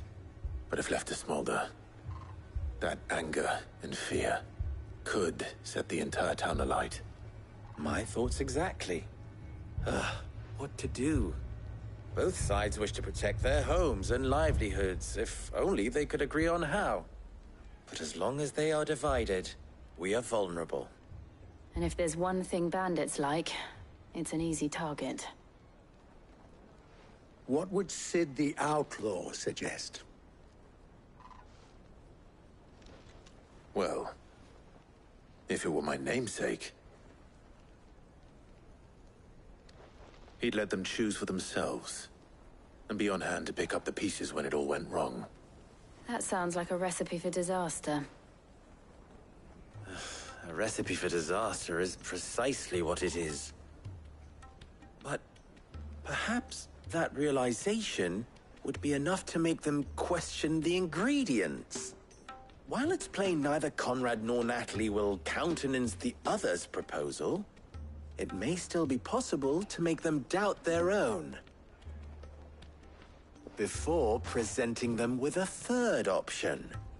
And that would be? To pool our resources and save the city ourselves. Why fight each other? When all that fear and anger can be directed at the bandits. It appears we have a plan of action. Victor, pay Conrad a visit. See if you can't convince him of his folly. I'll speak with Natalie. As you wish. Your faces are not well known in this town. That may prove useful. Don't worry, Victor and I will do most of the talking. You need only play along. Play along? What he means to say is yes.